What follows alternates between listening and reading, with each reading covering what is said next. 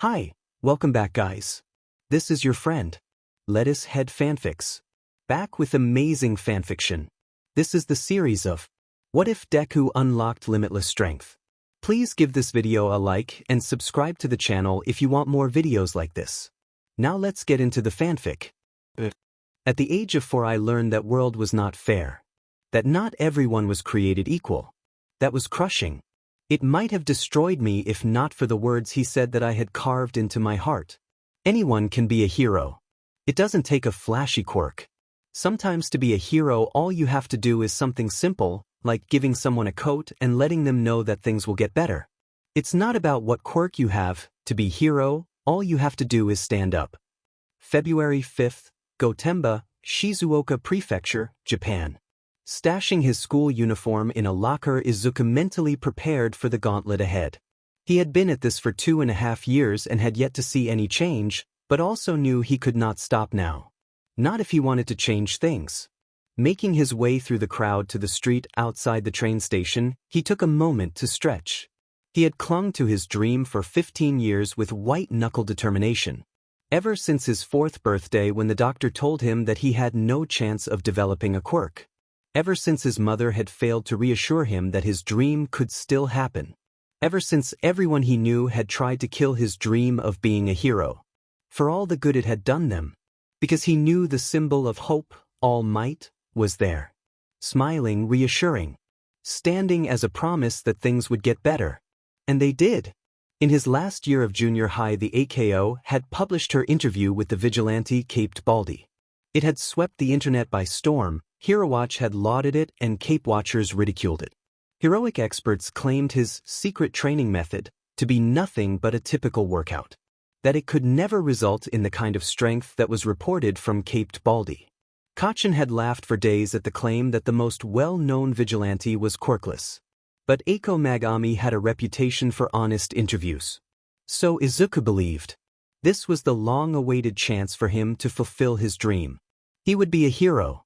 A sudden mind-numbing ache shot through him, and he grimaced, leaned against the locker, bracing against the bone-deep pain that plagued him.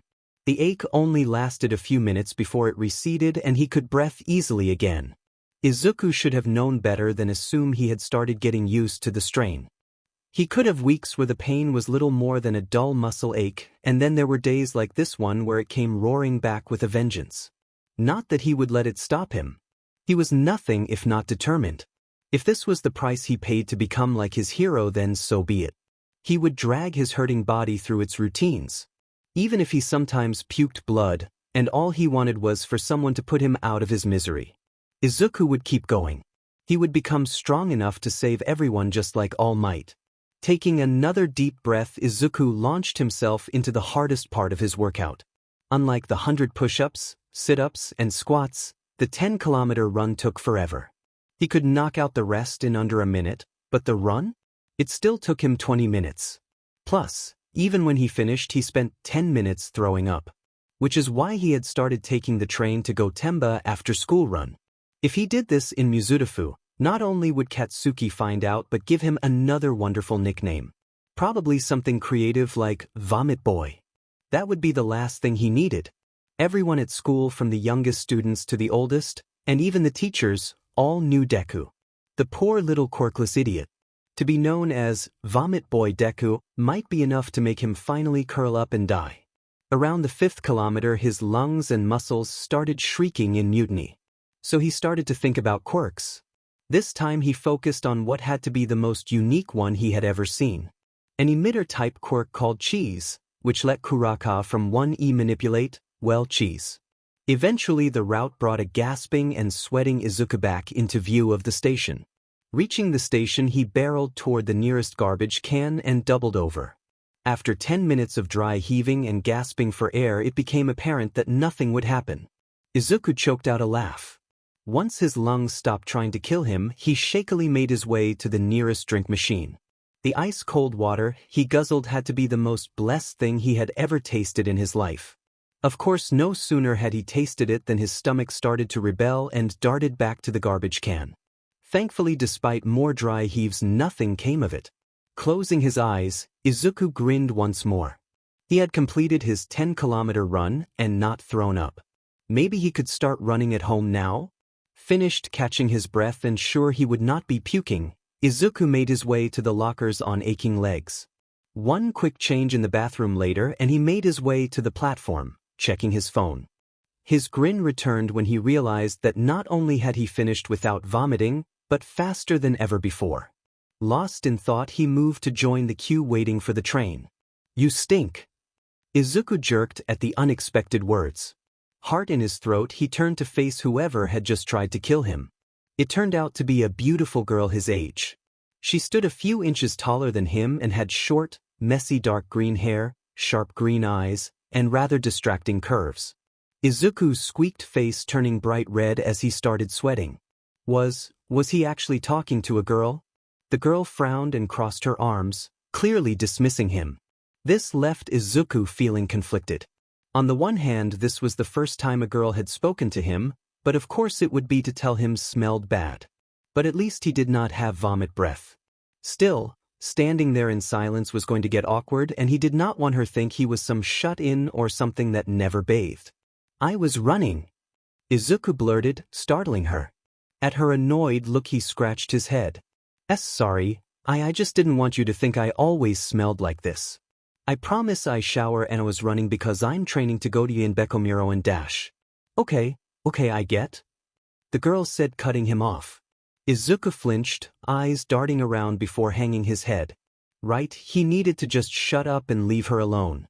Why should he expect anyone to actually care about what he was doing? He just needed to forget about the gorgeous girl next to him and focus on something else. Quirks. Which one? Oh, the photokinetic from Class 1D. That would be a fun one to think about. So far it had just been used as a light whip, but that suggested control over size, shape, and direction. With a bit of effort, Izuku had no doubt that it could be used to create other things. At the most basic, barriers, but armor would not be beyond the realm of possibility. That would open the possibility of a HRNSS, which would be a huge help in rescue operations. Oh yeah, restraints would be even simpler and give the benefit of having HNDCFFS you could never misplace. Of course those would only be possible if you could create multiple objects. So far it had only been the singular light whip. Still, there were a lot of possibilities. "You know you're mumbling, right?" Izuku froze, eyes widening as a subvocal scream escaped him. A quick glance confirmed that the girl was giving him a strange look. He needed to say something. Anything. She already thought he stank. The last thing he needed was for her to think he was some mumbling weirdo as well. Sorry, and sometimes it just, I love Heros and Quirks and why can't you stop talking? Please forgive me for being rude, Izuku said, bowing repeatedly. "It's fine," she said, and when he kept bowing, snapped. "I said it was fine." Izuku nodded shakily, struggling to keep from freaking out as she turned away from him. After a minute or two his emotions settled back down and he breathed easier. Though he had no doubt that his little display had done nothing to lessen the odds that she thought him a weirdo. Self-conscious, he gave her a quick glance, only instead of disdain for him, he saw something familiar. "Are you okay?" As soon as the question escaped him, Izuku wanted to smack his face. It was clear she did not want to talk, especially with him. So why did he think pestering her would be a good idea? The girl gave him a forced but polite smile. "I'm fine, thank you." "Are you sure?" "Yes." She bit out, cheek twitching. Izuku hesitated, chewing his lip, knowing he should leave it alone. But he knew how painful it was to hurt and have no one try to reach out and, "If why you want tea to talk dash." "I said I'm fine," she hissed, shooting him a dangerous glare, "and if you keep trying to pry I will tear you limb from limb until you run away screaming." "Why you mean I'd crawl away screaming, right?" Izuku asked, thrown by the odd phrase. She blinked. "What?" If you tear me limb from limb, how could I run?" Izuku asked, rubbing his chin.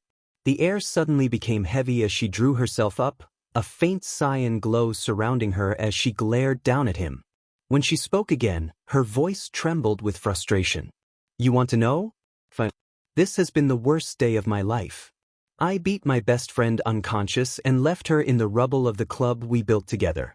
one that she had twisted to her own ends. During our fight, I also discovered that she has been manipulating me, and I have no idea for how long. She made me destroy everything I've been working toward, leaving me with nothing to show for my efforts.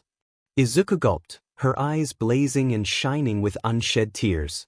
But what pisses me off the most, she continued, voice shaking with fury, hands curling into white-knuckle fists, is that she threw our club's philosophy in my face to try and justify what she did. What did she say? That the strong decide what is right or wrong. That's stupid.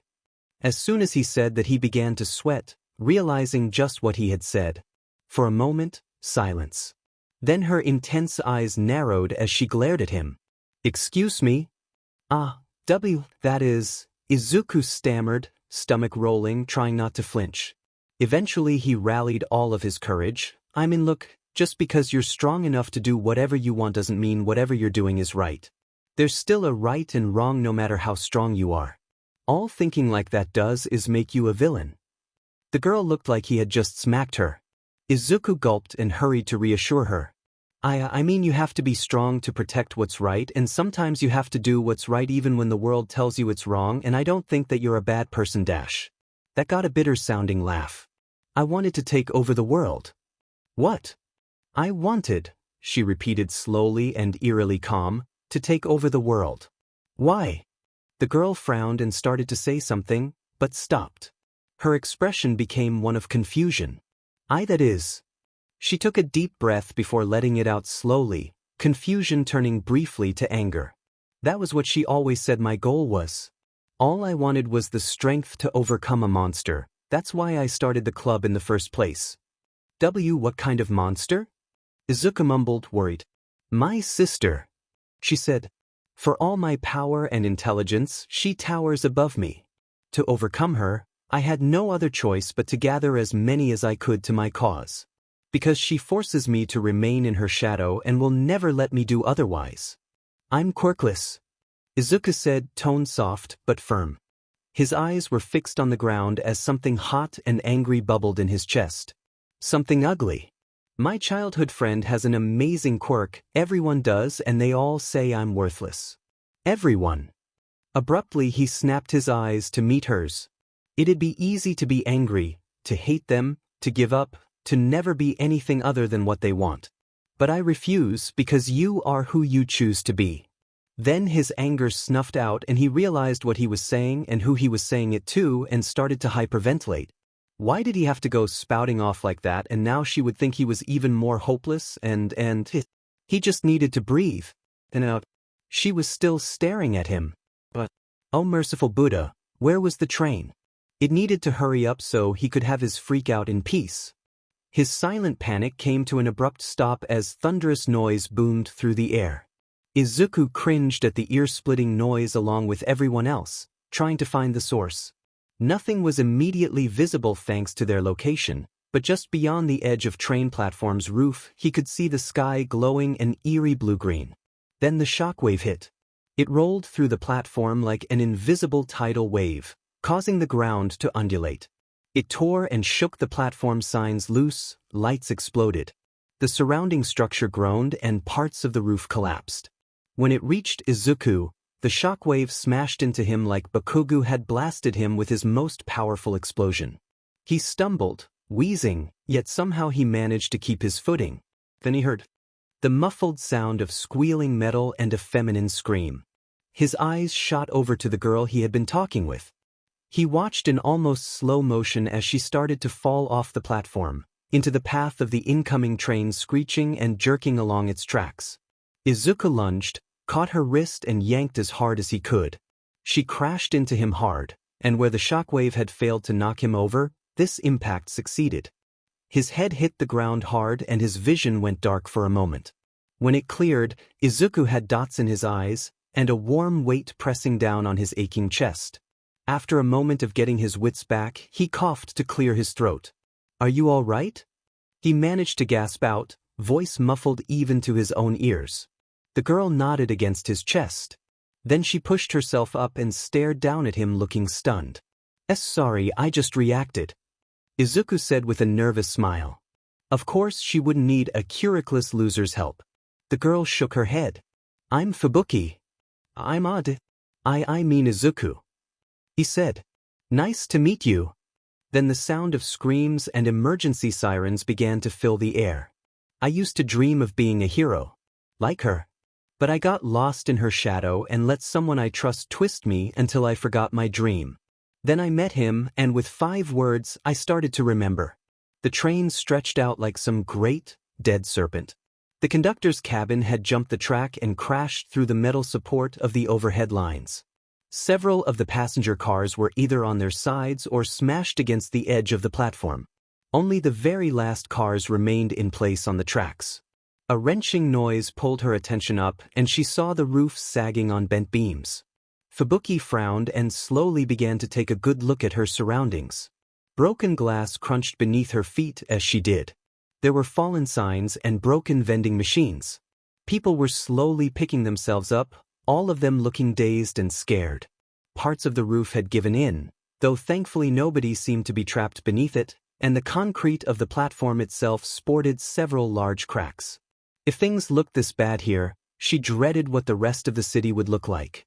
We have to help them. What? Fubuki asked, dragging her attention away from the destruction.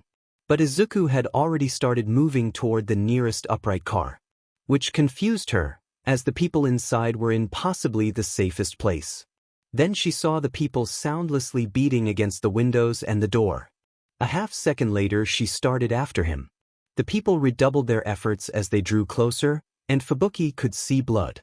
Some were holding limbs tight against them. Others looked frightened, some angry, all clearly panicked and desperate. Of course, now that they were standing in front of the door, she wondered what exactly he expected them to do. In most situations her quirk mind over matter could have done something, but not here. Not only was Fubuki exhausted, but all forms of public transportation doubled as shelters during aberrant attacks, which put them well beyond the limits of her quirk. Worse, as useless as she was, he would be even more so since he possessed no quirk at all. Of course, if her sister was here it would be different. All it would take would be a flick of finger from Tatsumaki, and depending on her mood, the doors would either be forced open, torn out of the frame, or simply disintegrated. Thoughts about her sister and her helplessness disappeared when she saw the kids. The tear and blood-stained faces of those small children. It sent ice down her back. Oh God. Reaching out with her already strained quirk, she searched for their auras and cringed. Nobody was dead, but she could sense their injuries and pain. Still, everyone was alive, hurt and weak, but alive. And maybe I can pry it open? Izuku mumbled, before he squared his shoulders and tried to work his fingers between the doors. She opened her mouth, but a metallic screech overhead caught her attention. Snapping her eyes up, she saw the metal frame of the overhead lines start to give. If the lines snapped free, then the car, and Izuku, would be directly in their path. Eyes narrowing in concretion, Fubuki reached out with her psychokinesis to hold it in place. Her head began to throb, and it did not take long for her nose to start bleeding. She ignored that and began looking for more dangers. A few minutes later, the whoop of helicopters in the distance reached her. The noise filled her with relief, and she started to turn her attention back to Izuku just as a low-pitched squeal came from the train. Her eyes widened as she watched the unwilling doors opened under Izuku's efforts. Seeing that almost made her doubt his earlier claim about being quirkless. But he had been too earnest earlier, and even now his aura showed no sign of him activating a quirk. With one last powerful heave from Izuku, the doors squealed the rest of the way open and people began to flood out. Standing in front of the door to her house, Fubuki chewed her lip. Today had been nothing but one thing after another. She was still furious at Cassandra, and just thinking about the events at the train platform sent shivers through her. How could she have been so stupid as to exhaust herself? If it had not been for Izuku, she would have been a smear on the front of a train. But for all the horror that held her, what made Fubuki hesitate to go inside was the fact that her sister never showed up. For as long as Fubuki could remember, at the slightest hint of danger her sister would come rushing to her rescue. Their empathic bond should have had Tatsumaki falling on her like an avenging angel today. But no. 2 traumatic events in the span of a day, and there had been no sign of Tatsumaki. If Fubuki were optimistic, she could take it to mean that Tatsumaki had started to recognize her strength, that her older sister trusted her to handle her own problems. But Fubuki knew better. Whatever the reason, Tatsumaki had deliberately stayed away. Fubuki worried her lip even more, knowing that whatever the cause, Tatsumaki was now waiting for her. Eventually she took a deep breath and opened the door. The entry hall was dark as was the rest of the house, save for the faint glow from the doorway to the living room. Fubuki made her way forward slowly, formulating her arguments and counter-arguments as she went. Reaching the living room, she looked in and found Tatsumaki sitting in a big comfy recliner next to the fire, absently sipping wine. Stepping into the room, she tried to project confidence. "Sister." "Fubuki, welcome home," Tatsumaki said quietly, her eyes glittering bright like the core of a nuclear reactor. That was all the warning she needed, and Fubuki began marshalling what psychic energy she could, only to falter as Tatsumaki's presence swamped her senses, crushing her under its weight the same way a shoe did a bug. Tatsumaki flicked a finger and flung her across the room and into the wall. The impact shook the room and Fubuki cried out, hanging there like a butterfly pinned in place. Knowing the futility of struggling against her sister, even when not exhausted, Fubuki settled for glaring down at her older sister. "Do you have no common sense?" Tatsumaki asked, her tone mild, as if discussing the weather. "What did I tell you before I left? I believe it was to behave, to be a good girl, but no. You didn't listen to me, just like always." Tatsumaki took a sip of her wine and set it aside before continuing, "And now you've caused 35 million yen worth of damages to your school and in medical bills." Fubuki cringed. "Sister Dash. I'm not finished."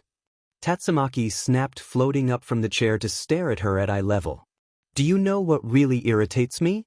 It's not the medical bills, or even the fact that I had to drop everything I was doing because you decided to get rid of those leeches of yours.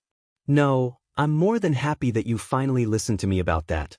No, what irritates me is that you chose to do this." Tatsumaki floated so close they were nose to nose, just when I was closing in on them. Fubuki stopped breathing. How could she have forgotten? Tatsumaki had been in America following a lead on Tsukuyami, the organization responsible for experimenting on her. This was going to be much worse than she anticipated. "I'm sorry. Teeth, that's all you ever say." Tatsumaki spat. "You never think about how your actions affect others. Do you know what you cost me? I had those BS, and because you decided to act out like a little brat, I had to let them slip through my fingers." With each word the pressure on Fubuki increased, and behind her the wall began to crack. "I swear you never think." Fubuki gave a tiny whimper and Tatsumaki paused, before closing her eyes. Letting out a harsh breath, the pressure let up and she began drawing back, releasing Fubuki. Rather than fall like a limp doll, Fubuki caught herself with her overworked quirk and landed as gracefully as she could. Tatsumaki sneered and drifted back to their chair, settling in. "I managed to talk everyone out of suing, if just barely. But you won't be going back to that school." "Thank you. Faye, you're lucky I'm a top-ranked hero, but even my influence can only go so far," Tatsumaki said, crossing her arms. "You need to grow up. Maybe now you'll stop surrounding yourself with all these weaklings and try to make something of yourself." "I am." Fubuki snapped, lashing out at Tatsumaki with a psychic blast, but her sister waved a hand dispersing it. "I'm trying to make something of myself, but you won't dash." Then she faltered as what Izuku said echoed in her thoughts. For a fraction of a second, her brain squealed like an unoiled gear as it hit her that she was letting Tatsumaki choose who Fubuki would be. Spurred by that almost epiphany, Fubuki began thinking furiously, following the logic. By allowing her sister to control her, Fubuki had set herself up for failure.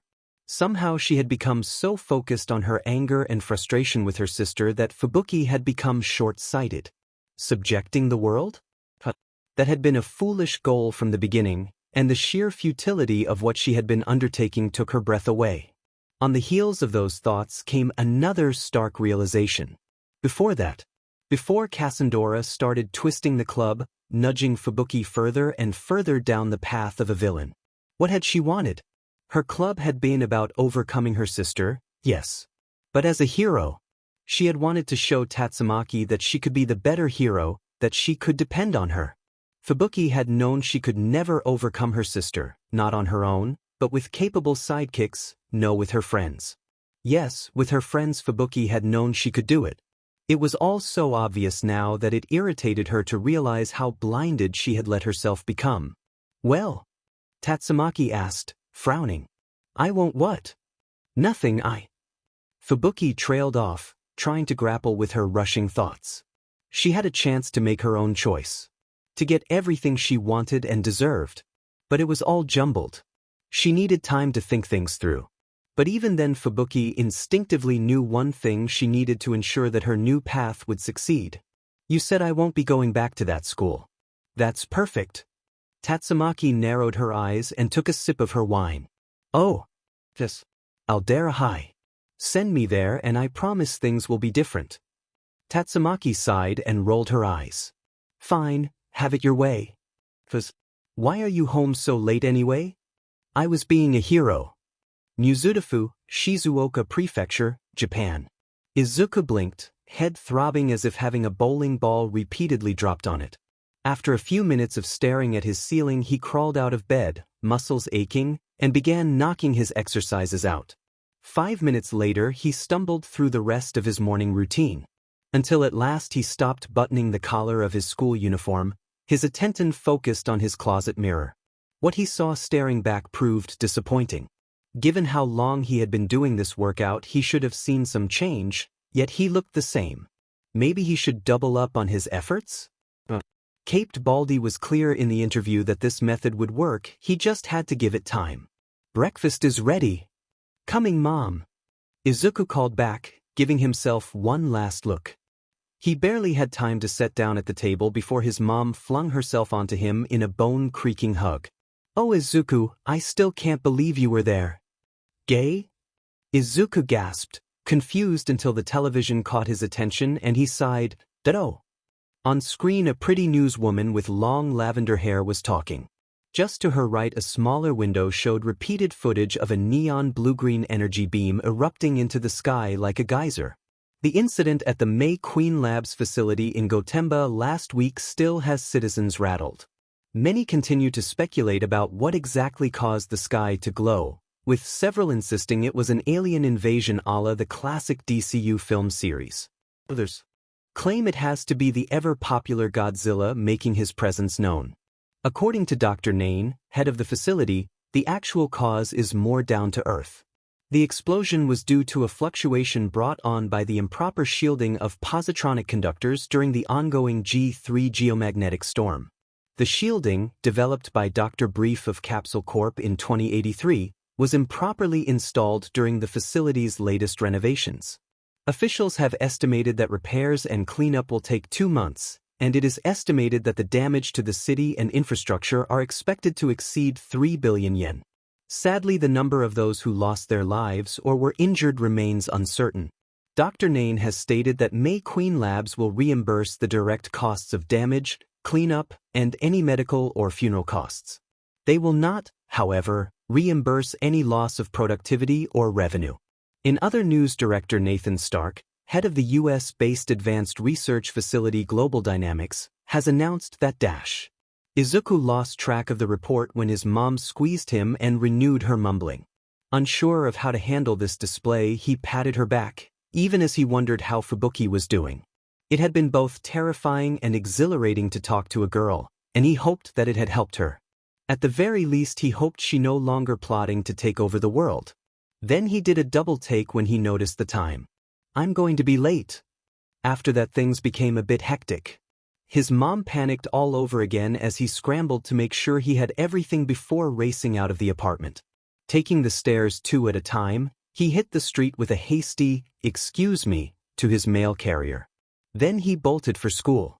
He only prayed he could cover the 3 kilometers in time to avoid being late. Not that the teachers would care, Aldra had a pretty lax attitude toward everything. But UA would notice a tardy and that would count against him. A few minutes later, and far faster than Izuku noticed, he passed through the entrance gate.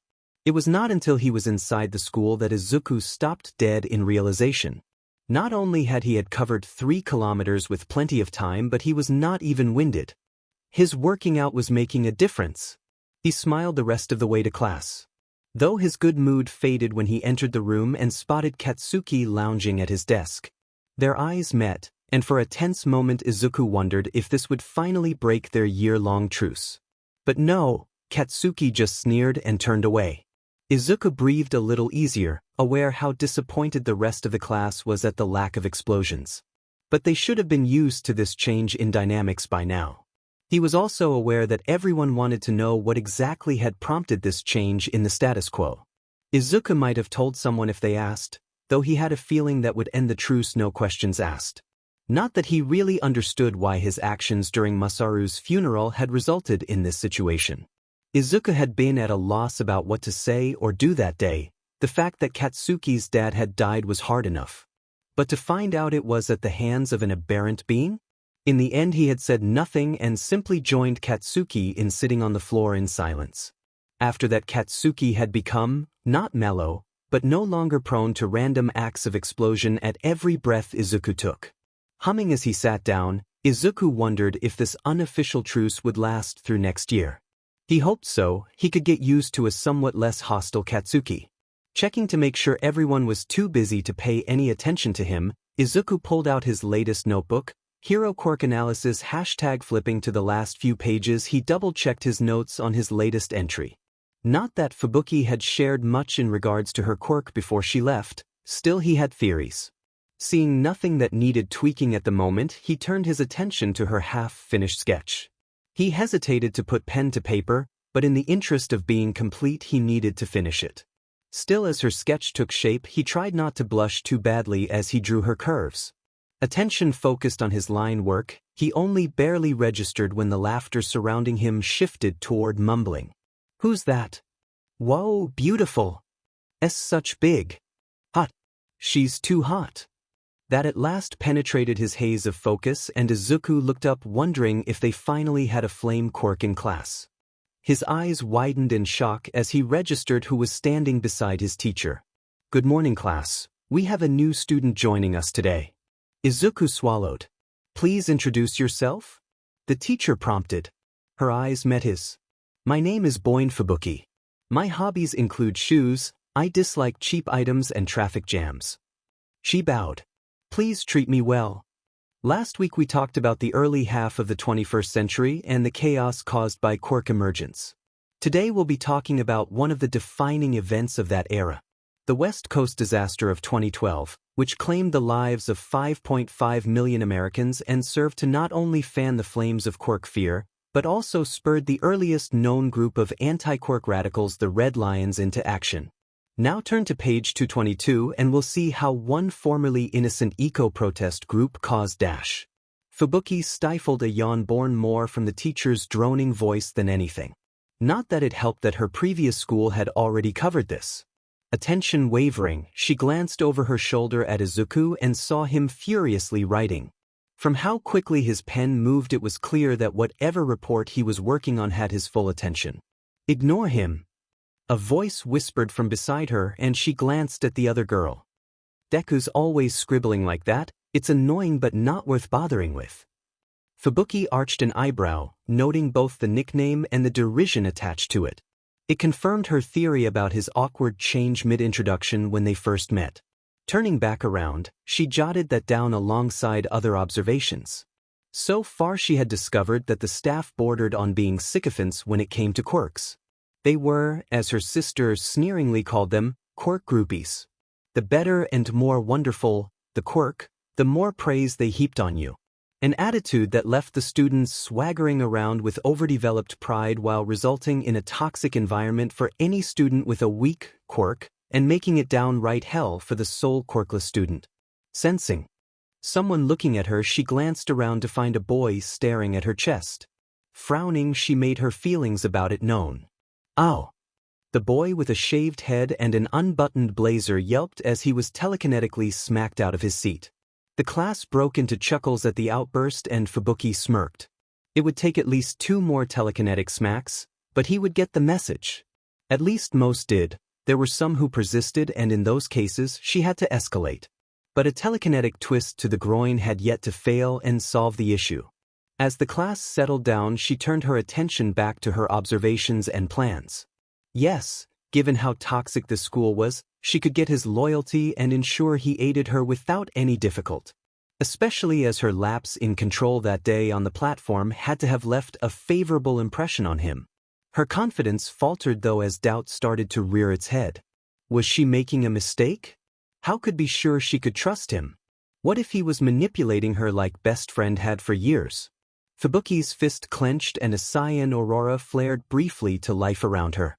She violently shook her head, trying to shut out the whispering, insidious, doubtful voice that sounded so much like Cassandra. This was different. She was different. Fubuki was not the same foolish girl Cassandra had taken advantage of. Yes, she had been exhausted both emotionally and physically the day they met, but there was no chance of Izuku manipulating her. The situation was too random, and besides he was far too earnest. Taking a deep breath, she made herself focus on the present. She had a plan and a future, and she had to remember that the past was just that. The bell rang and with a start she realized class was over. Around her the other students began to collect their lunches and break into groups. Which meant now was her chance. "Hello, Izuku-kun," Fubuki said, turning in her seat to face him. Izuku froze, his expression one of shock as he stared back at her. Hello Fubuki. I mean B-boy dash. She cut in, almost wanting to laugh. "You can use my first name." "Alright, sorry." He stammered, blushing as whispers broke out around the classroom. Hey, why is a beautiful girl like you speaking with that guy?" Someone shouted as they slammed their hands down on her desk. Blinking, she turned to stare up at the idiot. The looming boy was tall, with bleached hair, a pierced ear and lip. Behind him were two more boys, neither of which looked even remotely remarkable. "Why shouldn't I speak with him?" Fubuki asked, expression flat. "After all, we know each other." "What?" The entire class roared in unison. "What the F are you bunch of extras getting so worked up about?" An irritated-looking blonde-haired boy snapped from his desk. "Who cares if Deku has got himself a girlfriend?" This set off the class even more. This in turn irritated Fubuki, especially with the boy when she saw the smirk he gave her. Clearly he expected her to loudly and maybe harshly deny it. That would alienate Izuku from her and do nothing to kill the rumor. Well, too bad for him that Fubuki would not fall for such an obvious ploy. So she said nothing, letting the class think what they wanted, and turned back to continue talking with Izuku, only to find his desk empty. Even his bag was missing. Fubuki blinked, surprised and impressed at how easily he slipped out without notice. "Oh, looks like he ran off on you, Fubuki-chan. What are you going to do for lunch now?" Fubuki turned a flat stare on the looming boy and his cronies. "Do not presume to be overly friendly with me." At his frown she sighed. "As for your question, I plan on eating." "Well, how about I keep you company?" he offered with a grin, recovering. "No." "Wow," she shot down Ryuki. One of the boys mumbled to his friend, looking stunned. So did Ryuki, also a bit confused. But it was hard to tell given how dim-witted he had looked in the first place. When he kept standing there, she blinked. "Why are you still here?" That got a laugh out of everyone, and also prompted Ryuki to storm off with his lackeys in tow. "Hey, when's your birthday?" She did not grimace, but it was a near thing. She just wanted to speak with Izuku and enlist his help, not play 20 questions. Still she needed to be polite. "May." "Oh, where were you born?" A brunette with green hair clips and green eyes asked. "You have a really exotic accent." Then she gasped. I'm Nimura, by the way. I was born in Troyes." "Troyes? Isn't that in France?" A girl who wore glasses and had her messy brunette hair tied into braids on each side mumbled. "Whoa, yeah, you're right." Nimura said, then clapped her hands, grinning. "You're from the European Commonwealth." "Hey, does that mean you can speak French?" Aika asked with an eager expression. Fubuki sighed. "Oui, je parle français et English as well." "Wow, that is so cool." Both girls exclaimed, staring at her with stars in their eyes. "Hey, what's your quirk anyway?" The boy she had smacked earlier asked, grinning. Mine's Northern Lights. Wanna see? His eyes started to drop to her chest, but he stopped and managed to keep his gaze on her face. Fubuki just barely repressed her urge to punt him out a window. Aika laughed. Why would she want to see that, Matsuda? Shut up. Matsuda shouted, face starting to shimmer with different colors. As the pair broke into squabbling, Fubuki rubbed her temples. Around her, the other students continued to pester her with questions. All she wanted was to talk with Izuku, not these leeches. She needed to make them stop. No, but seriously, Matsuda said, addressing once more, but leering at her chest, what is your quirk? A second later, he slammed into the ceiling of the classroom hard enough to rattle the windows. Around her, the other students paled, looking at her in shock. Up front, the teacher turned the page of their newspaper. In the silence that now filled the room, Fubuki looked up at him, her voice cold. I can flay you alive with my mind. Would you like a demonstration? A frightened Matsuda shook his head no, and with a scoff she slammed him into the floor. He hit hard enough to make the nearby desks jump. That earned her nervous looks. Nobody spoke to her after that, and all of her neighbors scooted their desks away. Fubuki let out a sigh of relief. When the final bell rang, Izuku slumped in his seat, relaxing at last. Things had been tense after lunch, the exact details were beyond him, though he knew it had something to do with Fubuki. Starting to gather his books, Izuku kept darting glances around him, watching as the others left in groups, all of them ignoring her. He bit his lip, wondering why. She was nice, if a bit intense, with an amazing quirk, and beautiful. The only explanation for everyone ignoring her was that she had tried to be friendly with him. Or, he thought with mounting hope, maybe they were being like this because they told her all about worthless Deku and she defended him? Hopeful, he glanced at Fubuki and watched as she calmly stood up. Part of him wondered if she would try and talk to him again. Then, without so much as glancing in his direction, she left and his hope went with her. Sighing, Izuku looked away.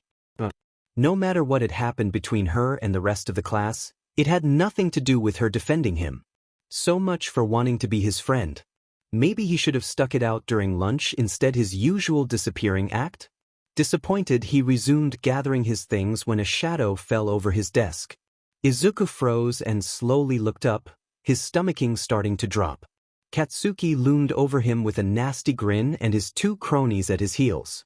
Hi, Keikachin. Watcha lookin' around for Deku? Katsuki asked, his gaze moving to a now empty desk. Worried I'd blow you up in front of her? Izuku flinched. What, do you think I'm some kinda D that'd get all angry you had a girl and I didn't? Katsuki asked, sneering. Izuku paled.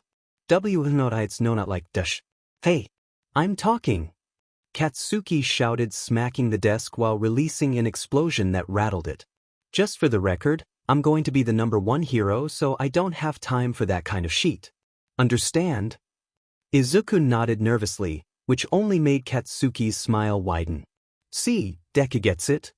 Katsuki said to his amused cronies, before releasing an even larger explosion as he leaned into Izuku's personal space. Just don't get too big ahead, you FING nerd. Girlfriend or no girlfriend, you forget your place again and I'll blow you up. Izuku nodded, sweating a bit. Katsuki abruptly smiled and smacked Izuku's shoulder, causing him to flinch. Great. That said, he turned to his cronies. Come on, we got better shit to do. Laughing, the three of them ambled toward the door and Izuku started to relax, until Katsuki stopped and addressed him once more without turning. Oh, and Deku? Why yes. Try not to F it up. Izuku blinked, staring after him, confused. That had been almost civil, and that bit at the end, what had that been about? Slumping in his seat, Izuku let out a sharp breath. Today had been so confusing. Still, the important takeaway was that it seemed the truce with Katsuki was holding up. As he sat up, Izuku wondered which god he needed to thank for that miracle. Then he paled as he registered everything that Katsuki had been saying. Is that what they had been saying during lunch? No wonder she was ignoring him now. If they had told her not just about him being worthless Deku but also that he was claiming they were dating. Fubuki hated him and it was all his fault. He blinked away tears and stared down at his desk. He sat there for a while recovering from the horrible truth before mechanically gathering his things and trudging out. Thankfully by that point everyone else was already in their clubs or heading home. With the truth crushing Izuku at the moment, he had no clue how he would handle other people. His walk home took a good 20 minutes, but by the time he reached his apartment building Izuku's mood had brightened. Enough at least that he could force a smile as he collected his neighbor's mail and began delivering it. Many of the people living in the government-owned complex were older and alone. His mom was actually the youngest adult in the building by 2 decades, so he made it a point every few days to stop by with their mail. They were always happy to see him, or at least none of them ever scowled at his mere existence. Plus they were all nice enough to avoid giving him looks of pity for his lack of quirk. So he chose to believe they liked his visits.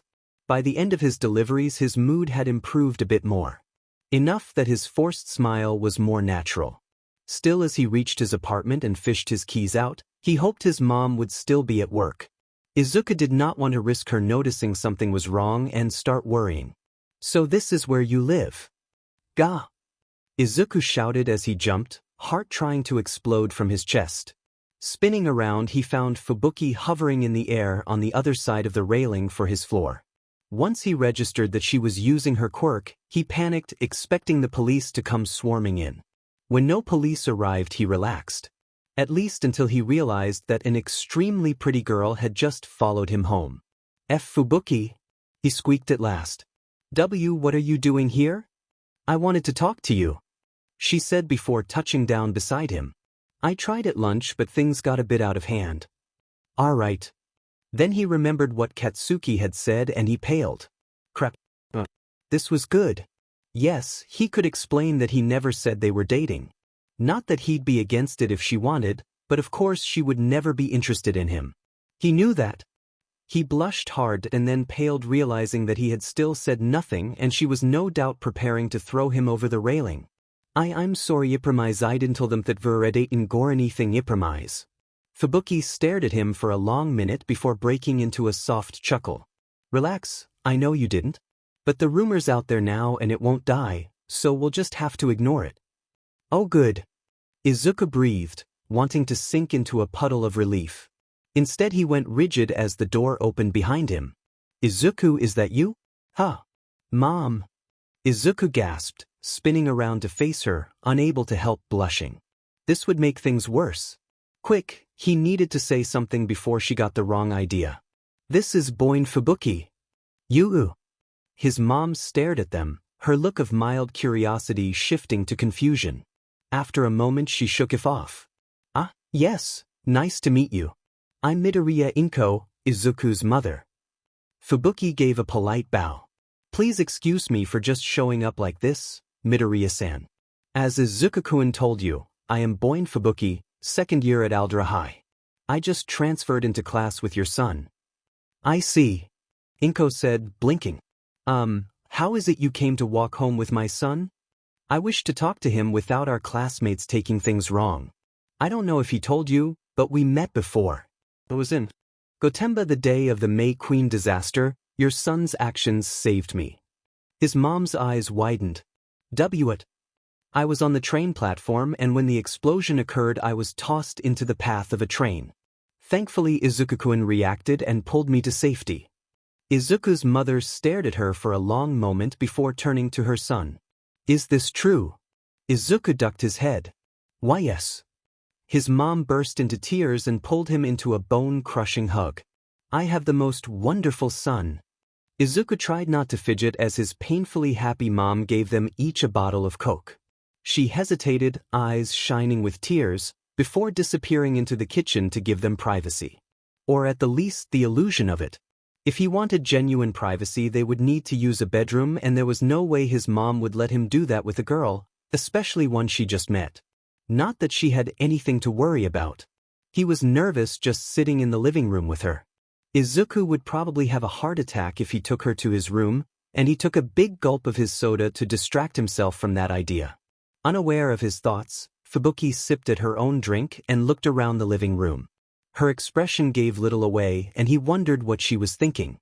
When her green eyes finally settled on him once more his shoulders tensed and he took another drink. As the silence stretched on, Izuku began to fidget before clearing his throat, summoning his courage. Why you wanted to talk? I did. Fubuki said, setting her drink down. Like I said earlier, I wanted to thank you. Not just for the train, but everything. I argued with my sister that night, and if it had not been for you, I might have done something truly foolish. I'm happy I helped, he said, looking away, flushing. Ah, wait, I never asked, but who's your sister? Fubuki hesitated, then closed her eyes and sighed. Tatsumaki. The number 6 pro hero Tornado of Terror? The one that soloed a group of demon-level aberrant beings during her debut last year. Izuku asked, growing excited. Wasn't she just in America helping Archon take down the Armicam Technology Corporation? Yes. Izuku flinched at her cool tone and looked down. He fidgeted with his bottle. Sorry, I just get excited about heroes. If you want to go or dash. No. It's fine. Fubuki said, cutting him off, her expression apologetic. I didn't mean to react like that, but she's a touchy subject for me. Oh, okay. Izuku bit his lip and looked down. Still, sorry. I didn't mean to, you know. Like I said, I get it. Fubuki responded, waving his apology away. Back to what I was saying. I wanted you to know that you helped me realize what I wanted, and to let you know what I've decided. Izuku nodded, resisting the urge to gulp. She had that intense look again. I've decided to become a hero.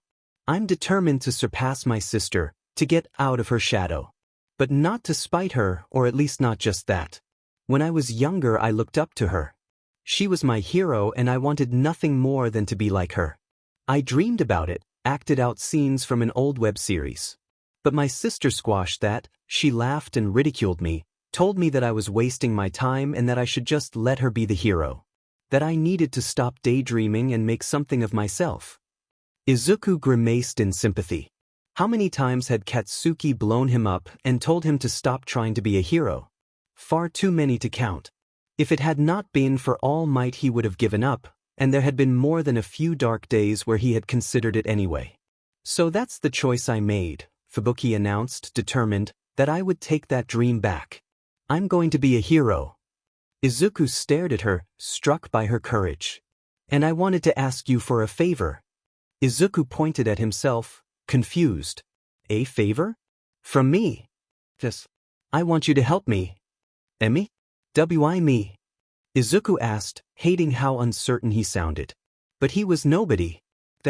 Nobody needed him or his help. You showed me what a hero should be. Because for all my power and gifts, you were right that day. Just because I'm strong enough to do whatever I want doesn't mean what I'm doing is right. I need help making sure that I can be the hero I want to be. She paused. You're the kind of hero I need. Izuku stared at her in disbelief, eyes tearing up. That was the first time anyone had said that to him, and it was really hard to breathe. He tried swallowing around the lump in his throat and finally looked away. He focused on his breathing, choking down a sob, and wiped away the flood of tears, trying not to completely lose it. After several minutes, he took a deep breath and looked back. Fubuki had not moved, her expression unchanged, her intense green eyes staring. Waiting. Aye. He swallowed once more and nodded. I'll help you. She smiled, and it was not one of the polite smiles he had seen before. This one was bright, brilliant, and it transformed her entire face into pure radiance. It made his heart skip a beat. Excellent. Midoriya Izuku stepped out of his apartment with a smile on his face, a song in his heart, and whistling. Because not only was the cold air of winter giving way to the warm air of impending spring, not only was the sun shining bright in a cloudless blue sky, but yesterday he had someone tell him that he was the kind of hero they needed. The fact that said person had been a beautiful girl was beside the point. What mattered was that Fubuki had said it and then asked him for his help. He had saved her, and she saw him as something other than a useless waste of space. Trotting down the stairs, his whistling faltered a bit as doubt reared its head. After all, she would hardly be the first to fake a friendship with him as a setup to some elaborate prank. Last time had ended with him locked out of the gym locker room after a shower and without a towel. The time before that had culminated in his whole class trying to convince him he was a ghost for 6 months. By the time he reached the corner of his block, Izuku's pace had slowed to a crawl. "What took you?" Izuku mumbled an apology, took 2 more steps, and then stopped. Blinking, he turned back to find a bored-looking Fubuki leaning against a wall with her arms crossed. "Why you're here?"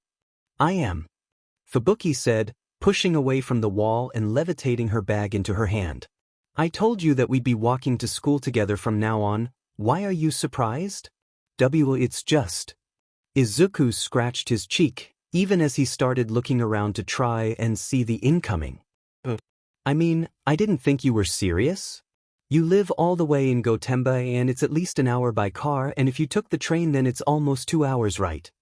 "It is," Fubuki said as she started walking, forcing him to scramble to join her. "But I flew." "What? But there are no fly-o." Izuku jerked to a stop to stare after her before hurrying forward once more. "You used your quirk? I mean, weren't you worried about getting arrested?" "Why would I be?" Fubuki asked, glancing at him with a raised eyebrow. It's why you know the law. Have you ever thought about the way that law's written?" Fubuki asked once he trailed off. "Most people think it means, don't use your quirk unless you have a license. But what it really means is, don't cause an injury or inconvenience with your quirk. So long as I maintain the same height as drones, don't cause damage or bother anyone, it'll be overlooked." "Are you sure?" "Positive." Izuku frowned, skeptical. Yes, it made some sense since the law had been written in general terms due to how varied quirks were. The only specific part covered self-defense against quirks. But he still doubted her reasoning would hold up. Then again, she sounded confident and Izuku was willing to bet she learned it from her sister. No doubt a pro-hero would understand the law a lot better than him or the general public. At least he hoped that's where Fubuki got that idea from otherwise. Well, no point in saying something and making her mad. If she got mad, Fubuki could decide she wanted nothing to do with him. But he would definitely double-check with LawaNDTheMultiverse.com. Abruptly it dawned on him that the entire time he had been thinking neither of them had been talking. Oh no. What if she was getting uncomfortable with the quiet and started to think he was unsociable? Quick, he needed to say something. "Movie," Izuku blurted, causing Fubuki to JRK. Sorry," Izuku said, scratching his cheek. "What kind of movies do you like?" "What?" "Well, if we're going to be hanging out together, I figured we should get to know each other. Alright? And movies are one of the classic get-to-know-someone topics. So, what kind of movies do you like?"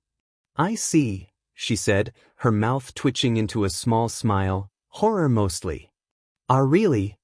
Izuku asked. Somehow that made sense, and yet also not at the same time.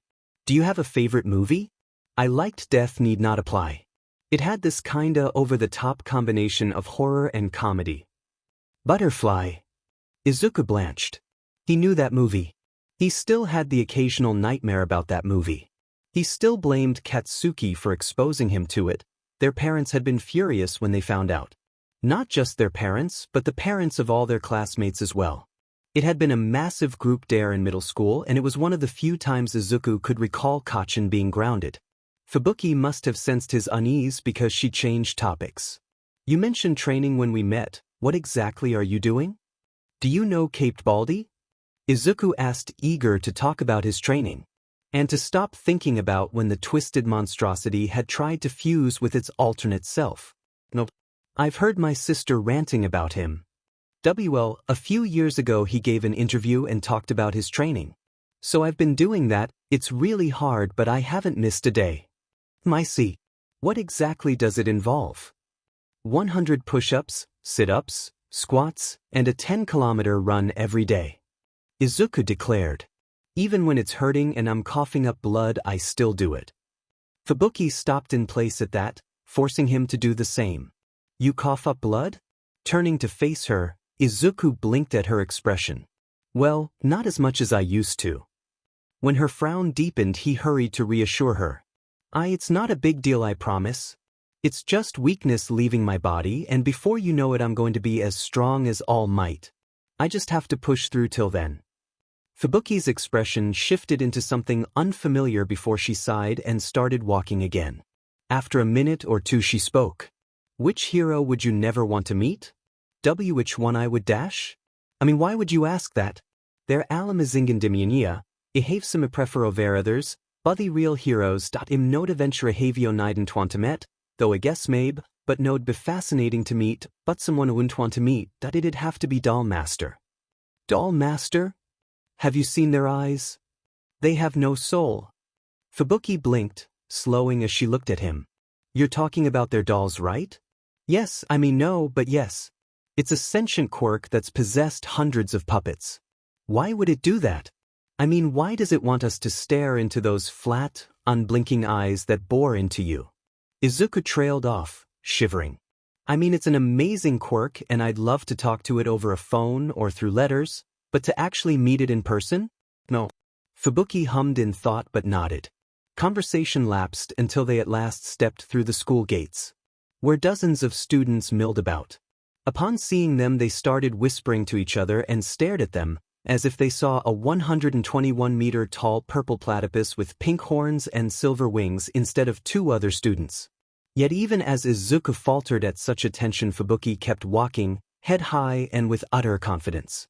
He hurried to keep pace with her. Everyone's looking at us. So I've noticed. Are you sure you're okay with, everyone you know? Let them think what they want. Fubuki said. We just be wasting our breath and our time is better spent focusing on important things. Alright. Dean, I thought Bakugo was joking yesterday, but here you are walking to school together. Ryuki said, sneering at Izuku as he stepped in their way. You two really are dating, huh? Izuku squeaked, floundering. What should he say? He knew what Fubuki said, but still, it seemed unfair to her to just let everyone say that. He opened his dry mouth, determined to at least try, only for Fubuki to cut him off. Unless your name is God, stop acting like our business is any of yours. Ryuki blinked, his eyebrows drawing together in confusion. What? I'm sorry, Fubuki said, tone flat. Let me dumb that down for you. It's none of your business. He laughed, which sounded like a hyena, and gave her a nasty grin and sneered at Izuku before walking away. Later, Deku. Izuku bit his tongue, choking back the words that threatened to escape. Nothing, he said, would stop anyone from calling him that. But still, why did everyone think they had a right to call him that? It was one thing for Katsuki to use it. Yes, it was an insulting nickname, but Katsuki used it for the same reason he kept using Kachin. Because even if their friendship was buried under a mountain of fury and an ocean of explosions, it still existed. After a moment, Izuku let out a harsh breath, muttering as he did. JRK. The proper term, Fubuki said, startling him, is a-hole. Izuku stared at her. Come on, we're going to be late. Fubuki said, the corner of her mouth twitching into a grin. Okay. Nobody says anything about you eating here? Fubuki asked as they settled into the small room. Izuku shook his head, not meeting her gaze. And no, it's an unused storage room and nobody cares if the quirkless kid eats alone. Fubuki nodded with a hum, accepting it as another example of society's failings. It almost made her regret her decision to give up on world domination. Still, as she settled into the space and opened her lunch, part of her did wonder why Izuku chose this room. The roof would have been a far more natural choice. They offered respectable amounts of isolation and an impressive view. It had been the ideal choice for her club. Or had it been Cassandra's choice? Were any of her choices back then her own, or had Cassandra been manipulating things even then? It was so hard to tell. How sure was she that her decisions now were her own? Could she still be manipulating her? Fubuki scowled and viciously cut thoughts about that monster off. Refocusing on her lunch and current companion, she was happy to see that Izuku remained unaware of her emotional turmoil. Though from the way he kept fidgeting and poking at his rice told her something was troubling him. If she had to guess, it would have to be the muttering and stares they had been receiving. Is there something on my face? Fubuki jolted, caught off guard at him catching her staring. With a tiny huff of embarrassment, she looked away. Sorry, I was thinking. Okay, Izuku mumbled, before clearing his throat nervously. What were you thinking about? This morning about what Ryuki called you. Fubuki said without hesitation. It's not the first time I've heard it, and I can tell you don't like it. Oh. Izuku looked down, biting his lip as he picked at his rice. It's because of Katsuki. When we were young I had trouble saying his name, so I called him Kachin. He's always been amazing and he learned how to read before any of us.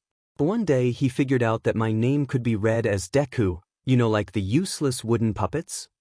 So he called you useless. Fubuki said, anger stirring. I mean yeah? But not like, to be mean. Izuku protested, not quite meeting her eyes. He used to tease me with it because I didn't have a quirk. But he was trying to encourage me, I think? And maybe? I know he wasn't just being cruel at first, but I think the older we got, the more frustrated he got with me. Anyway, by then everyone saw that I couldn't do anything and it stuck. And you never tried to get them to stop? When I was younger, Izuku said, shoulders hunching, but it never worked. I used to cry easy and everyone thought it was funny, so after a while I just accepted it. I see. Fubuki said, anger slipping into her voice despite herself. It's at times like this I regret not having my sister's temper. What? Fubuki hesitated, uncertain about explaining. The more he knew the easier it would be to manipulate her. But he was not her, and she had told him about her past before. Besides, knowing they shared similar experiences would make him more sympathetic to her and thus willing to help her. Plus it was not like she had to give him every example of Tatsumaki overreacting, just one. Sorry, you don't have to dash. When I was 5, Fubuki said, talking over him, my classmates called me a dark weirdo. They were also unpleasant cretins who loved to play tricks on me. Unfortunately for them, one day my sister came to pick me up after school and saw one of their tricks. What kind of trick? They tricked me into playing one-a-side rock ball. Fubuki said, noting his hand rubbing his thigh while wincing. So he had played a similar game, good that saved her from having to explain. Needless to say, when Tatsumaki saw this, she put a stop to it. How? She broke the arms of the ringleaders and when the others fled into the school she proceeded to launch it, along with everyone inside, into low orbit. As she really did that? Izuku asked, pale but with a bit of awe. She did. Tatsumaki left them up there for 6 hours before allowing it to crash back to Earth. But you're not going to? Izuku asked, looking worried. Right. As I said, I don't have her temper, Fubuki sighed, shaking her head, so no.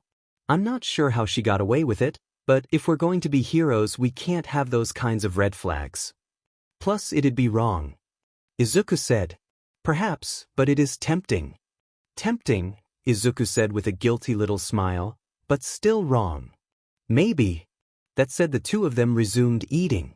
At least for a few minutes, but then Izuku started talking. So, I hope you don't think this is creepy, but I've been thinking about your quirk and I've been assuming that the maximum capsietiavir telekensistoben intiarandradan 36 galosis they trite, also about the Torah dash. Reflexively she poked him in the forehead with her quirk, startling him into stopping. Sorry, Izuku mumbled, his eyes shying away from her as he started to blush. I get carried away and I didn't mean to get annoying or creepy or anything. You weren't. Fubuki said. But you need to slow down. Talking that fast is a bad habit since not everyone is going to be able to follow what you're saying. Alright. Izuku said and giving her a relieved smile before he started over. I've been thinking about your quirk and I've been assuming that the maximum capacity of your telekinesis to be 90 or 136 kilograms, is that right? Also, you mentioned aura and I figure that has to be the natural bioelectrical field we all have, but how does your telekinesis let you sense it? Or do you see it and I'm missing something, aren't I? Yes. Fubuki said, unable to help her smirk. My quirk isn't telekinesis, it's psychokinesis. Psychokinesis? Isn't that just another name for telekinesis? No, people use the terms interchangeably, but they are very different. Fubuki stopped talking when she saw him holding a notebook and pen. She blinked, glanced at his untouched bag, and then back at him, lost as to when and where he got them. After a moment she continued while keeping a closer eye on him. As I was saying, they're different. Telekinesis only manipulates physical objects. Psychokinesis is about manipulating energy, so not only can I manipulate physical objects but also do things such as observe the bioelectric field or, as I call it, aura. Oh! Izuku gasped, scribbling furiously in his notebook. That explains a lot, and I'm guessing you can do more than just sense aura? In response, Fubuki snapped her fingers, creating a flash of cyan energy around them, while the air between them began to shimmer with ice crystals. Izuku uttered in a sharp breath, his eyes glimmering with glee. You can make it snow? Well, not exactly. Fubuki admitted, reluctant, but happy to see his excitement. Clearly he knew quality when he saw it. I can manipulate thermal motion, so this is similar to when you throw boiling water into the air during a polar vortex. Admittedly my range is still pretty limited, but this much is easy. That's amazing, Izuku whispered in hushed awe. So can you reduce friction? If you can, then can you combine it with something you throw? And about your flying, I've worked out that your top speed is around 17 kilometers per hour, but I'm curious how you compensate for inertia during quick maneuvers. Well, I haven't worked out everything, but I can reduce friction by maybe 5%. Part of the problem is that I have to be able to visualize the desired effect to provide a structure for my psychic energy. The other part is the strength of my quirk. I'd say you're correct about how fast I can fly, and dealing with inertia is tricky.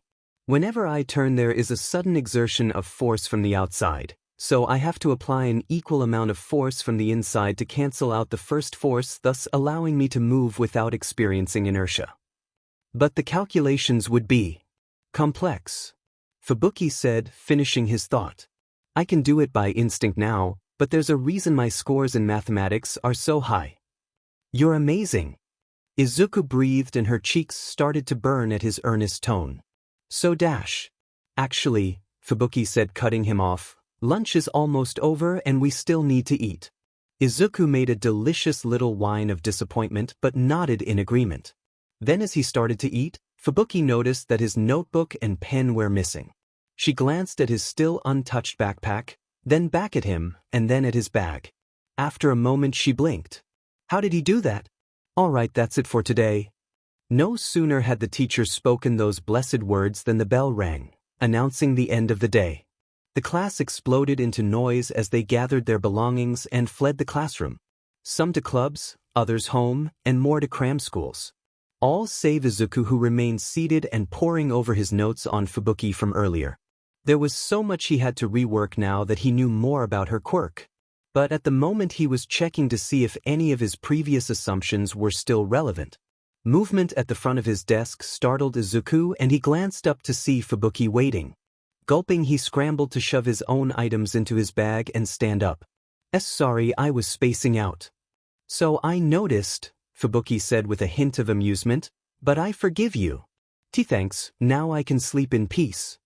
He froze in place, eyes going wide. Did he just why? Fubuki blinked before laughing softly. Come along, we have homework. With a nervous chuckle, Izuku nodded, leading the way. Thankfully they were the only ones left in the room, besides the science teacher. But Kamishiro Eiko seemed absorbed in grading papers. I need to speak with you. Izuku went ramrod straight at Kamishiro-sensei's voice. Oh crap, had he scored too high on his homework? No, he was careful to keep his work on the low side of average. Then his stomach sank as he remembered that Kamishiro took special interest in the girls. And she had long since decided that Izuku was a creep to keep well away from female students. Reluctant, he turned around, bracing for what was coming, only to discover that Kamishiro was looking at Fubuki.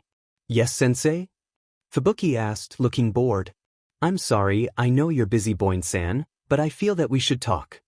Kamishiro paused and glanced at Izuku. Midoriya, don't you have somewhere else to be? No, I don't have any activities, and we were going to walk home together. Izuku said, even as icy dread filled him. Was she going to warn Fubuki instead of reminding him to keep his distance from her? This is still a private conversation. I know, but I'm sure I must have misunderstood, Kamishiro said, her eyes turning cold. But for a moment it sounded as though you were arguing with a teacher. No, it's just Dash. Kamishiro gave a polite laugh, cutting him off again. Oh, I get it. It's lovely that you're trying to look out for your classmate, but I assure you that Boin-sen doesn't need your help. Besides, do you really think she wants help from a creepy Deku? Izuku blinked. A minute later the teacher slumped forward and started coughing. Careful, you seem to be choking on your words, sensei. Fubuki said, her tone glacial. With horrible realization he spun to face Fubuki, who kept her full attention on the woman. Fubuki? Yes. Fubuki asked, tone mildly curious as she glanced at him. Why, you can't just go around choking people. I did no such thing. Fubuki said. Clearly she was talking too fast and choked herself, isn't that right, sensei? Yes. Kamishiro said, voice raspy. Confused and doubtful, Izuku turned to their teacher only to recoil at the hateful glare directed at him. I'm shocked and appalled that you think I'd do something like that. Fubuki said, and Izuku saw the glare become venomous as Kamishiro looked at her. You should go so I can have that conversation with sensei. I'm not sure I'm comfortable with you being here right now. Izuku opened his mouth and then closed it again, struggling to find something to say. On the one hand, what Fubuki had done was wrong, even if he could prove she did anything. But on the other, clearly there was more going on here than he realized, at least judging by those looks. Still, he had to say something. Right? That was what she asked him to do, and he would do it. Okay, but Fubuki, be careful? It can be awful slippery.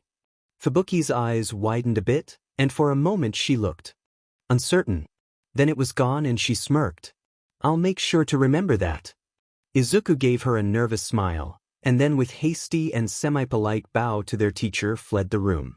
Trudging his way down the street, Izuku adjusted the straps of backpack. Had he overreacted earlier? Yes, she had asked him to make sure she was doing the right thing, but how could he be sure he knew what the right thing was? Or maybe he was letting his emotions cloud his judgment. After all, Fubuki had waited until Kamishiro started to say Deku before acting made it feel that way, and he appreciated the sentiment behind her actions. But at the same time, it was not like Kamishiro tried to call him an unripe plum. Izuku snorted, remembering that insult. Not because it had not hurt, but because of how ballistic his mom went on her manager. Even more amusing was the fact that it had been the one time Aunt Mitsuki had been the voice of reason. Shaking his head, Izuku kicked a rock, sending it skipping down the road. Why did he always come back to thinking about things like that? Maybe because deep down he knew they were right? That he was nothing more than a worthless, stupid, incomplete waste of... No. Izuku snarled, pulling himself out of the looming spiral.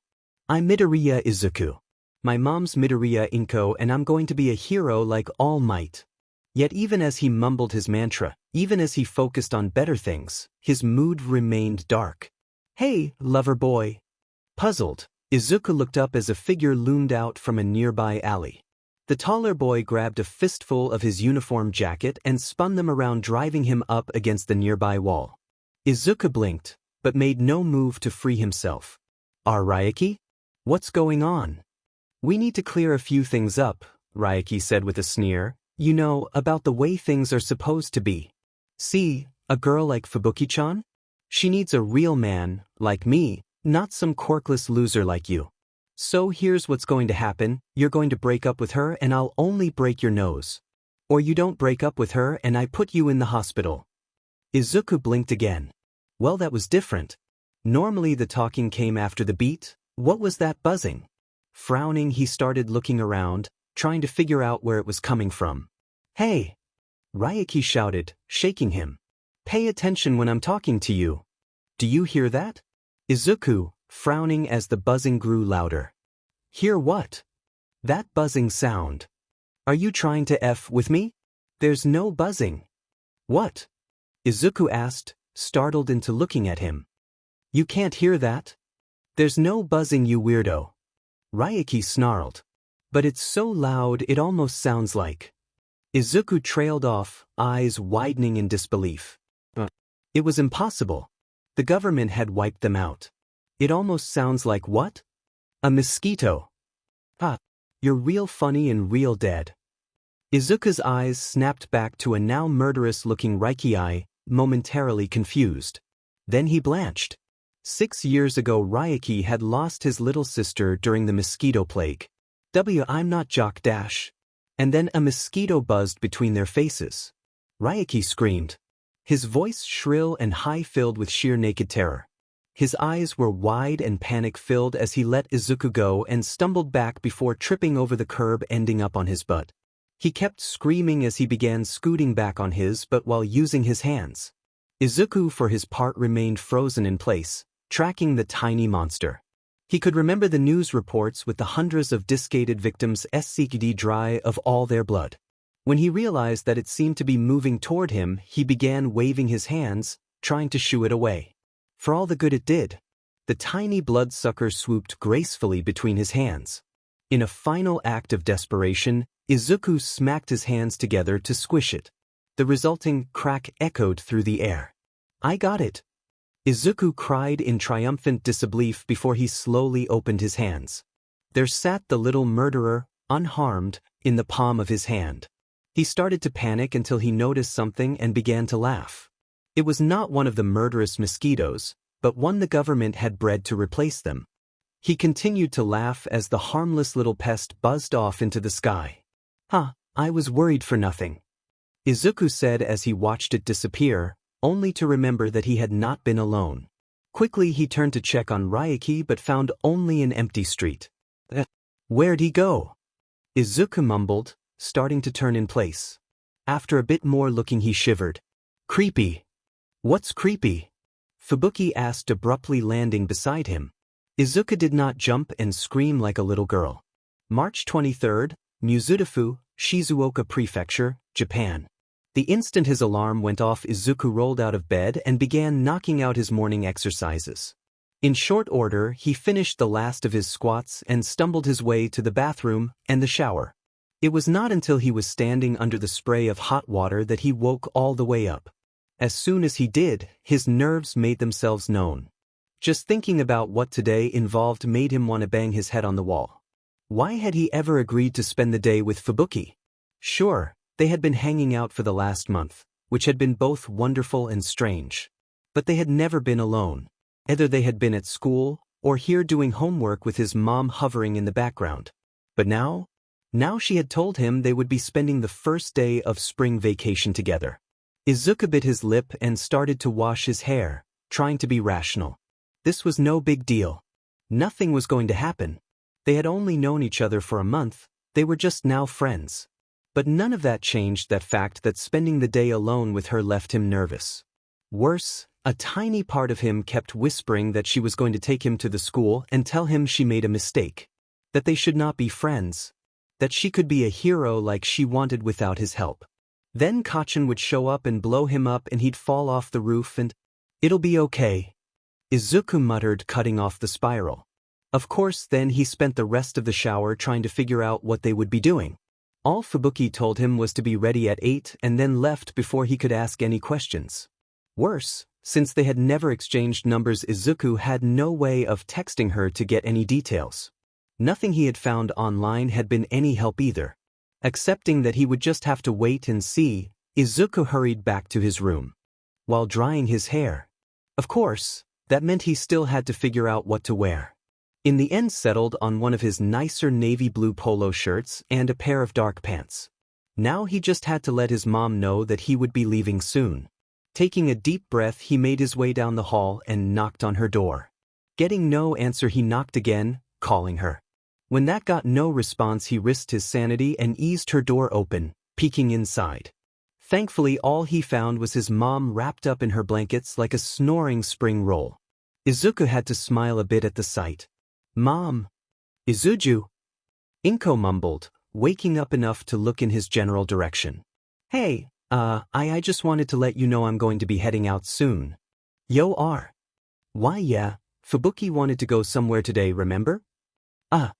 She hummed, head falling back on her pillow, eyes closing. "Have fun." Izuku nodded and started to shut the door when she suddenly sat up, now wide awake.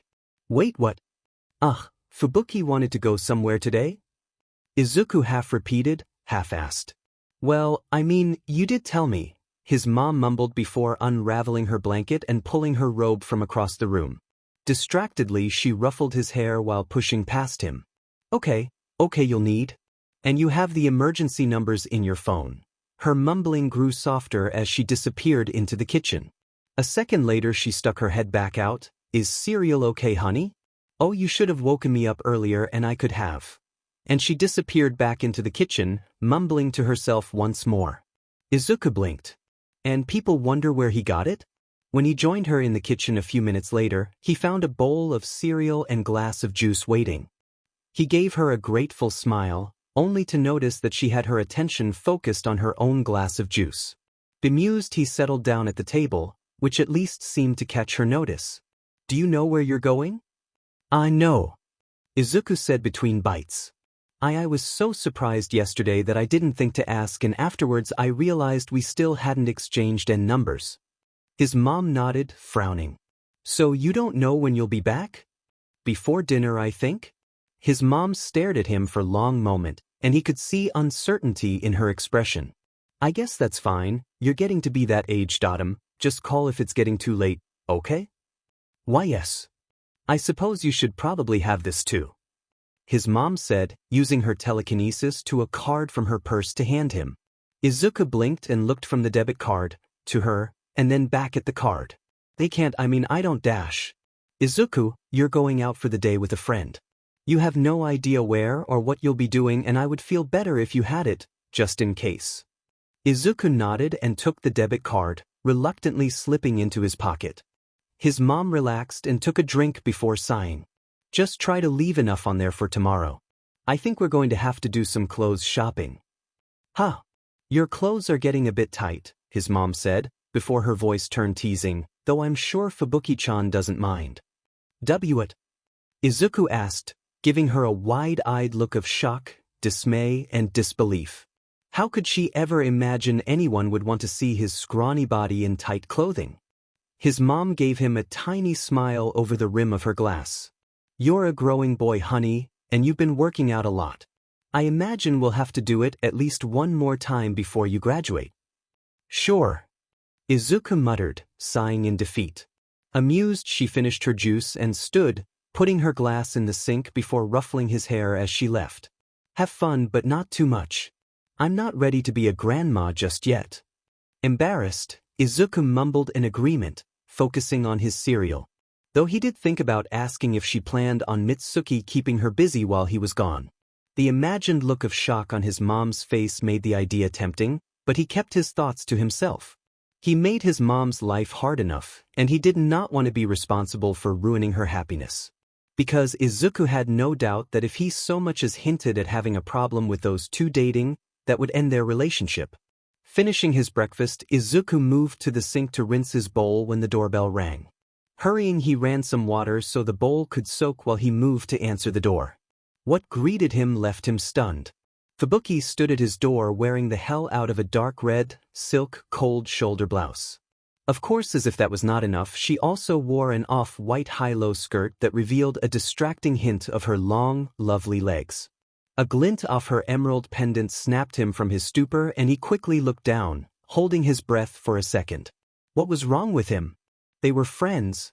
He should not be looking at her like that. Gah. It was bad enough he thought about her sometimes when in the shower, but this was, no, best not to think about that.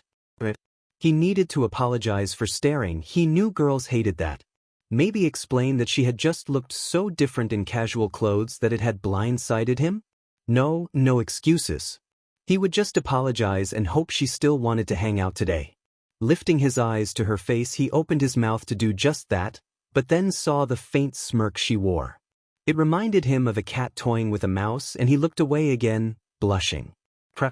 She knew how he would react and had enjoyed his panic.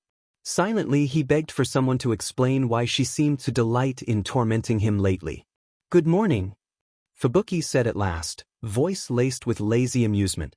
Gee, good morning, Izuku said and winced at his squeaky voice. So, are you ready to go? Why yes, Izuku said, relieved, and closed the door behind him as they left. So where are we going? Ride. In Yokohama? Is there another one? Fubuki asked, glancing at him. Izuku shook his head no, dazed at the idea of going there. He had only been once for his 13th birthday. Going back, and with a friend instead of his mom no less, seemed like a dream come true. Is there a problem? Since you love heroes so much I thought it would be a good place for us to visit. No, yes. Izuku took a breath to settle down. No, there's no problem. I was just shocked, but the city of masks is perfect. I thought as much. Rotide, Kahoku Ward, Yokohama, Kanagawa Prefecture, Japan. Yayazor Momo had expected the crowd in Rotide to be big, no different than in Nabu. In hindsight, that was a laughable expectation. She doubted even Central Tokyo could have prepared her. After all, at least in Central Tokyo traffic still crawled along. Here there were so many people that not even public transportation attempted to enter. It made sense, of course. This was where the first Japanese heroes appeared. But in the 139 years since, it had also become the central shopping district for hero memorabilia. For every museum dedicated to those original heroes there were hundreds of stores, each dedicated to both pre-quirk and post-quirk memorabilia. Still, as she squeezed through the crowd, the sheer breadth and scope of it all boggled the mind. Not enough for her consider leaving though. Momo had wanted to visit the city of masks since she was old enough to grasp what her parents did. Admittedly, her eagerness had dimmed as she got older and learned the responsibilities that awaited her as the heir to the Yayazora group. But the fact remained she had always wanted to visit, and now that she was here, she could not let herself turn back. It's Watchdog Man. Momo tensed at the child's gleeful cry while around her the ocean of people began to murmur in excitement. Oh no. Sure enough, the casual jostling became shoves as the crowd began to take up the cry. Watchdog Man? Where? I wanna see. Watchdog Man. As the crowd grew more agitated, Momo considered what to do. She knew the on-duty heroes would respond within 10 minutes. But how many would be hurt by then? Could she do something?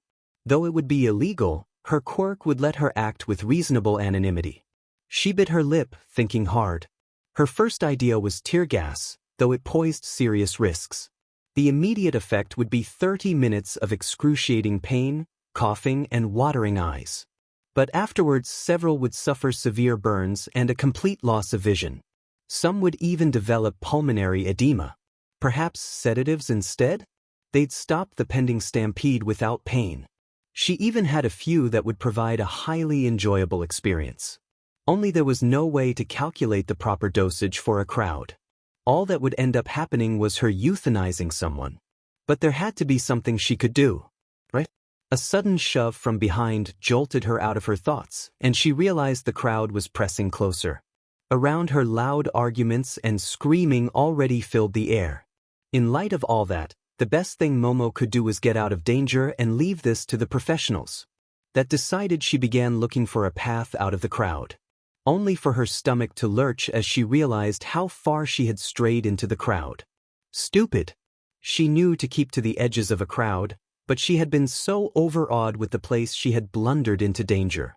Shaking her recriminations off, Momo renewed her search for safety. Momo could just barely make out the sign, Karma Comic Book Center of Rotide, but it gave her a place to go. Drawing her arms close to her chest, she started toward her chosen bastion. But as she squeezed her way through the crush of the crowd, Momo began to wonder if this was the best idea. Minutes later she stumbled out of the crowd and through the door of her safe haven. Off-balanced, she rushed headlong inside and into someone. The collision almost ended with her sprawled on the floor. Only whoever she crashed into had caught her. "Hey, are you okay?" "I'm fine, just give me a moment," Momo said, trying to get her bearings and blink away the stars from running head first into a wall. Confused, she pulled away from the hands holding her and saw who she had run into.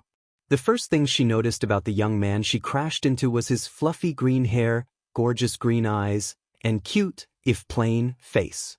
The second thing was that he was a shorter than her, possibly pre-quirk average. He was also all lean muscle, which his tight blue polo revealed as it clung to the ridiculously, wonderfully defined muscles of his chest and biceps. The only other time she had seen such sharply defined muscle involved pictures of All Might. Are Are you sure you're okay? He asked, scratching his cheek. Momo blushed, realizing that she was starting to verge on being rude, and gave him a polite bow. Sorry, my thoughts seem to have gotten away from me. Oh, happens me all the time, he said with a shy smile that revealed dimples. Her heart did a little stutter step. What? Having girls crash into you? Startled at the new voice, she looked around, her earlier embarrassment returning. The owner of the voice turned out be another girl. They were close in height, with perhaps an inch in Momo's favor. She had her dark hair styled in a choppy bob, green eyes, and an intense expression. Her clothes were stylish, designer, and well-fitted, which Momo respected.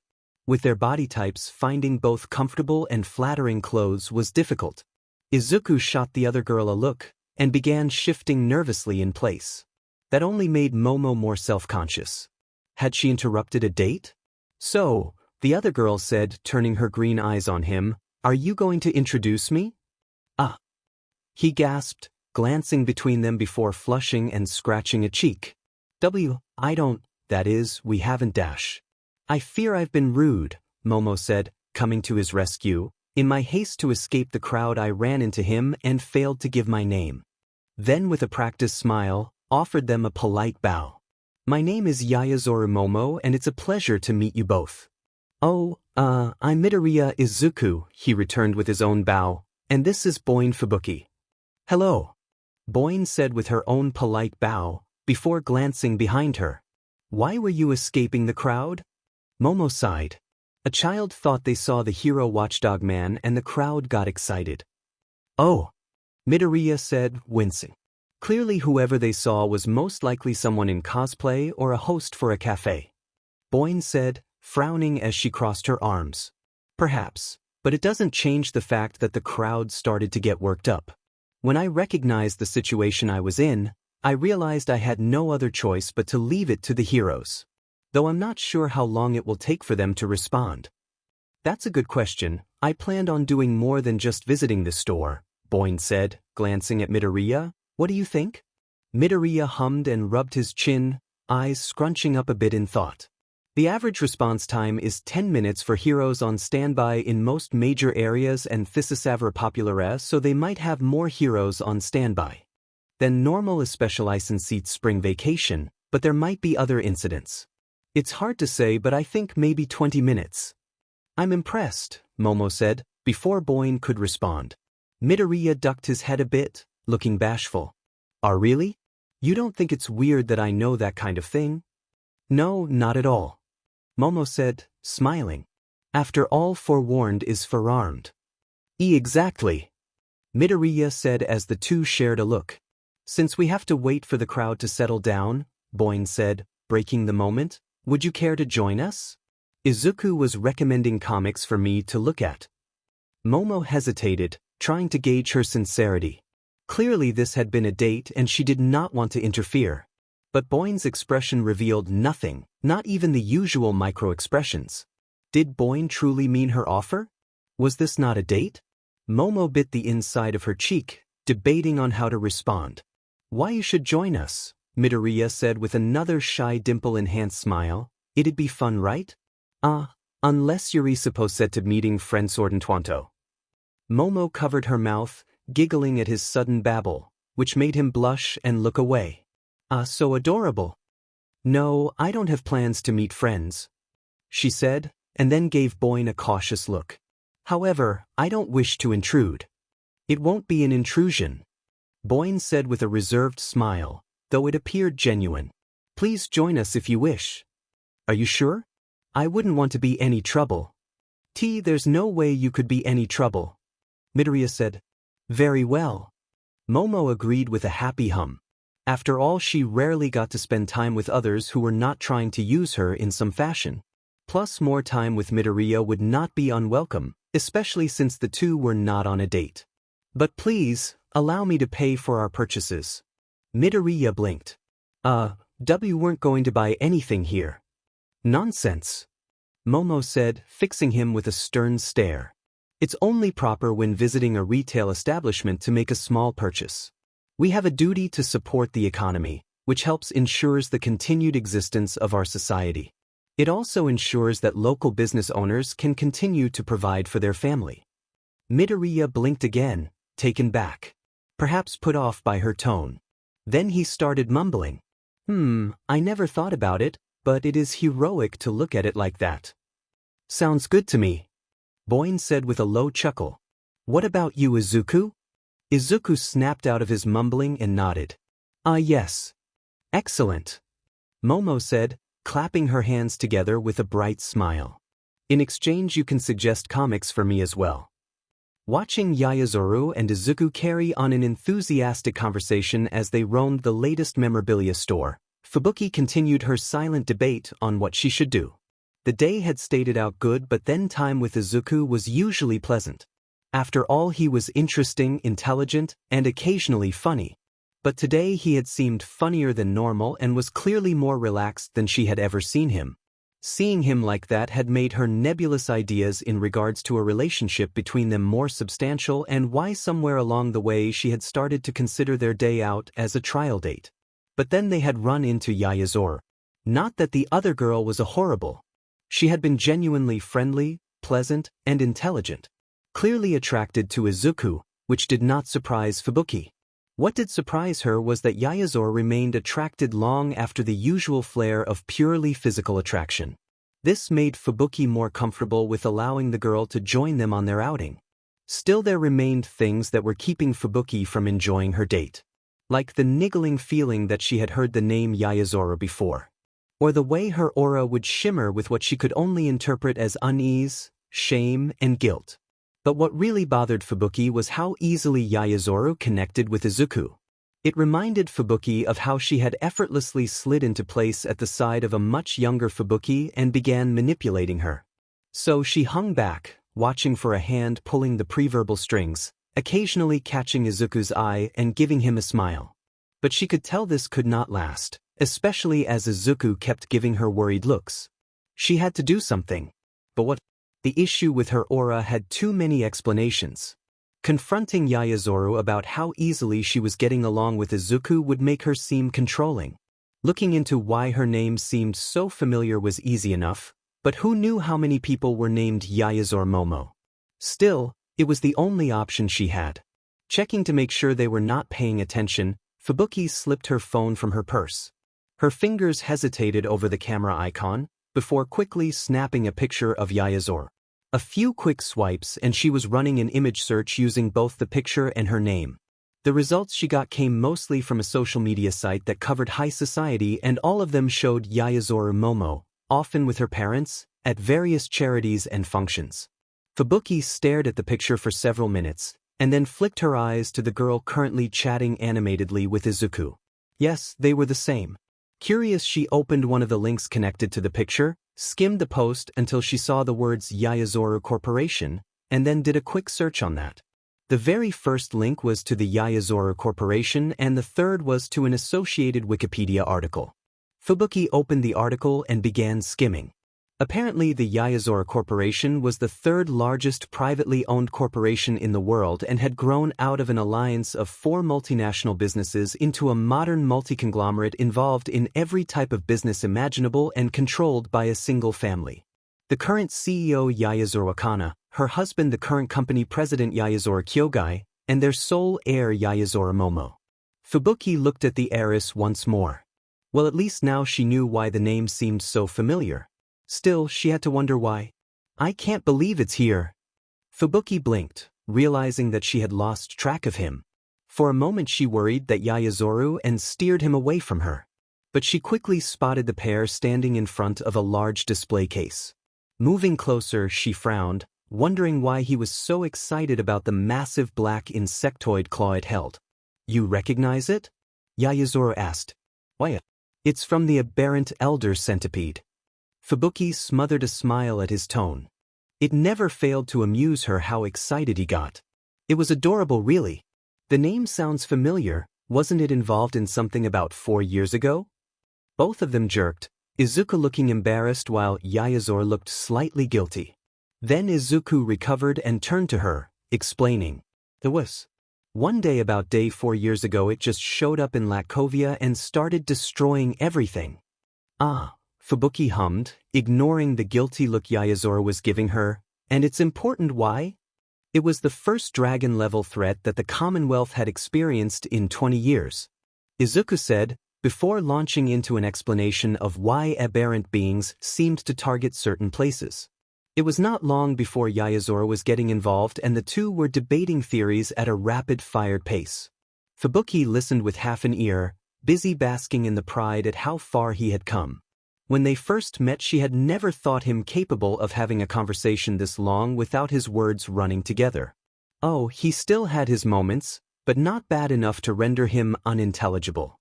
He had just needed a firm hand to guide him, and as she thought that, a chill ran through her. That had sounded far too much like something she would say. After a moment of worrying, she refocused on the conversation and realized that she had missed several sentences. At least she must have, since Yayazora had taken over the conversation and they were back to talking about the incident in Latkovia. It's still worrying that Elder Centipede could so completely crush the Latkovia military. Not to mention how he brutalized the local heroes were. I'm thankful that Blast showed up when he did. Who? Fubuki asked. Something about the name seemed familiar and in a different way than Yayazora's had. Fubuki had feeling that at some point she had considered the name important, though for the life of her she could not remember why. Why we never heard of him? Izuku asked, turning to her in surprise. At her faint nod, he launched into a brief explanation. Blast was the #1 pro hero in the European Commonwealth and the third most popular hero worldwide. Close behind stars and stripes, though he had even less resolved cases than Atomic Samurai. During his debut, he single-handedly defeated the ninja village famous for producing highly skilled assassins. Fubuki hummed and crossed her arms. She must have heard of him when she and Tatsumaki still lived in France. Yes, she could see how someone like that could leave such a strong impression on a child. Unlike Japan or the United States, Europe was not a center for heroics. To be so well known in a foreign country and even after all this time was no small feat. So, about his fight with Elder Centipede? Yayazora asked with a shy look, as if uncertain if she should interrupt. Right. Izuku said, his excitement bleeding into hand gestures as he turned back to her. It took 5 hours of non-stop fighting. At one point Blast was teleporting all over the place, blasting it with energy from his apertures. It was crazy. Eventually he managed to open an aperture large enough to vaporize the monster whole. All that was left were a few claws and pieces of its shell. He let out a tiny little breath. It's easily one of the top 5 hero battles ever. Oh, I've only read about it during my studies, so I'll have to watch that when I get the chance. Yayazora said. You definitely should, Izuku agreed but sighed, seeming to deflate, though it is one of his last fights. Did he retire or? Yayazora trailed off, clearly unwilling to finish the question. No one knows. I've been all over the message boards, but the fact is that his last confirmed sighting was in '76. Other than that, it's all rumors. Either he got snatched up by a government, or captured by the Shadow Emperor, or he died. But that's pretty much what they say about all the heroes who disappear. Interesting, Fubuki said, tapping her chin thoughtfully. So should we buy this for you? It. Izuku squeaked, spinning around to stare at her. The look of both hope and fear he wore warmed her heart. She would never get enough. We do still have to make a purchase here. Yayazora said, giving Fubuki a wink from behind his back. Fubuki almost laughed, pleased to see someone else enjoying the delight that was a flustered Izuku. Please don't. Izuku said, turning back to plead with Yayazora. The other girl hummed, stepping up, study the claw. Why not? Fubuki asked, and when he turned back to her with a betrayed expression, pressed on. You agreed we should support the local economy. But, that is, well, I feel, that is, and maybe we should take a break from shopping? I'm sorry, what was that? Yayazora asked, turning to him and tilting her head. Izuku looked at her, then back at Fubuki and shifted awkwardly. It's almost lunchtime, right? So maybe we should take a break from shopping and go get something to eat? My, how bold of you, Fubuki said with a slow smile. For a second Izuku just stared, Then his whole face turned red as her implications sank in. The fact that Yayazoru suddenly found the floor extremely interesting made it even more amusing. But for Fubuki, the highlight was the cute little sputtering noises Izuku made. "How about it?" Fubuki asked, turning her attention to a flustered Yayazoru. "Are you hungry?" I could eat." Yayazoru quietly, giving her an oblique look. Clearly trying to puzzle something out. "Where do you suggest?" "How about World of Heroes?" Fubuki asked, glancing at a still flustered Izuku. "Izuku?" He jerked and gave a shaky nod. Sounds good." "It's settled," Fubuki said, still smiling, "and of course you'll pay, right? I mean, you did ask us both out." Izuku made another adorable little noise, though it sounded like agreement to Fubuki. This did not surprise her. Though it did surprise and impress her that he remained conscious after learning he had essentially asked them both out. "Excuse me," Yayazoru said with an amusing squeak before turning and stiffly walking to the counter. Fubuki stared after her and hummed. Things appeared innocent enough, and while she might still have questions, they could wait. After all, right now she had a date to enjoy. Things had been going good. They really had. Not that Izuku had had much in the way of expectations for the day. At best he had expected to bore Fubuki so badly that she would cut their day short. Instead she had enjoyed it, at least until they ran into Yayazoru. But even then things had not gone too badly. Or maybe all the anime and romance movies he watched with his mom had given him unreal expectations of what would happen when two beautiful girls came into contact. Instead of catty comments, they were pleasant and polite. Though Fubuki had been more withdrawn than he was used to. From what he could tell she was distracted by something. But eventually she went back to her old self, which made him relax, and in hindsight he should have known better. Because he was still out with two gorgeous girls that he had somehow managed to ask out. At the same time. That should have upset them both. But wonders of wonders, they had agreed. And now he was on a double date with them. And trying hard not to freak out. It helped that they were walking ahead of him, talking about something. But it also meant that he was left alone with his own mind. Worse, it meant that he was walking behind two gorgeous girls and against his best intentions his gaze kept straying down. And he was looking. Blushing and feeling like a creep, he averted his gaze once more. He knew that he could not keep doing that. Eventually they would catch him, and when that happened they would call him a pervert. Izuku snorted. Well, Yayazoru would call him a pervert. Fubuki would probably use her psychokinesis to blind him, or maybe she would use it to smack him into the trash. Whatever she did, they would turn him over to the police, word would spread, and his mom would find out and spend the rest of her life disappointed in him. And he was looking again. Damn it. Not as gaudy as I expected. Startled out of his apperception of the spectacular rear view, Izuku panic fumbled the various bags he was carrying while trying not to crash into either of the girls. Somehow he managed this feat. Also his heart could slide back down into his chest because neither girl had caught him looking. Even better, they were staring at the themed restaurant World of Heroes. Though once he saw it, he had to blink at the flying Captain Celebrity statue jutting proudly over the entrance. Also the spinning globe on the roof that proclaimed its name in large neon letters seemed a bit much. I agree, Yayazoru said, it doesn't seem as busy as I expected either. That means we won't have a long wait. Izuku said, adjusting the bags he was carrying, right? Well, he's not wrong. Fubuki said before the three of them made their way inside. The entrance was a maze of souvenir racks that featured jackets, shirts, figurines of varying quality, and keychains. Every inch of the walls were covered in memorabilia and photographs of various heroes and teams. Next to the host stand, clearly in a place of honor, were a pair of autographed pictures of Sweet Mask and Uwabami. Greetings, citizens. A young man wearing a dog costume greeted them. May I seat you, or would you like to go to the counter? A table, please. Fubuki said, clearly distracted by their surroundings. Woof, right this way, the faux watchdog man said, leading them off. As they trailed after him, Izuku wondered if this was the watchdog man that had resulted in their meeting Yayazoru. Well, it's certainly eye-catching.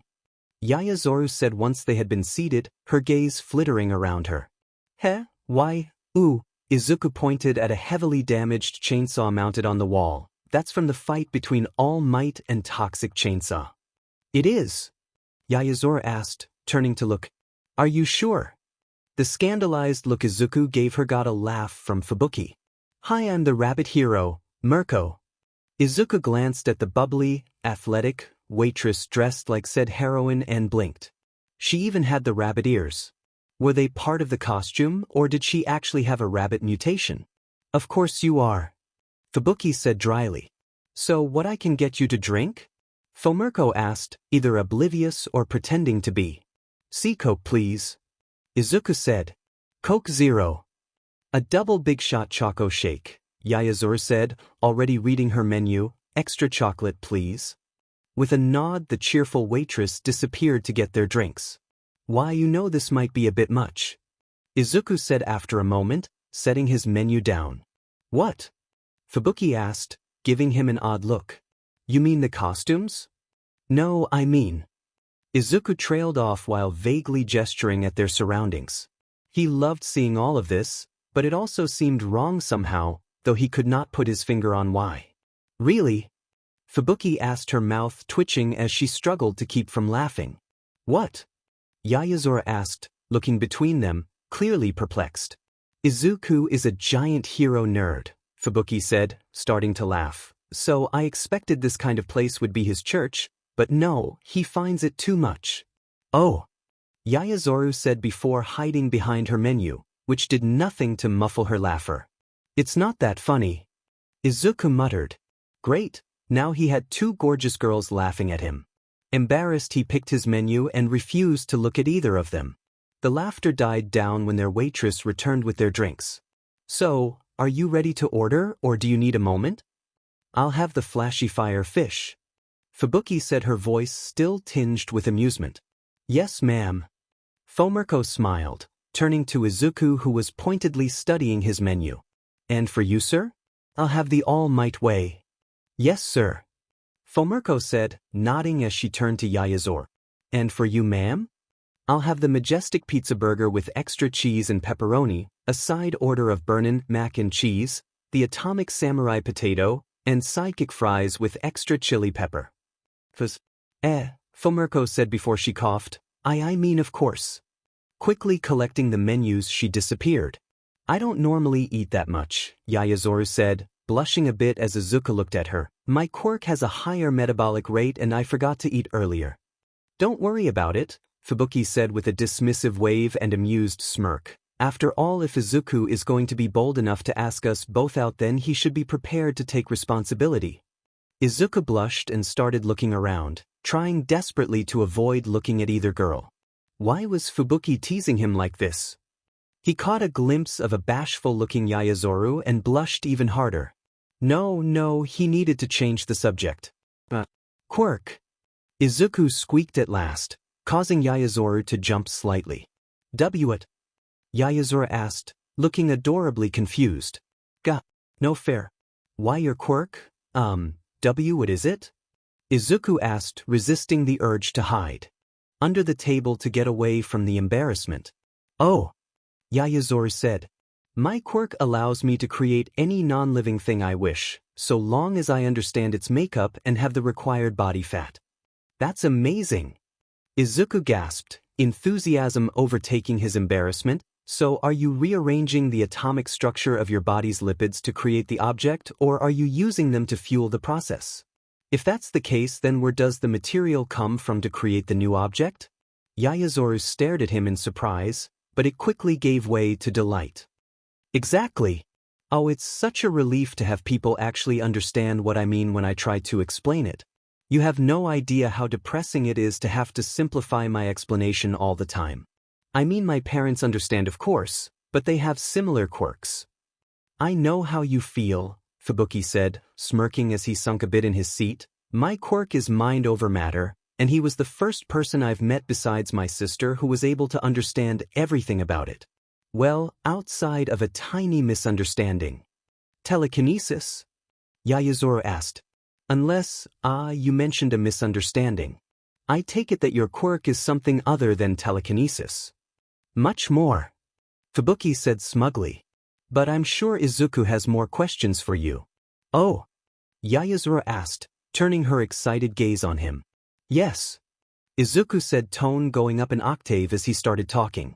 Then he stopped, remembering his mistake with Fubuki's quirk. First I need to, that is, did I get anything wrong about how your quirk works? I know you implied that I was right, but I want to make sure. Essentially you were correct.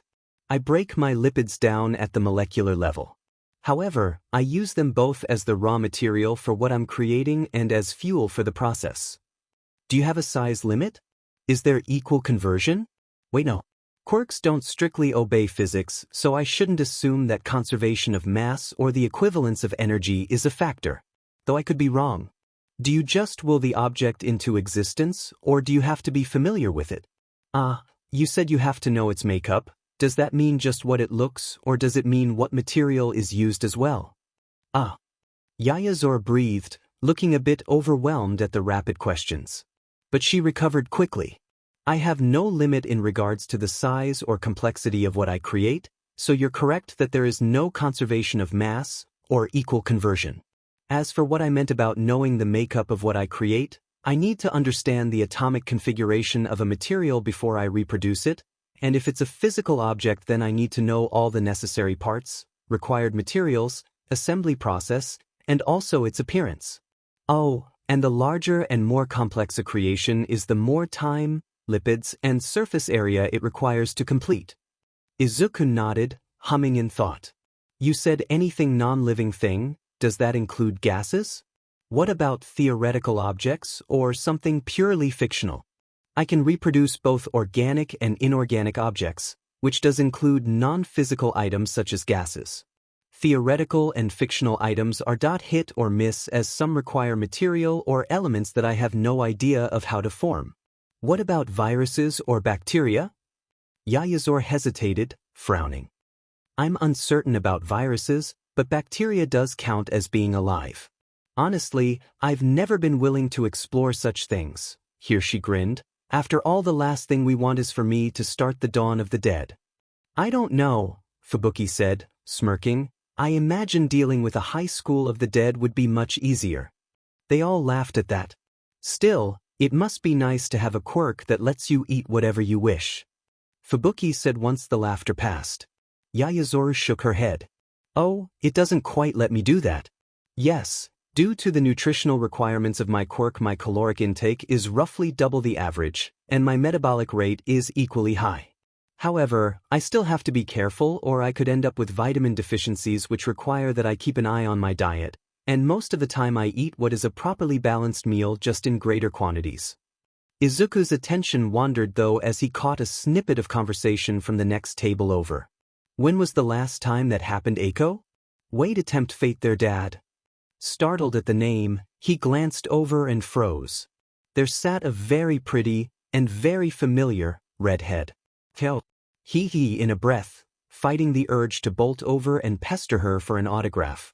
Not only would be rude to interrupt her meal, but it would be even more rude to just abandon Fubuki and Yayazura in the middle of a date. But still Then he registered who else was at her table. Across from Ako sat a couple, both with dark hair and glasses. The man was large, though not as heavily muscles as All Might or Endeavor, and wearing a flannel shirt and slacks that seemed impossibly right. The woman had a muscled look to her, similar to Mirko, and wearing a business casual outfit. Both seemed eerily familiar.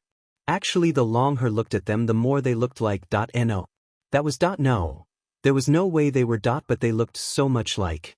His eyes flickered from the man to the woman and then back. Then at last he looked to Ako and took a sharp breath. Ako had always seemed familiar, like he had seen her somewhere before. Now, seeing her parents, he realized why. Only, that was crazy, there was no way he was right. Izuku bit his lip. He had to be sure. Clark Kent. Izuku whispered. And the man glanced at him, gave him a familiar boyish smile and winked. Izuku's head started spinning. Clark said something to his wife, Diana. She glanced over and gave him a dazzling smile, before inclining her head. Very slowly and shyly, Izuku waved at the two. Izuku? Is there a reason you're waving at that table? What? Izuku asked, jumping as he turned back to his dates. Fubuki was staring at him with her usual bland expression, while Yayazora looked on with adorable curiosity. For a second he thought about telling them who those two were. Superman and Wonder Woman. Sitting 2 tables over with their daughter, but no. He realized they would never believe him. Nobody would ever believe him. He glanced back at the trio, just to make sure they were real, and then refocused all his attention on the 2 girls. And no reason. Just, thought they looked familiar. March 24th. Manarai Shopping District, Mizudafu, Shizuoka Prefecture, Japan. Midoriya Izuku remembered having an easier time getting her son to go someplace with her. Not that Izuku had refused. He just had been less than enthused about going shopping with her. Honestly, she took it as a victory that he had not rolled his eyes and grumbled under his breath. Izuku remembered being annoyed about shopping with her parents. Then again, at 17, she had felt that way about even being in their general vicinity. Still, she lamented yet another sign of his growing up and becoming independent. Her melancholy only increased when their destination came into sight. Oro Wood Tower, unlike the surrounding buildings, was an Art Deco-style building with a curving granite facade. It boasted only 7 floors, with bay windows at the ground level, and a majestic clock tower that after a lightning strike refused to work. It was also where they had been shopping for Izuku's clothes since he was a toddler. With Izuku starting to go on not dates, and with university looming, this was probably the last time they went together. Soon she would only see him for laundry and holidays. Maybe for advice about Fubuki or that nice Yayazora girl he told her about. Izuku sniffed, starting to tear up and trying not to. "Hey, are you okay?" Izuku asked. Just thinking, dear." Izuku said, looking at her son only to realize that he was taller than her. Soon he would be married and having kids, and she blinked rapidly and gave him a bit of a watery smile. "Sorry, it's just, you're growing up and it's hitting me really hard." "Oh," Izuku mumbled, his own eyes starting to water. "Right?" Izuku said with a great sniff and shook her head. "No tears. Just part of life." Not that stopped either of them from crying or embracing. Around them people hurried about and cars crawled past with frantic energy. All of them politely and pointedly, not noticing them. Eventually the tears stopped and the 2 started moving again. "I always forget how busy it is," Izuku murmured as they approached the entrance. Across the street, a digital billboard was showing a video of a grinning Uwabami presenting a new energy drink called Brondo. Izuku blinked, turning away from the billboard, but barely had time to recognize the gorgeous blonde pulling her into a tight embrace. Heat crept up Izuku's neck as her face was pressed up against the taller woman's biffs. When they finally broke the embrace, Izuku's blush had spread to her face. Mitsuki, in contrast, wore a hungry little smirk. "It's been too long, hasn't it?" Her tone of voice reminded Izuku of the last time they were together. A soft warmth of clutching wild blonde hair and rasping M's as Mitsuki's tongue. Izuku looked down shy and wishing she could stop blushing. "Why yes." "Oh, hello Izuku," Mitsuki said, her gaze flickering over Izuku's shoulder. Hi auntie." So why are you here?" Izuku asked, wincing at her stutter. But she was nervous. Unlike Mitsuki, she was not used to public displays and people were being less than subtle about watching them. "Well, somebody decided to blow up his good clothes while training and now I have to replace them," Mitsuki said, looking annoyed, which crinkled her nose in a rather adorable fashion. "I'm really starting to think those explosions of his rattled his brain a bit too much growing up." So he didn't come with you?" Izuku asked. He's around here somewhere," Mitsuki said, waving a hand, "but he ran off as soon as I took my eye off him."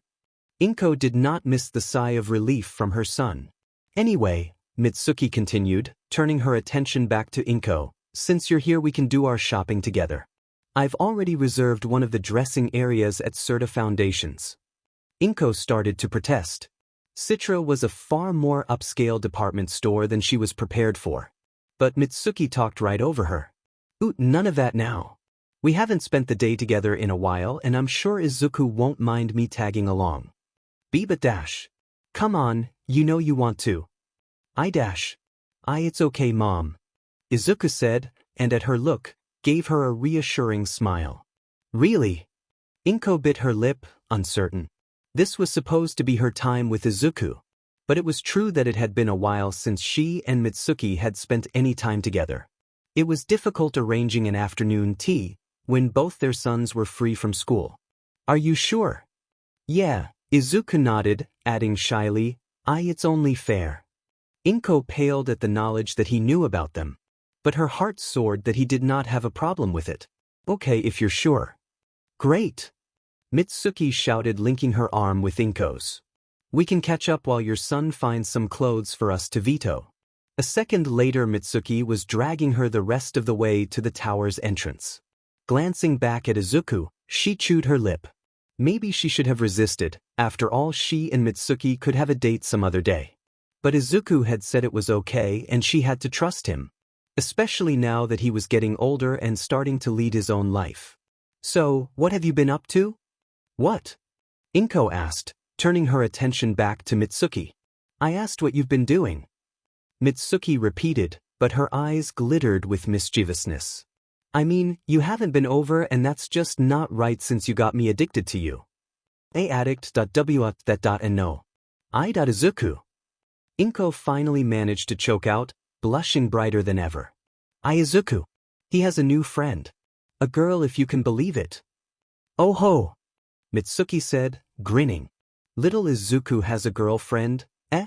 Yes, of course they're just friends, but she's the prettiest girl I've ever seen. Reminds me of, what was the character? She was from that American movie we watched in college, remember? The one about the killer crocodiles living in a lake. Oh. Mitsuki said, eyes widening, as did her grin. You mean Brittany, right? Inko giggled about. Exactly. Oh, and then he met another girl while he and Fubuki were out on their not date. Oh my, growing up to a bit of a stud, huh? Mitsuki asked, laughing. Izuku did his best to block out his mom and her girlfriend. There were some things he just did not need to hear. Still, it was good to get confirmation that his mom was happily dating Aunt Mitsuki. Maybe he would have two moms soon? Though the knowledge that that meant he would get Katsuki as a brother made him a bit anxious. Thankfully his phone vibrated before he could ponder things too much further. Oh, there was a follow-up article about the team-up between All Might and Midnight and their fight against Floodgate from last. But before he could open the link, a full-screen text accompanied by a screeching series of beeps preempted him. Emergency Bulletin Area Mail. Early Aberrant Warning. In the Shizuoka Prefecture, non-sapient type aberrants have been cited. National Public Safety Commission.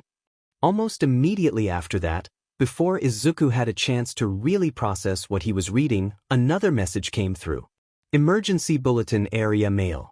Early Aberrant Warning. Non-sapient type aberrants have entered the city of Mizudafu. Sighted in the vicinity of the Manurai Shopping District.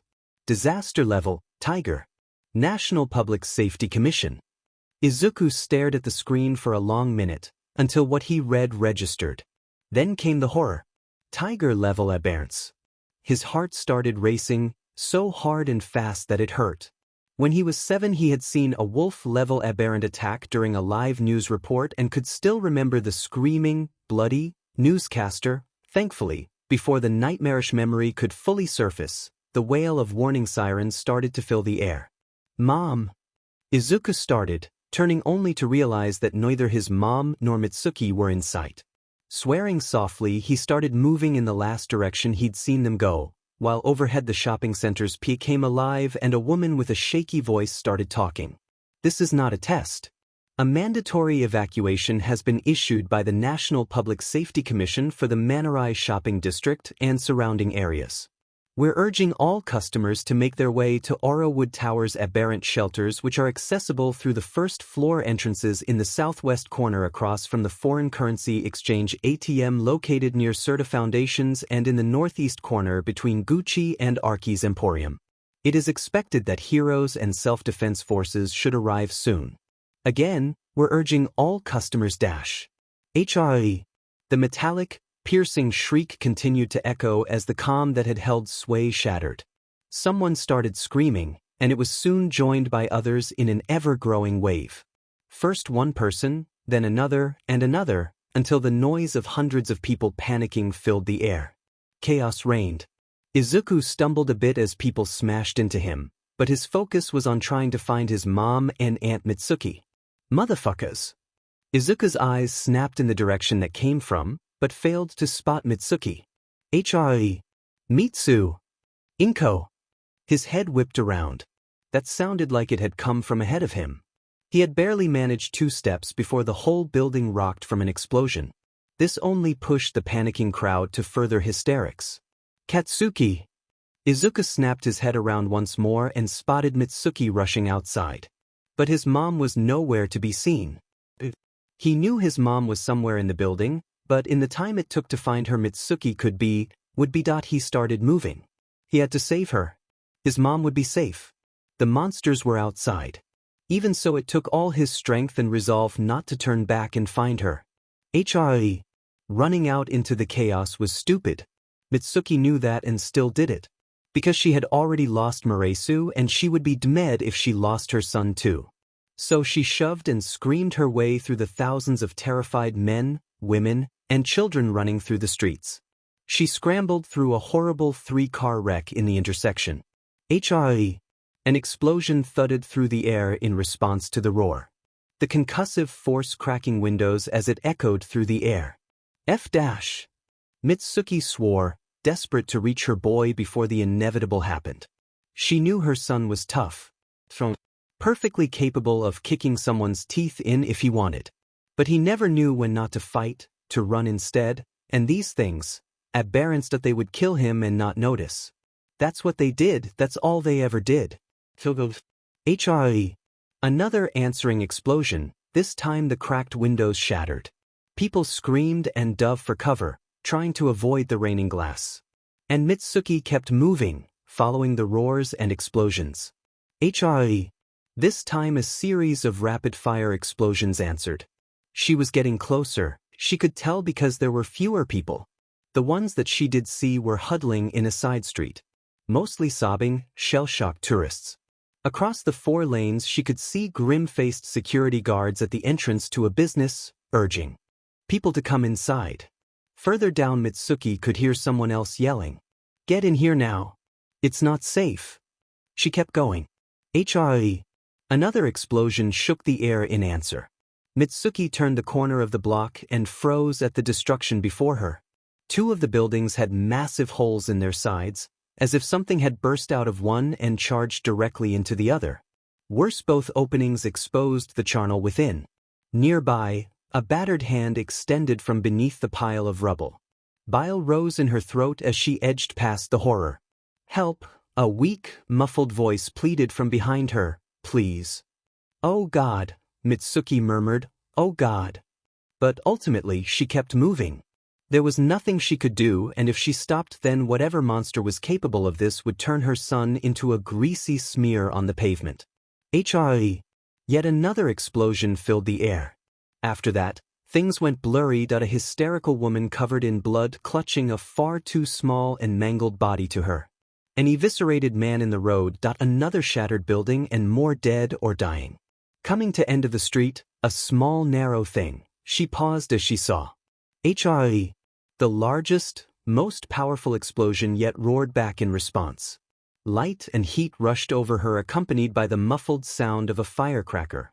Seconds later, with a crack of thunder, an invisible force slammed into her like a runaway car. The impact drove the air out of her as it tossed her through the air, and stars exploded before her eyes as her head hit something hard and unforgiving. For a moment she lay where she landed, gasping, unable to tell what was happening. Her ears were ringing and her head aching. She blinked. With a shaky hand she touched the back of her head and hissed, fingers feeling slick with something. What happened? Where was she? What was HRE? The terror that blossomed cut through the ringing in her ears, the nausea and confusion. Oh God. Mitsuki tried to get back to her feet and failed. But her vision cleared in time for her to see Katsuki sailing over the large, brutish monster's head while somehow managing to twist his body around in midair before stretching out one of his hands while placing the other in front of it. Katsuki! Katsuki ducked the swing that would have taken his head off, then snarling lunged forward and drove his right hand into its torso, unleashing the strongest explosion he could. For just a moment there was a low quiver that ran through him and the air. Then, with an almighty roar came the explosion. A rolling fireball accompanied by heat and light erupted into the world, with enough fury that it would have turned any human into chunky salsa. Even with most of the force directed against the aberrant, all it did was launch them away from each other and hurt like a motherfucker. Katsuki slammed against a nearby car, bounced forward from the pmact, and dropped into a roll. Away from the fucker. When he came back to his feet, Katsuki took in the results. The explosion had left a massive crater in the middle of the street, flipped several abandoned cars on their sides, and knocked over a bunch of light poles and various road signs. He was fairly sure the closet building now had cracked in it. Worse, it looked like all it had done to that overgrown TSTCL wort was launch it on a brief flight before it landed atop a now crumpled car. A more optimistic person might think that would be the end of it, but Katsuki did not believe for 1 second that the blast did jack shit to the monster. So far the PP sucker had shrugged everything Katsuki had thrown at it, to the point his arms were starting to go numb and his ears were ringing, and he doubted this would be any different. Which was fine. This thing might weigh almost 2,000 kilograms, stand nearly 5 meters, and be able to shrug off everything he threw at it. But Katsuki was more than happy to kick its slug butt all day. After all, it had been years since he had completely unleashed his quirk on a living being. It had been hell holding back. Everyone was so DMN fragile that the wrong move could get him blacklisted from Yui. Hell, it was almost therapeutic. After all, monsters like this were why his mom cried herself to sleep. Made her doubt him. Like he would be as pathetic as that loser sperm donor she married. But when he splattered its guts all over the ground, his mom would have no reason to worry about him, and she could go off and diddle Aunt Inko to her heart's content. Also, did this goblin-faced cockwaffle think that Katsuki was brain dead? Yeah, you not falling for it. Something shifted and the monster got back to its feet. Katsuki watched the oversized manbearpig Asserting rise to its full height and flex those trashcan lid-sized hands with those railroad spike-sized claws. What was he going to have to do?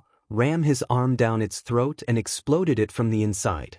Well, he did have one more move left, something he had been working on. Did that mother just smile at him? There was no other word for it. It had opened that dumpster-sized mouth with its triangular teeth and tusks. Fing. Then it charged him from among the wrecked car, and when it did, the combination of its glowing eyes and bestial appearance created the impression of a prehistoric nightmare.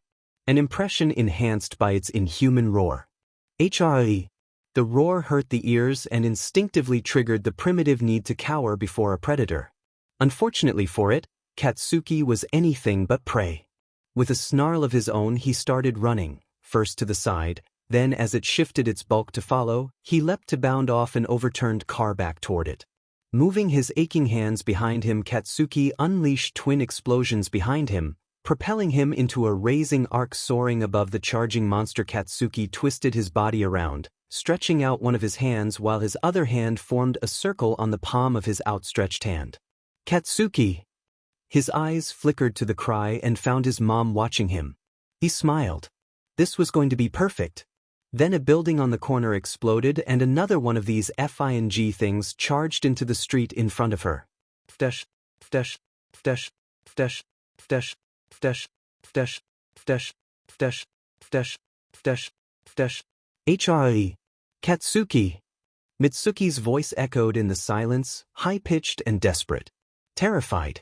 Frantically, Izuku tore around the corner to the narrow side street, cursing the panicked mob that had slowed him down. Maybe a half-block from him was Kachin, in mid-air behind the monster, which looked like a melted, childish cross between a bear and a potato, with misshapen arms with enormous hands and claws. Closer, but still half a block away, was Mitsuki, slumped against a car, and then the side of a building across from her exploded. Izuku's heart stopped as another monster came to a shuddering stop the middle of the street amid a rain of shattered masonry, twisted metal, and shards of glass. For one frozen eternity the monster stood there. Then Mitsuki whimpered and the monster lifted its arm overhead, preparing to smash her into oblivion. There was no time. Izuku was half a block away. Even if he ran, there was no way he would be able to reach her before the monster completed its swing. Yet his feet moved and he started running. Abruptly, Izuku realized that he had been closer than he thought, and he reached out to stop the descending blow. As he did, a scream escaped him. A wordless noise equal parts fear and rage. The monster shrieked back, revealing rows of nightmare teeth and tusks. Its gold eyes with their tear-dropped pupils blazed with hate. For the first time in 11 years, Midoriya Izuku pulled his arm back, made a fist, and punched. The roar of an oncoming hurricane filled the air and pure raw power filled the world. An instant of crushing compression and then a shockwave hit, rocketing Katsuki through the air. Blinded by the wind, debris and shock of it, he tumbled helplessly through the maelstrom of force.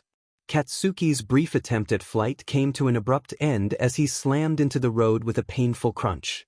For a moment the world becoming a kaleidoscope of agony, and the metallic taste of blood filled his mouth. It felt like he was breathing knives, and dimly he rationalized he must have broken several ribs. Then slowly thought returned to him, and with it came the euphoria of survival. Eventually he decided he needed to get up and see what the F had happened. He shifted, trying to get into a sitting position, and his vision whited out for a moment. But eventually the pain faded and he managed to force himself up in spite of his screaming body.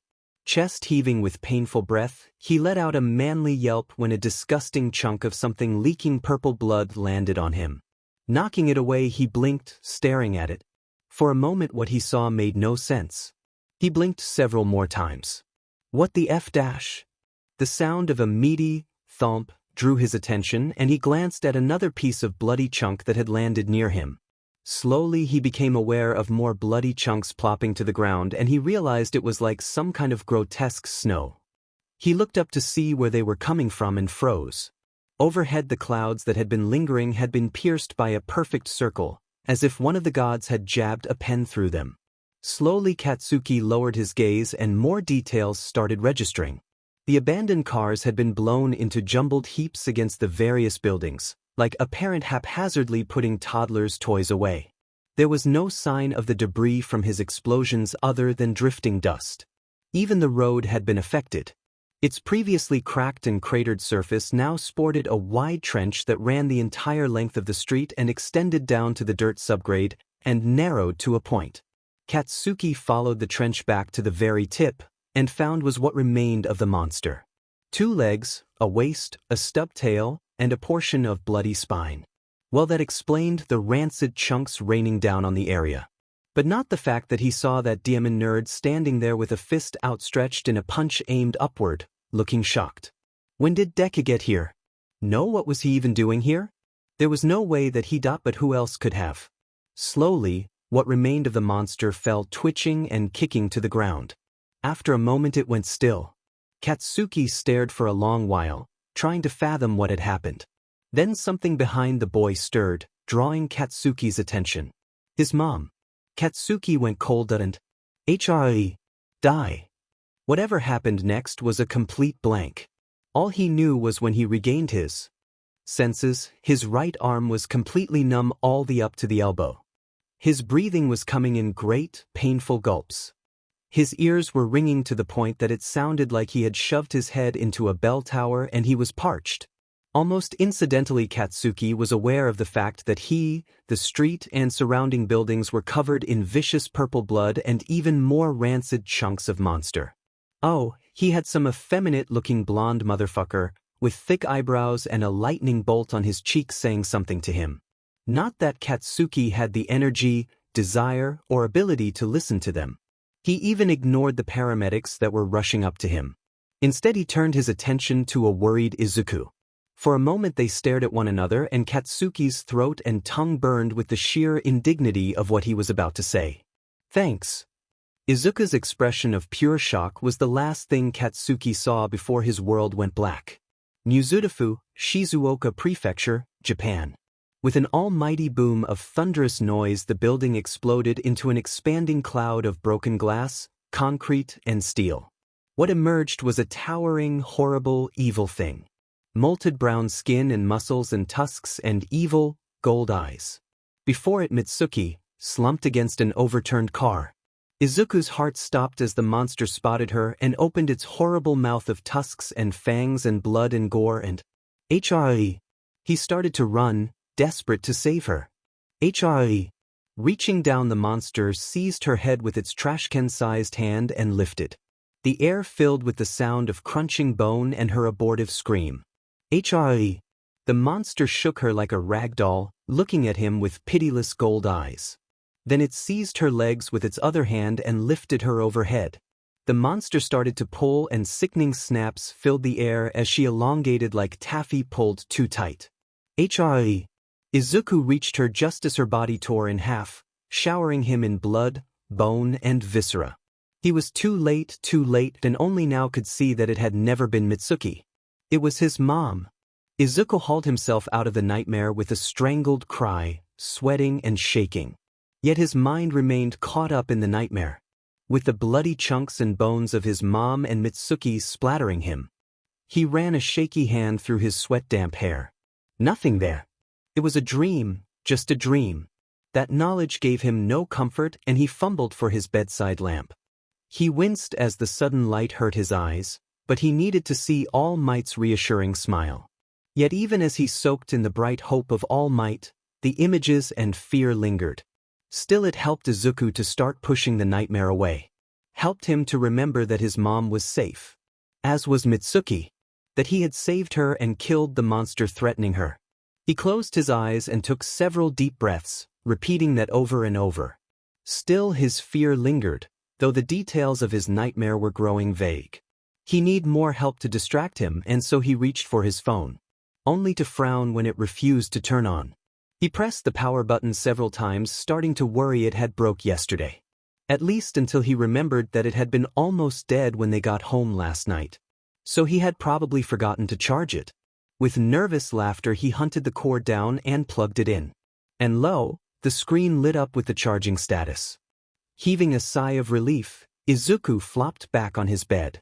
But without his phone, he needed something else to distract him. Turning his head, Izuku checked his alarm. Still a good 4 hours before he normally got up. He could go through his notebooks and refine a few thoughts, or he could go ahead and do his workout. Instead, he watched the minutes tick by. He really should get up and do his workout, as this would probably be the only chance he had today. Once visiting hours at the hospital started, they would be there all day. This made him a bit nervous because it was going to be weird. For as long as they knew each other, Izuku had never seen Katsuki hurt this badly, not that it was surprising.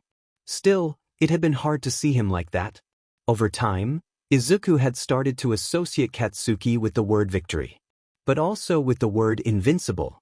Izuku sighed. He really should get up and do his workout. At the very least, he should go for his run. In 6 hours they would be at the hospital, and there was no way his mom would let him out of her sight.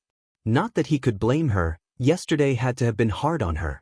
As much as she loved him, Izuku knew his mom viewed him as something to be protected.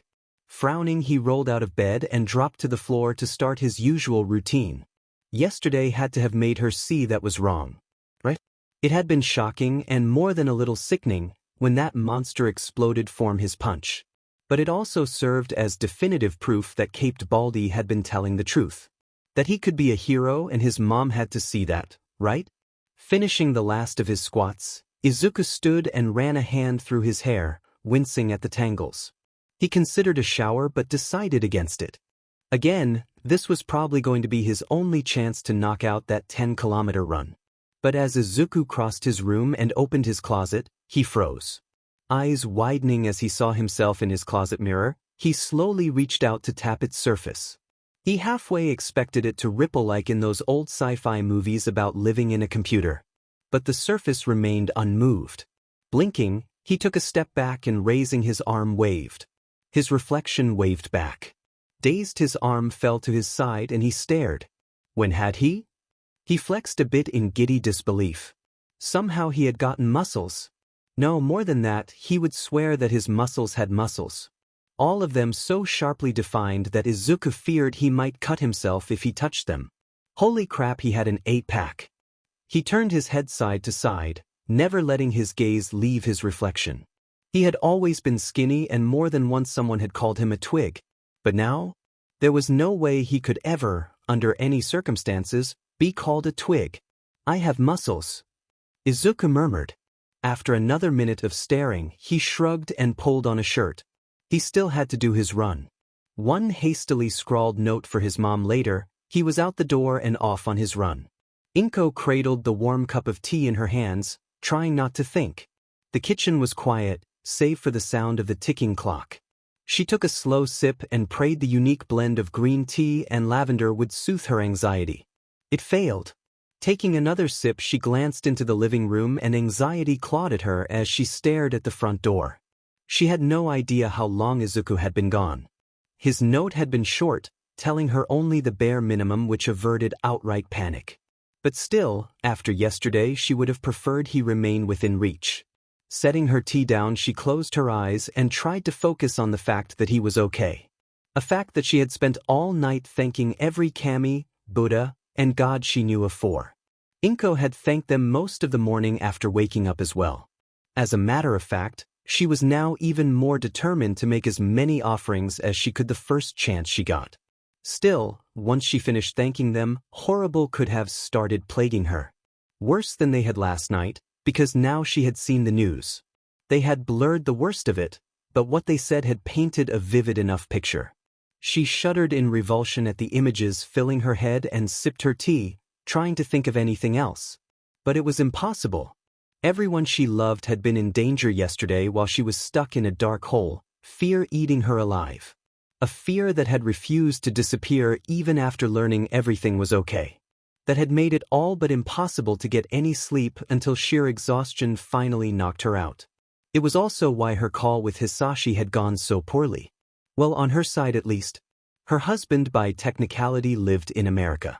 New Boston, Massachusetts to be exact. This meant that when she called it had been 4 a.m. his time.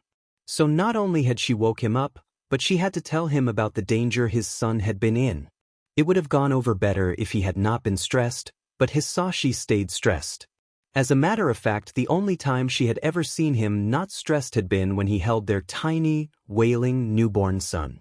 Point was that with their combination of issues, their tempers had gotten the better of them. It was amazing that Izuku had slept through all the horrible things she screamed at Hisashi. That conversation was not one of her prouder moments. Sighing, she started to take another drink when the front door opened. Looking up, she and Izuku both froze as their eyes met. After a minute she turned back to her tea and he quietly shuffled down the hall. A few minutes later she heard the shower and she tried to brace for the coming conversation. Like she told Hisashi last night during a lull in the accusations, Izuku would never give up on being a hero. Everyone in the world, including her, had told him to give up and he had told them all to sit on it and spin. It made her so proud that her heart almost burst. Still, a part of her wished she could make him give up. Yes, he had saved Mitsuki and so many others in doing it. Yes, he had acted like the hero he had always wanted to be. But she did not care. She was his mom and all she wanted was for him to be safe. When he at last sat down at the table, she did not react, uncertain of how to say what needed to be said. When she at last tried to something, nothing came out. Eventually it was Izuku who broke the silence. "I'm sorry. I know. I had to, I'm sorry, but I just had to." Inko frowned, clutching the cup tight in her hands. "No, you didn't. I'm sorry. I know you're sorry." Inko snapped, finally looking at him. He jerked away from her, his expression of shock, and she took a deep breath. She needed to be calm. This could not be like her conversation with Hisashi. When she spoke again, she did so softly, even though her voice cracked. "I know you're sorry, Izuku. I know you didn't mean to scare me. But that doesn't change the fact that you scared me to death." Izuku nodded, glancing down. I just saw her in danger and I couldn't let her just go, and then when I saw what was about to happen I had to do something." He paused before adding in an almost too quiet tone. "I had to try." "Yes, I know." She smiled sadly, tearing up. "But that still doesn't change that fact that you had no idea if you could save her. What if you had punched that thing and it just laughed? It would have killed you both and I'd be left dash." She put a hand over her mouth, blinking away tears as her anger reared up again. Why, you had no idea how things would turn out. Izuku, you didn't think. Izuku flinched again. Do you not want me to be a hero? A million times yes. Inko wanted to sleep at night and not worry that someone would knock on her door to tell her he died. To not see Izuku give his life on live TV in full color and resolution. To not make her to cry herself to death at his funeral. She wanted him to be safe, grow old and outlive her. She wanted him to give her dozens of grandbabies. She wanted him to be happy. And to be happy That's not what I'm saying. Inko whispered, gazing forlornly at the wonderful man she raised. Izuku, I'm proud of you. Unbelievably proud. Prouder than any mother in the history of the world. What you did yesterday was brave. You saved her, but also so many others, and you never thought twice about it. But I'm also furious with you. Because you risked your life without thinking. You ran out there without any training, without any regard for your own safety. I sat in that shelter and all I could think, all I could imagine, was those things tearing you apart. Shame flickered across Izuku's face. Worse, Inko hissed, voice trembling, as furious as I am, as proud of you as I am, I'm twice as scared. Because I know you'll keep doing it. Because you can't help but try to help others. That's who you are. Anyone trying to stop that would have better luck pulling the stars from the sky. That's the man I raised, and I'm going to have to watch you risk your life until one day She broke down into sobs, unable to give voice to those final words. When she felt him wrap his powerful arms around her, trying to comfort her, she sobbed even harder. Nothing he could say or do would ever comfort her. Not about this. I'm sorry, she whispered, desperate. Izuku, please, I'm sorry, I'm so sorry, you can be a hero. But please just promise me that you'll be safe and happy, she choked back a sob, please. I promise. Izuku murmured into her hair, voice halting. Inko nodded and furiously wiped at her tears, for all the good it did. Okay, we should go. Izuku nodded but did not let go. Hero Public Safety Commission, HPSC, Office, Kasumigaseki, Chiyoda Ward, Tokyo, Japan. Kukanshu Chie took a sip of her coffee and grimaced. Clearly it had been sitting too long, but it was better than nothing. Still she rocked back in her chair and looked around her cubicle, trying to clear her head. Chie knew her role was important. Really she did. Chie's division oversaw Mizudafu and she was the chief operator. Her role was to coordinate the local heroes, law enforcement, and emergency services. Also to ensure that all hero reports were clear, concise, and factual. So that way when they were filed there would be no questions or confusion. This also ensured that the heroes were paid an appropriate bonus for the aid they supplied, so that they could avoid someone trying to take advantage of the system. The problem was that she was running into hour 1 billion on a 96-hour shift and all she wanted to do was sleep. But if she did that then her co-works would have to pick up her slack. And they were all running into hour 1 billion as well. A problem that could have been avoided if the commission would hire more DMN workers. But no. There was no room in the budget for more workers. Or raises. No, honest. President Kinoshita-sama herself sent out an email apologizing to everyone about this unfortunate fact. They were all in this together after all. They just had to work hard so they could weather this unfortunate fact. Also, since she would be out of the office for 2 weeks, they had to contact Vic President Narinki-sama if they need something. As if no one knew, that meant it was time for her bi-monthly vacation to Jocasta with her son. Chie scoffed and sat forward, turning her attention back to the report before her. Inaberrant beings. DMN Commission. She should have been in bed cuddled up with someone very pretty and not all that bright. Instead here she sat. In this god's-forsaken cubicle, trying to make this rambling crap into something usable. She poked at the report for a bit, halfway tempted to give up and rubber stamp the FNG mess. Other operators did it all the time. But no. She had to have integrity.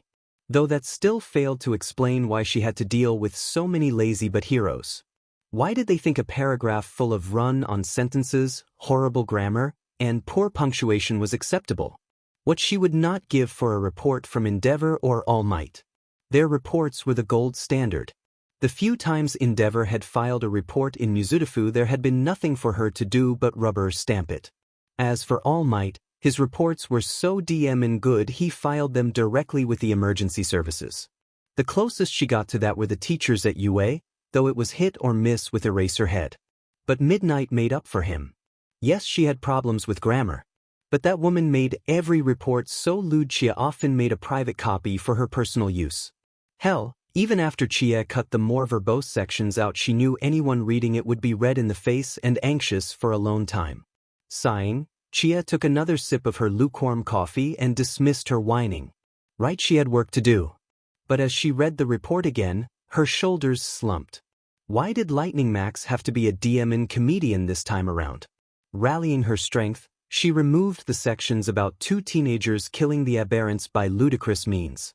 First off, a simple background check showed that Midoriya had no quirk, and while Bakugo had one, nobody would be insane enough to shove their arm down the throat of an aberrant being to blow it up. So instead she replaced that section with a far more factual statement.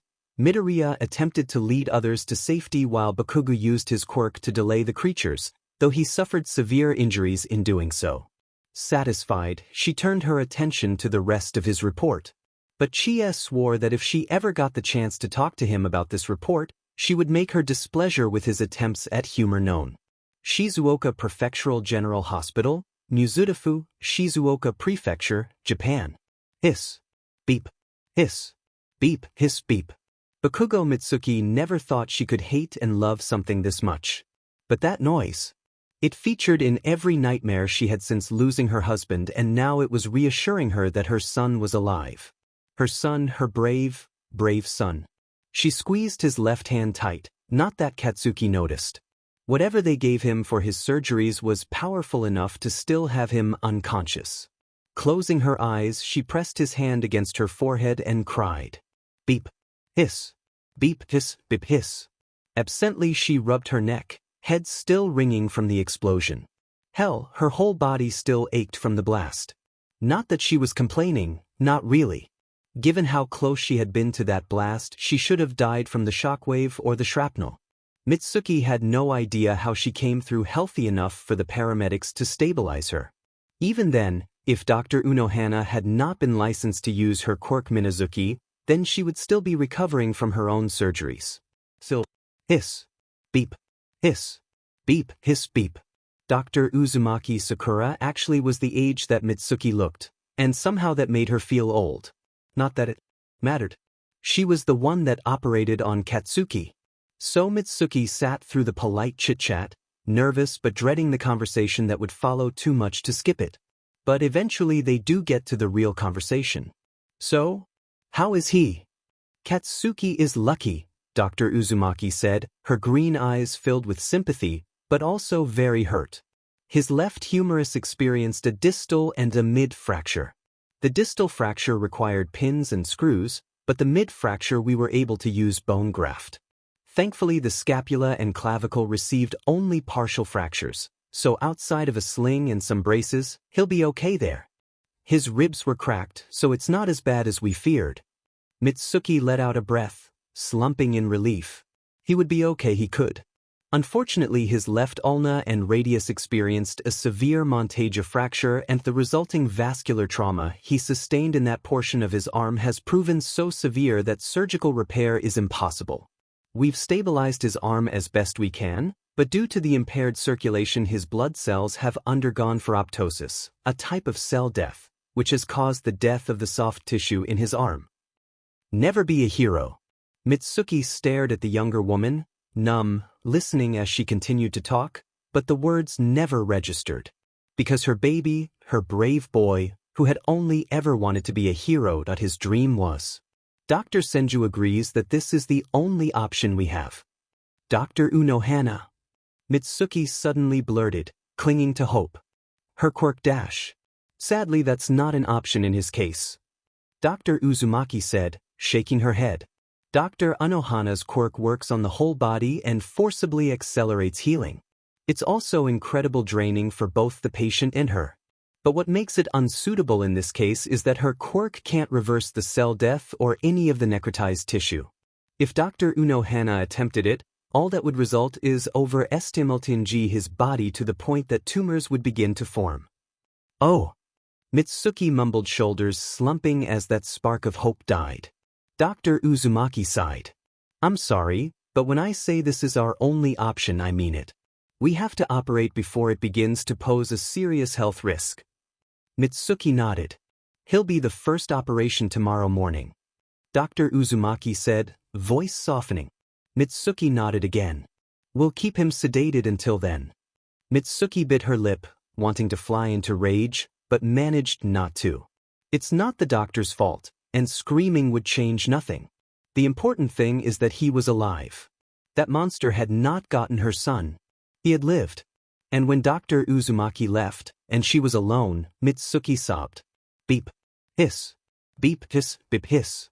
God, I am your child, and that means I am destined to live a life of victory. I declare that you are going before me, making crooked places straight. I know that you will never give me more than what I can handle, and Mitsuki's voice broke mid-prayer, and she glared up at the ceiling, anger burning bright. Have I not even do enough for you? I read my devotionals every DMN day. I give to the poor. What more do I FNG need to do? What? I declare every day that you're making my dreams come to pass. I thank you every day for all the good things, and why? Demon ity? Furiously she started wiping at her eyes, before dropping her head into her hands. She had not felt this lost and helpless since her first trip to the States. If her friends had not taken her to the Potter's house in Los Angeles, then she would have never found peace. But all she had was the basics she picked up during her stay, so she had no idea why he would do something like this. God loved them, he wanted them to be happy and prosperous. To be good people and follow some common sense rules. First you took Muresu from me, and now Katsuki is. I don't understand, is this daughter you punishing me? You do that right? Mitsuki asked, looking up. Is that what this FING is? You're punishing me for something? What the F did I do? She sobbed and shook her head. Doesn't FNG matter? If that's it, if this is all some kind of FNG punishment for something I've not done, I'm sorry that I don't know what it is I'm supposed to do, but I'm effing sorry. Okay? If that's what this is, you punishing me for some effing reason, I'm effing sorry. Silence. And if that's not it, if this isn't you slapping me like a little beach, could you maybe let me know? Mitsuki. Startled out of her prayer, Mitsuki had just enough time to look up before Inko hauled her out of the chair and into a bone-crushing hug. Hiss. Beep. Hiss. Beep. Hiss. Beep. Inko dash, Mitsuki choked out, tears running down her cheeks. Hush, Inko cut her off, choking words out between sobs. Let me hug you. Mitsuki clutched her tight, enjoying the closeness. The warmth and comfort and love that this wonderful woman was giving her. Quietly, Mitsuki moved a hand to slide the back of her head, rocking Inko gently. I'm so sorry, Mitsuki whispered, after a moment. I wasn't thinking, with everything going on, and I should have let you know. God, I wanted to hear your voice, and I'm sorry. In response, Inko tightened her grip and nodded faintly, still crying. It's okay, it's okay. For a moment there was only the two of them, and they clutched one another tight. Yet even as she took comfort from the hug, even as she thanked God for his answer, she realized how badly she had failed her girlfriend. Because somehow in all the chaos and pain, Mitsuki had failed to realize just how hard yesterday had been for her girlfriend. As horrific and terrifying as it was to know Katsuki was out there, it paled to knowing Izuku was out there. At least her son had a quirk, but Izuku had been risking his life against those things without a quirk. Not that he had needed one in the end. Thinking of Izuku, remembering that punch, she wondered how he had done it and then decided it did not matter. All that mattered right then was the crying woman in her arms. Eventually Inko started taking deep breaths, clearly trying to pull herself together. 10 minutes later the sobbing had stopped and Inko was trying to straighten herself out. Once the threat of drowning was over, they pulled away from each other, though Mitsuki kept a tight grip on her girlfriend's hand. Then Mitsuki noticed Izuku and her eyes lingered on his black shirt. It was a graphic print of a dinosaur chasing someone and the words, "Sometimes we just need motivation to run." God, even now he had zero sense of fashion. Then her attention turned to him properly. He stood in the door, politely not looking at them, and it should have worried her. But no, she knew that flavor of polite disinterest.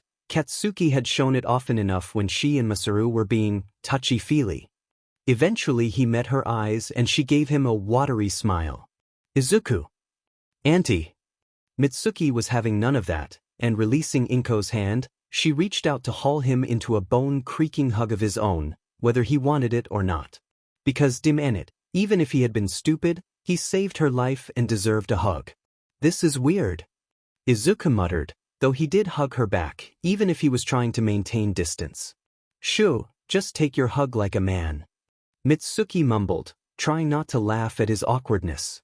Stepping back, she cupped high cheek and sniffed back a few tears, before smacking him on the shoulder. What the hell were you thinking running out there like that? Izuku scratched his cheek. That Mom would be really sad if I let you get hurt. For F's sake. Mitsuki mumbled, pinching the bridge of her nose. Part of her wanted to tear him a new one, but that would be pointless. He took after his mom in that they would do anything for someone they loved. Berating either of them for it was the same as berating a mountain for being a mountain. How's Katsuki? Inko asked softly. He's alive. Mitsuki said, turning back to Inko while struggling not to burst into tears again. They're keeping him sedated. He's mostly black and blue, except his right arm is, she trailed off, staring at the far wall. A minute later, Mitsuki startled as Inko took her hand. Sighing, she continued, voice raw. They've done what they can, but the trauma it's bad. She took a deep breath, then let it out before finishing. They've got him scheduled for surgery first thing in the morning to remove his arm. No. Inko whimpered. Mitsuki said nothing, staring down at her sleeping boy. Reaching out, she stroked his hair with her free hand. The effing brat should have run. I'm sure he tried. Inko murmured. Izuku laughed and then flushed and embarrassed as they both looked at him. Izuku.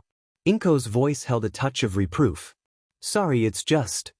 Izuku trailed off, not quite looking at them. Just what? Mitsuki asked, frowning. Izuku scratched the back of his head and sighed.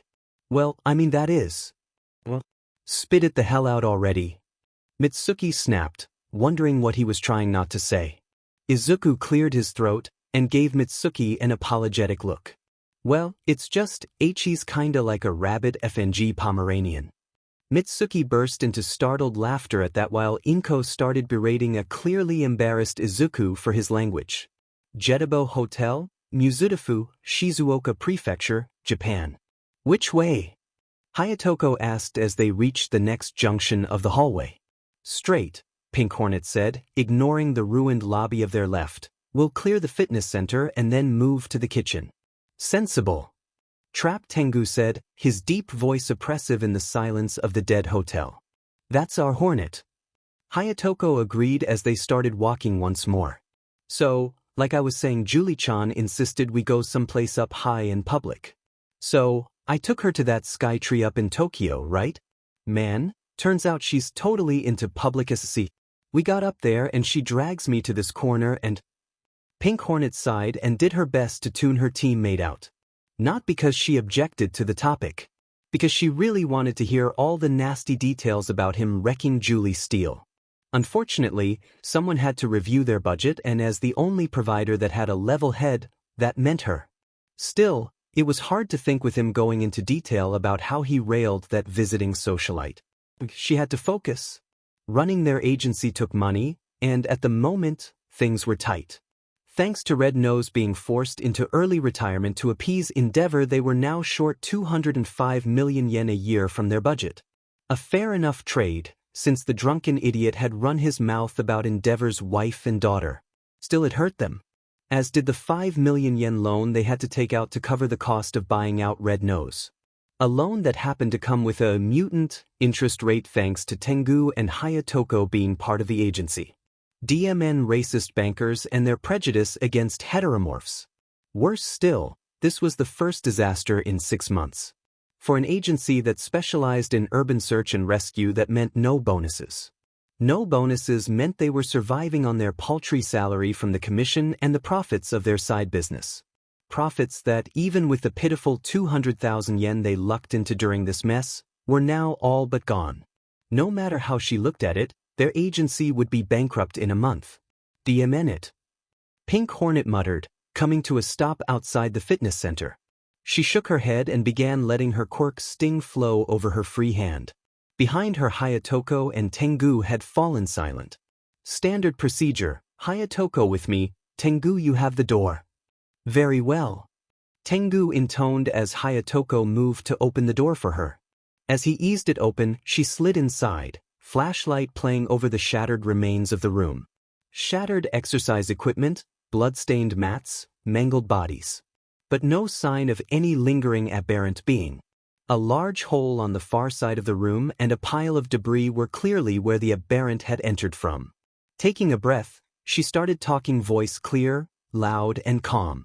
This is the Pink Hornet. I'm a pro-hero with the group The Providers. We're working with Mizudafu Rescue Operations to search and clear the area. Is there anyone here who needs our aid? She waited a moment before repeating herself. This time there was a faint groan, barely more than a hiss, but loud in the silence. Help! On me!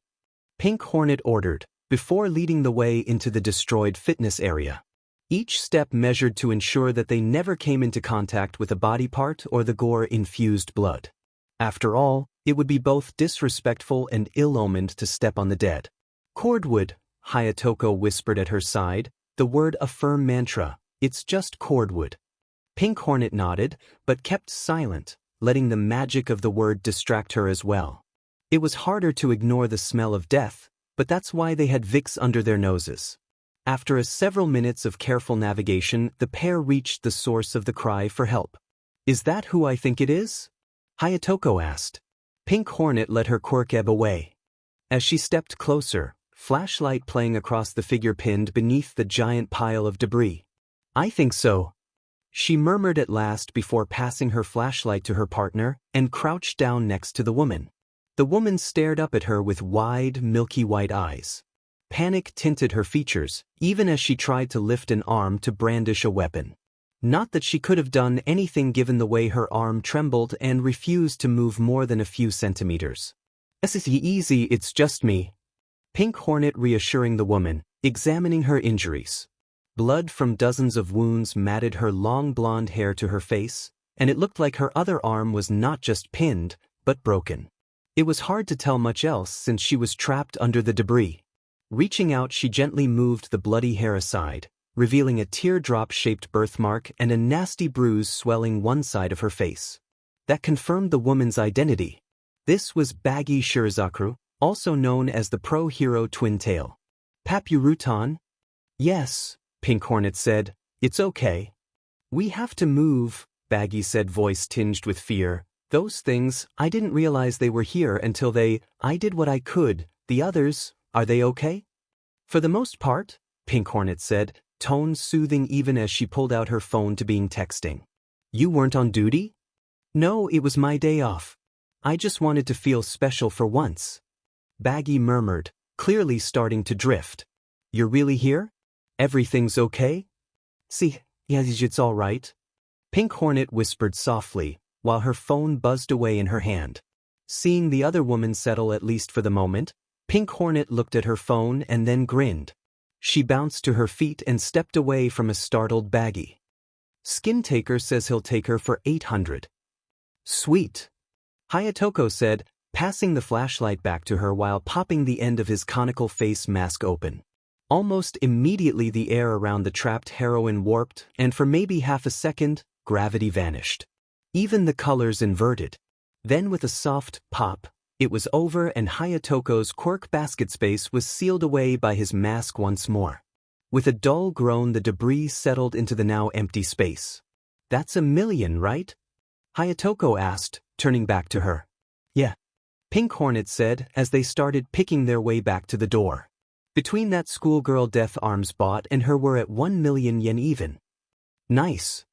Hayatoko said with a fist pump. I take it things have turned in our favor? Tengu asked as they rejoined him at the doorway. Hell yeah, got 800k for Twin Tails. She was a pro-hero, Tengu muttered, ruffling his feathers. You should have negotiated for more. PFE only ranked 400, Pink Hornet scoffed. But hey, you want to call up Skin Taker and haggle price be my guest? Hayatoko laughed. Perhaps I will, Tengu said with a huff, if you could arrange for all might and endeavor to back me up. Yeah, sorry buddy, Pink Hornet said, reaching up to pat his shoulder. We could sell Mirko to the Creature Rejection Clan and still not have enough money to bribe them into helping us. Unfortunate. Yeah, Pink Hornet said, regretting that they would never manage such a feat. Mirko would go for 100 million yen easy. No point in complaining, we still have a job to do. Tengu, place the beacons so the MRO can get an accurate count of the dead and we'll finish up the ground floor before heading up. Man, Hayatoko sighed, a hero's work is never done, is it? Izuku. Honey, wake up. Wah. Izuku startled on the chair he was in and looked around in confusion. Where were his All Might poster and action figures? Or his ultra-rare Mirko statue he won? Then reality filtered its way through by way for the soft white paint, fluorescent lights, and that noise. Settling, he turned to his mom, worry starting to bubble in his chest. Did something happen?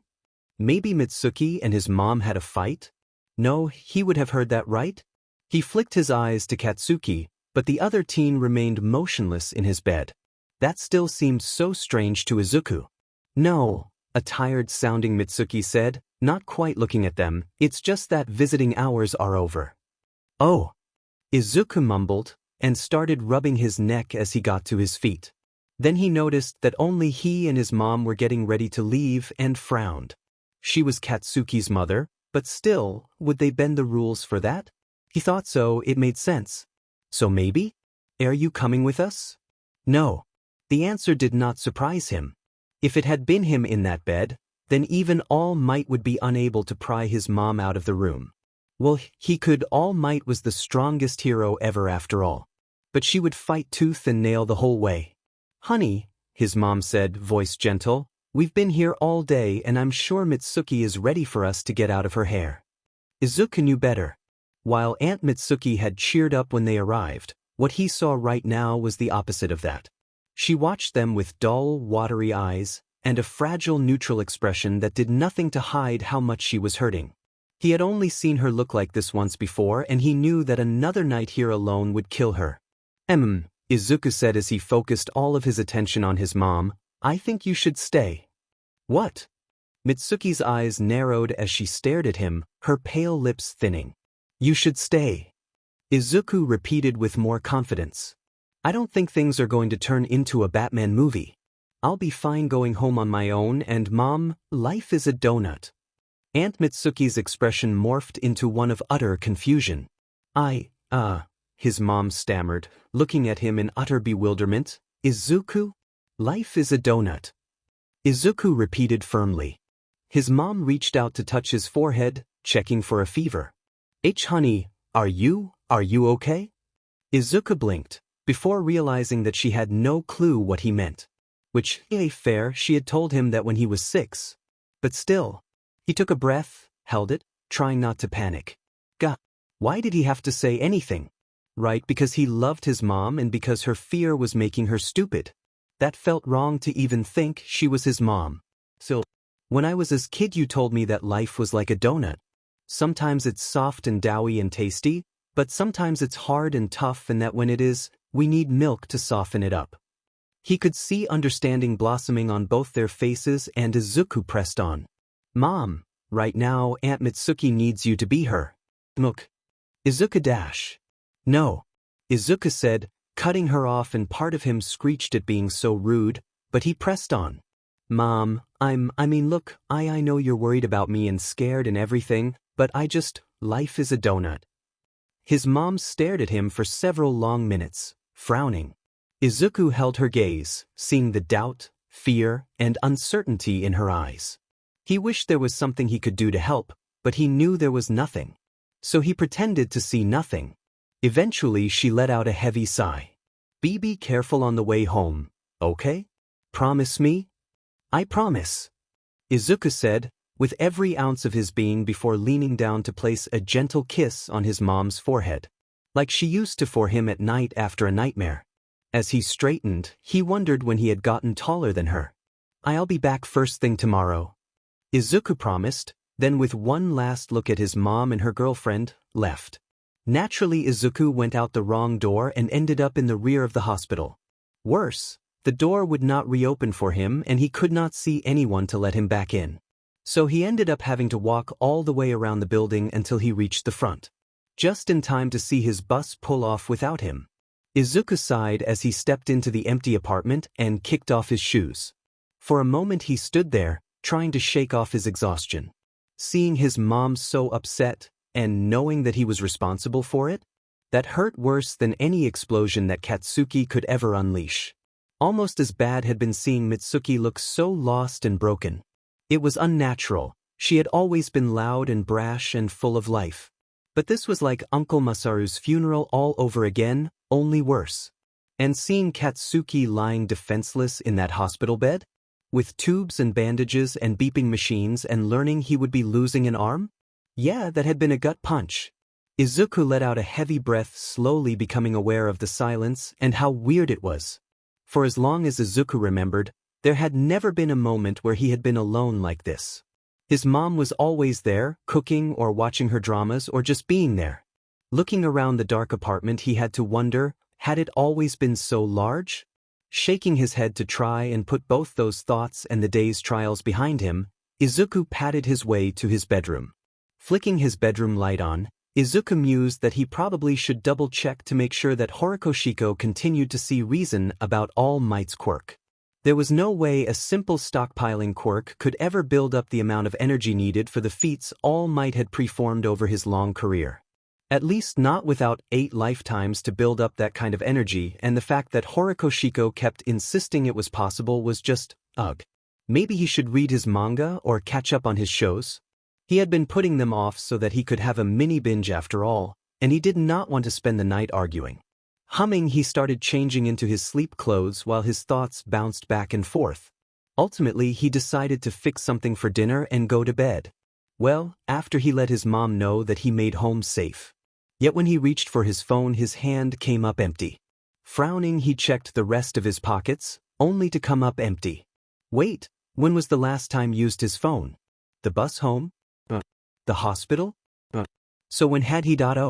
Spotting it on the charger still, he scratched his head and he laughed a bit. Sitting down on his bed, he picked his phone up, only to discover 3 texts from Yayazoru and 4 missed calls from Fubuki. His stomach sank as he realized that he had failed to let his friends know that he was okay. He stared at the phone and the notifications for a bit longer, biting his lip, before ultimately deciding it would be better to call them in the morning. Only for the strangest sensation to wash over him. It was as if he now teetered on the edge of a dark chasm from which a shadow of horror and despair crept up to consume him.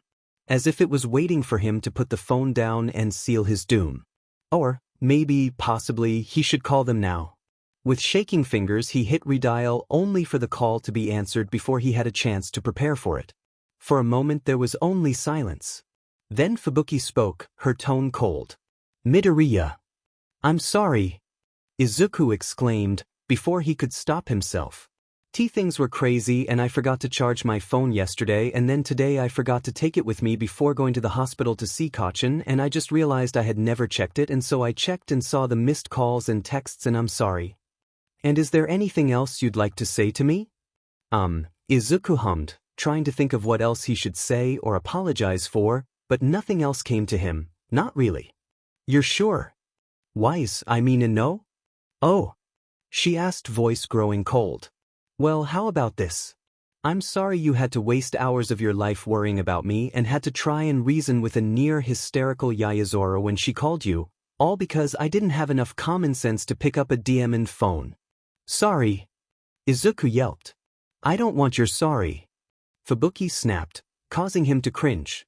"I want you to take responsibility. You promise me right now, if something like this happens again, you call and tell us you're okay first thing." "Weiss, right, I promise, and I'm sorry Izuku!"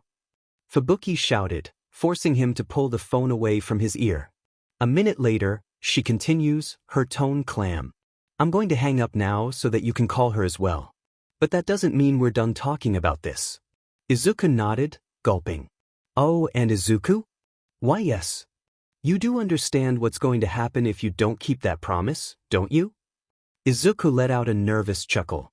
Why you'll rip me limb from limb from limb from limb? Silence. Fubuki. Good night, Izuku. Fubuki said, her tone sweetly ominous, before she hung up. Izuku sat there for several long minutes, phone pressed against his ear, trying not to shiver. Who knew girls could be so scary? Still, it was nice to know that Fubuki cared. After another minute to gather his courage, he located Yayazoru's number and called her. Once more his call was answered before he had time to prepare for it. Izuku. Yayazoru said, sounding far more relieved than upset. You're okay? I wasn't sure if you lived in Mizudafu. I thought you said you did, but I wasn't sure, and the news had been nothing but grim, and my company's security team wouldn't help me locate you. They said it was a breach of trust, and I was so worried, and I know Boyne told me that you were okay, but still. Izuku blinked, taken back at the deluge of words. Was this what it was like when he went on about quirks or heroes? Wait, what was that bit about a security team? You are, right? Izuku blinked, startled out of his thoughts. Sorry, what? Okay. Yayazoru said, anxiety lacing her words. You're calling me, so clearly you're okay, and I was worried for no reason, but still, it would put me more at ease if you said so. Oh, why, I'm fine, Izuku said, blushing, and used to such obvious concern since Fubuki crouched her concern more in angry tirades and declarations. The truth is, with how crazy things were yesterday, I forgot to charge my phone last night. Then this morning I had to go see a friend in the hospital, and I forgot to take my phone with me. I see. Yayazoru said, letting out a sigh. I'm glad that you're okay. What about your friend? Are they okay?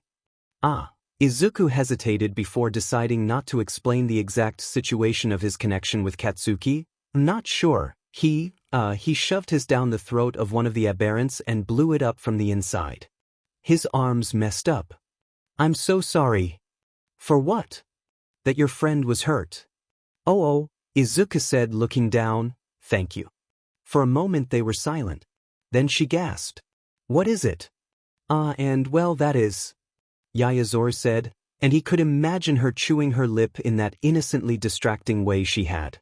I have to apologize for being so familiar earlier. I know we are not exactly friends, and I hope you can forgive me. And no, it's fine, Izuku said, blushing despite himself. I mean, I know we haven't spent much time together, but I really haven't had many friends, and it was a lot of fun talking to you that day, and I think you're my friend, so it's okay. Really? Yayazoru asked, voice pitching high before she cleared it. Then please call me Momo. Okay. Izuku said, smiling as his cheeks turned red. But only if you call me Izuku. I believe I can do that. Momo said happily. Another moment of silence. Anyway, Izuku said, clearing his throat, about what happened. I promise that if this happens again, I'll make sure to let you know. I could have used my mom's phone, or the hospital's, or something to reach you. No, I understand, Dash. No. Izuku said, shaking his head. We're friends. I should have let you know, and I'm so sorry for not doing so. I see. Momo said, before clearing her throat as well. Very well, in that case I will hold you to that promise. I will certainly sleep easier knowing you're all right in the future. Izuku blushed yet again, both from how earnest that sounded and because of the mental image he just had of her in bed, hair spread out behind her on the pillow. I should get ready for bed. I have to accompany my parents tomorrow, Momo said, interrupting his thoughts. We'll talk more tomorrow? Why yes. Izuku said. Well, good night, Momo. Pleasant dreams, Izuku. Izuku froze, blushing bright red. Did she really just say that? Why? She had sounded so earnest. But even as he panicked, he realized that she had already hung up, leaving him alone with that last comment. And maybe she had not meant to say that? She probably said it all the time to her family at night and it just slipped out. Right? Eventually he managed to recover enough to send his mom a text to let know he made it safely.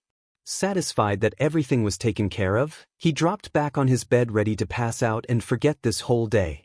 April 10th, Nabu, Hyogo Prefecture, Japan. Tatsumaki stared out the window of the car, amazed. Things at street level looked so different. Strange. It looked like an alien world to her. After all, when you could fly, why walk or ride? It wasn't always an option as a student, but now? Her hero license meant she could do it with impunity, and she never wasted a chance to do so. A sigh at her side drew her attention back to her baby sister. The grumpy look on Fubuki's face amused her, as did the annoyed glare she received. As if it was Tatsumaki's fault they had to travel by such mundane methods. Still, she could understand. A 4-hour train ride followed by an hour drive to their hotel would make anyone grumpy. Tatsumaki doubted that was the only reason. No doubt it annoyed Fubuki that this trip was taking time away from her latest childish plan. Tatsumaki almost laughed as she turned her attention back to the outside world. For all of Fubuki's efforts at keeping her little plan a secret, she had failed to account for one thing. Those leeches at Aldra High were more than willing to give the Rank 6 Pro Hero regular progress reports about her baby sister. Humming, Tatsumaki wondered if she should drop that bomb or let it stay her secret. She was leaning toward keeping silent. Her baby sister was hard-headed, and telling her would not deter her. In the end, she chose to say nothing. Things would turn out how Tatsumaki wanted, no matter what. After all, given Fubuki's personality and tendencies, they would boot her from the heroics course in the first week. It would upset the prima donna, but who cared? Fubuki would be in the general education course of a top university and end up with an excellent education. She wouldn't be wasting her life trying to be a hero. Are you going to tell me where we're going? I've already told you not to worry about that, Tatsumaki said. You're just coming along because I need to keep an eye on you. Fubuki scoffed. Tatsumaki smirked and turned to look at her younger sister. I'm sorry, did you already forget that little mess you made the last time I left you unsupervised for longer than a day? Fubuki scowled, crossed her arms and looked away. Her little sister needed to be reminded of her place sometimes. And the reason we had to leave so early? I'm missing school for this. Fubuki asked after a bit, trying a different tactic. Because if we flew, it'd take us all day since you're so slow. They rode on in silence. After a bit, Tatsumaki sighed. As amusing as it was, she wanted to enjoy her time with her sister. It's a fundraiser. Silence. What? You heard me. But, a fundraiser? A dumbfounded Fubuki asked. Really? Tatsumaki sniffed. Is that so hard to believe? Yes. What? Why would you say that?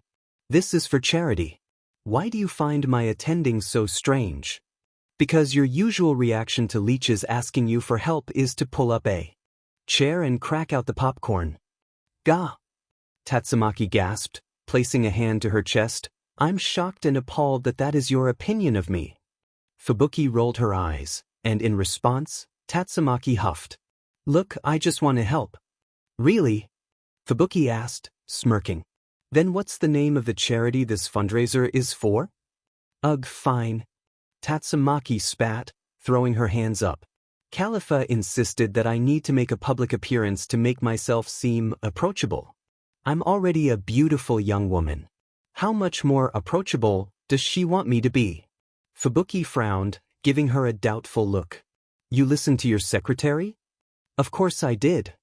Tatsumaki huffed, then seeing Fubuki's look of disbelief, grudgingly continued. All Might may have said something as well. I knew it. Fubuki said, looking satisfied. Crap. She needed to deflate her sister's big head before it was too late. Oh, wow, you're so brilliant you successfully deduced that I listened to All Might and my secretary on how to improve my image. The look of hurt that flashed across Fubuki's face stabbed at her, but Tatsumaki ignored it. She had to learn. After a minute, Fubuki decided to speak again. So how much are you planning on donating? Tatsumaki blinked, giving her a blank stare. Donating? For the fundraiser. Silence. Sister? Oh please. Tatsumaki huffed as she crossed her arms and turned her nose up. They won't miss one donation with all these snobs around. Aldra High School, Mizudafu, Shizuoka Prefecture, Japan. Well, you're all in your last year, so it's time to get serious with thinking about your futures. At those words, Izuku zoned out and turned his attention to his notebook. He had his future planned and more important things to focus on, like tweaking the quick notes and rough sketch he had made of latest hero to make her debut. Erasing his scribbled notes, he started getting into details about MT Lady. First off, her quirk ignored the square cube law since her skeleton and organs supported the change in size. If his math was right, that meant she was at least, carry the 16 times stronger than a normal. He didn't know how much higher her durability would be, beyond more. Her size was a drawback. It did not appear that she could moderate it, so she had to be careful about how she moved in a crowded environment. If she took a turn too sharply during a pursuit, she could level a building. Or with one wrong step she could squash someone. Plus, even if she was larger and stronger, it would take longer to build momentum, giving a villain who used their head a good chance of escaping. Then there was her vulnerability during her size change because of a decrease in reaction time. As expected, the sudden change from her normal height to her giant form resulted in a lag of her nervous system. As a result, it meant that if something happened during that PRD-MT Lady could not react fast enough. Which would explain this morning when, yeah! Izuku jumped at the sudden shout. Head whipping around, he worried for a moment that a villain had attacked the school. Or that his classmates had rioted. In the end, they were only celebrating. The teacher mentioned something about heroics. Still, as he watched, it struck him as wrong. Katsuki should be screaming about how great he was. But even if he was present, there would be no screaming. Maybe. It depended. Apparently Katsuki fluctuated between staring at the wall in silence and sedate him fast before he blows the whole building up angry. You know what? On second thought, it was probably a good thing Katsuki was still in the hospital. You all have such wonderful quirks. But remember, it's against school rules to use your quirks in the classroom. The faux chiding tone of the teacher went unnoticed by the others, to the lack of surprise of Izuku. Sighing, he turned his attention back to his notebook when an unpleasant voice cut through the noise. Guys, you want to hear something hilarious? Ryuki asked, kicked back in his desk. I heard that cripple Bakukeo's still planning on trying for you. Talk about an idiot, right? I mean, he'll be lucky to get into a third-rate trade school. Wow, since the king of idiots said it, we know it must be true. The whole class froze. Even Izuku had to wonder who was brave enough to say that, given Fubuki was traveling with her sister. Why was everyone turning to stare at him? Then Ryuki exploded to his feet and stomped his way to Izuku's desk, looming over it with a glower on his face. What did you say? Izuku stared up at him blankly before his eyes widened in realization. Wait, what? Crap. He had said that aloud. Izuku jolted out of his thoughts when Ryuki punched his desk, his quirk brass knuckles active. I asked you a question. Sorry, that was rude of me. Izuku mumbled, absently watching the brass melt away from his knuckles. Now that he was thinking about it, could Ryuki's quirk involve more than just hardening the carbon of his skin? If it had, the other teenager would have figured that out already. Right, this was Ryuki he was dealing with. Izuku jumped as his desk was punched once more. Pay attention, you quirkless moron. Your betters are talking. Wait, All Might's here? Minute. Do you have a death wish? Ryuki screeched, grabbing a fistful of Izuku's uniform and hauling him to his feet. And no, Izuku said, frowning as he reached up to seize Ryuki's wrist, pulling his hand off him, and don't touch me. Ryuki tried to JRK his arm back, but Izuku kept hold of it. Whispers broke out at that, not that Izuku noticed. He was busy staring at Ryuki, something hot, angry, and ugly rearing its head. For one brief moment Izuku thought about how easy it would be to crush the other teen's wrist. Midoriya, let him go this instant. The teacher shouted. Snapping out of his dark thoughts, horrified, Izuku immediately released Ryuki's wrist. Around him the class exploded into more murmurs. Izuku ignored everything, trying to control his breathing. What was wrong with him? Why would he think something like that? PFT, don't know why I was upset, Ryuki said, giving him a nasty look while rubbing his wrist. It's just Deku after all. What did you call me? Izuku asked, his attention sharpening as they met each other's eyes once more. Something in his gaze made the bully flinch. Midoriya, sit down at once and stop antagonizing other students. The teacher shouted. Izuku blinked and sat down hard, trying not to panic. Was he getting so angry? Was it because he was finally capable of fighting back? If this kept up, how long until he became a bully himself? If that was where this was going, then he would stop. Everyone, please return to your seats. The teacher said, his voice sounding tired. Midoriya will be speaking after class about your continued harassment of your classmates. Yes, sensei. Izuku said, squashing his surge of anger at the injustice. Yaezuru Estate, Nabu, Hyogo Prefecture, Japan. The grand ballroom's stained glass ceiling shimmered from the late afternoon sun. This resulted in shimmering pools of color that stained the ebony walls and floor. Pools that the mansion's staff passed through as they scurried back and forth.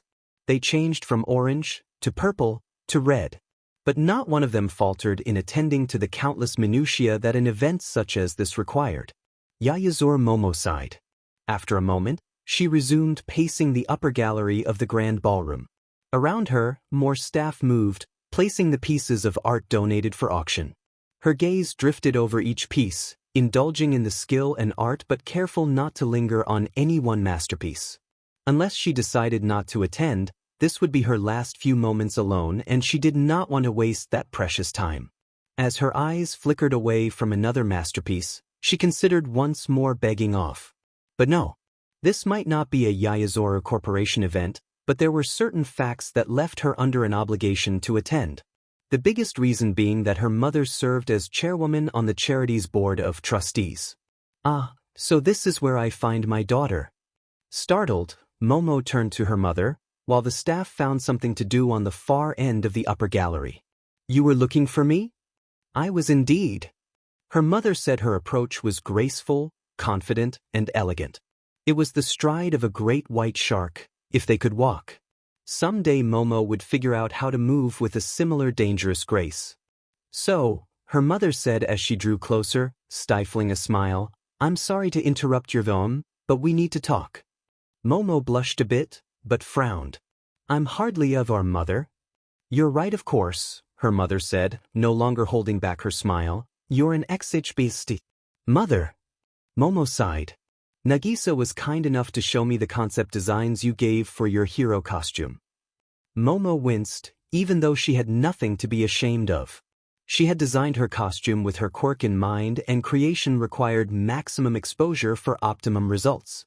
The fact that it also aligned with her dislike of clothes was nothing but a happy accident. Of course, she had been aware that her mother could misinterpret such a design. That is why she had gone to her friend Nagisa in an attempt to try and avoid that situation. But clearly, that had been foolish. Their friendship could not overcome the fact that the Shirabakumo family worked for the Yaezuru. Mother, you know I need to maximize access to as much surface area as I can. If I wore a more traditional costume, it would be constantly damaged, which would force me to waste time and lipids to replace it. I'm sure it is, dear, her mother said, giving her a dull look. But you forget I raised you, and I know for a fact that you've hated wearing clothes since you were 3. I think it's high time you accept this part of yourself. Mother. Not that it matters, her mother continued, ignoring her protest. Your designs were rejected due to decency laws. What? What did you expect? Her mother asked. Even if they had not been rejected for that, we never would have given Nagisa approval. While your father and I have no issue with your personal preferences, the design would have reflected poorly on both your reputation and on the reputation of the company. Not to mention that it would have left you physically vulnerable. Momo frowned. I see. Darling child, her mother sighed with a fond smile, you have nothing to fret over. I've told Nagisa to design a costume that is practical for your quirk, will provide some modicum of physical safety, is legally acceptable, and will appeal to your XHBDism. I am not an XHBTNST or a VYR. Momo hissed, face completely red. As you say, dear, her mother said with an airy wave, dismissing her words. I did not come just to discuss your features anyway.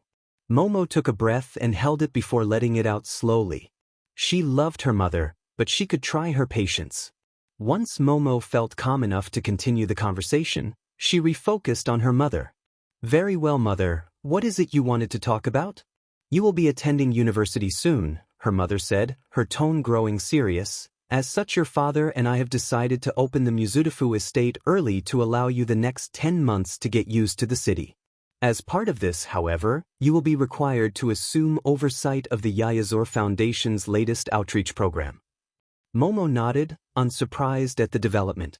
Growing up, she had had freedom and space, but there had always been an attached responsibility. In the past, it had been obtaining perfect grades or developing her quirk to an acceptable level. This was just more of the same. Still, to be handed complete control over a company-sponsored charity was daunting. Not that she would let it stop her. She was going to be a hero after all. What is the program? The Akira Outreach. Momo let out a tiny gasp of surprise. The name Akira was infamous, and to name the program after the young child that had lost control of his quirk and leveled most of Kyoto. So then the Diet has decided to cut the funding to its outreach program? Yes. Dr. Tarawa's research continues to disprove the quirk singularity theory. Her mother said, if anything, it continues to prove that while more powerful quirks are developing, each successive generation is far better adapted than the previous ones. As such, the government no longer sees a justification to maintain such a program. Still, to be so short-sighted. Momo said, sighing. As I've told you before, governments deal in matters of convenience, not conscience. Her mother said, smile growing wide and sharp. You can see why we're stepping in, I trust? Momo nodded. It was the right thing to do, of course. But it was also a rare instance where it was good business too. By helping those unfortunately rare individuals who did develop difficult to control and potentially unstable quirks, they created lifelong customers. Even better, by helping them, they ensured their descendants would think favorably of the Yayazoru Corporation and become lifelong customers as well. I won't disappoint you. As if you ever could. Her mother said fondly, before becoming serious once more.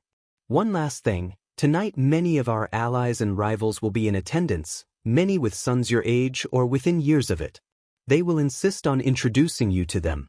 I wish for you to remember that you are no Yen princess and are under no obligation to entertain their efforts. Am I understood? Yes, mother. Such a dutiful daughter, her mother said with a sigh. Still, while we expect you to marry, and we may introduce you to young men we believe to be suitable matches, we will allow you the space to make your choices. Thank you, Momo said, meaning it. To others, it might seem unfair, and maybe it was. But her position as heir meant she had responsibilities that had to be balanced against her desires. As the sole heir of the Yayazoru Corporation, she had an obligation and duty to her company's employees to ensure she took care of her future. After all, being a hero was a dangerous career, even if you only planned on being one for a short time. Bah, enough of this, her mother said, reaching out to brush Momo's hair behind the ear with a fond smile. Come, child, we have a long night ahead of us and many heads to turn. Sewers, Mizudafu, Shizuoka Prefecture, Japan. Yagi Toshinori never thought much about sewer systems. Why would he? For 40 years, Toshinori was an active hero, and there was never a need to think about sewers. If required to describe them, he would use the words cramped, dark, foul-smelling, and dank. But he would never expect fluorescent lights embedded in the tunnel ceiling, or for there to be enough space 50 meters beneath the city for ninja turtles to get into sprawling fights and maintain a hidden lair. He also wondered what the giant concrete silos did. They had to be important given their presence every 9 to 12 meters. But mostly, Toshinori wondered what horrific thing he had done in a past life to be there. Burn down an orphanage? Kill a Buddha? Overthrow a government? Make his family take really long, boring road trips to the middle of nowhere? It must be something like that. He could not justify the universe doing what it did to him otherwise. Seriously. Why did he have to spend the last 30 minutes of his 10-hour time limit chasing a petty thief through a sewer? He should have been at his apartment starting dinner for a beautiful woman. Nothing romantic, Toshinori had enough self-awareness to know better. Without his left lung and half his stomach, his days of romance were over. To mention nothing about the 30-year age difference. Still, is it too much for him to enjoy a nice dinner with a beautiful woman? Frowning with mounting frustration, Toshinori checked his watch. Almost out of time. Ugh, why did he let someone with a slime quirk lure him into a sewer? More proof he was getting old. There was a time he would have caught the little nuisance in a matter of seconds. Was this how it was for Sorahiko? Well, one thing he knew without question. When he caught up with this being, Toshinori would deliver such righteous fury on him that even that monster all-for-one would stare in awe from the deepest pits of hell.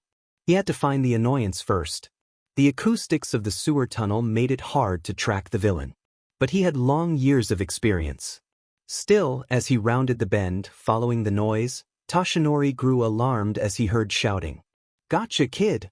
Fear and shame seized Toshinori's heart as he realized that his mistake and old age had put a child in danger.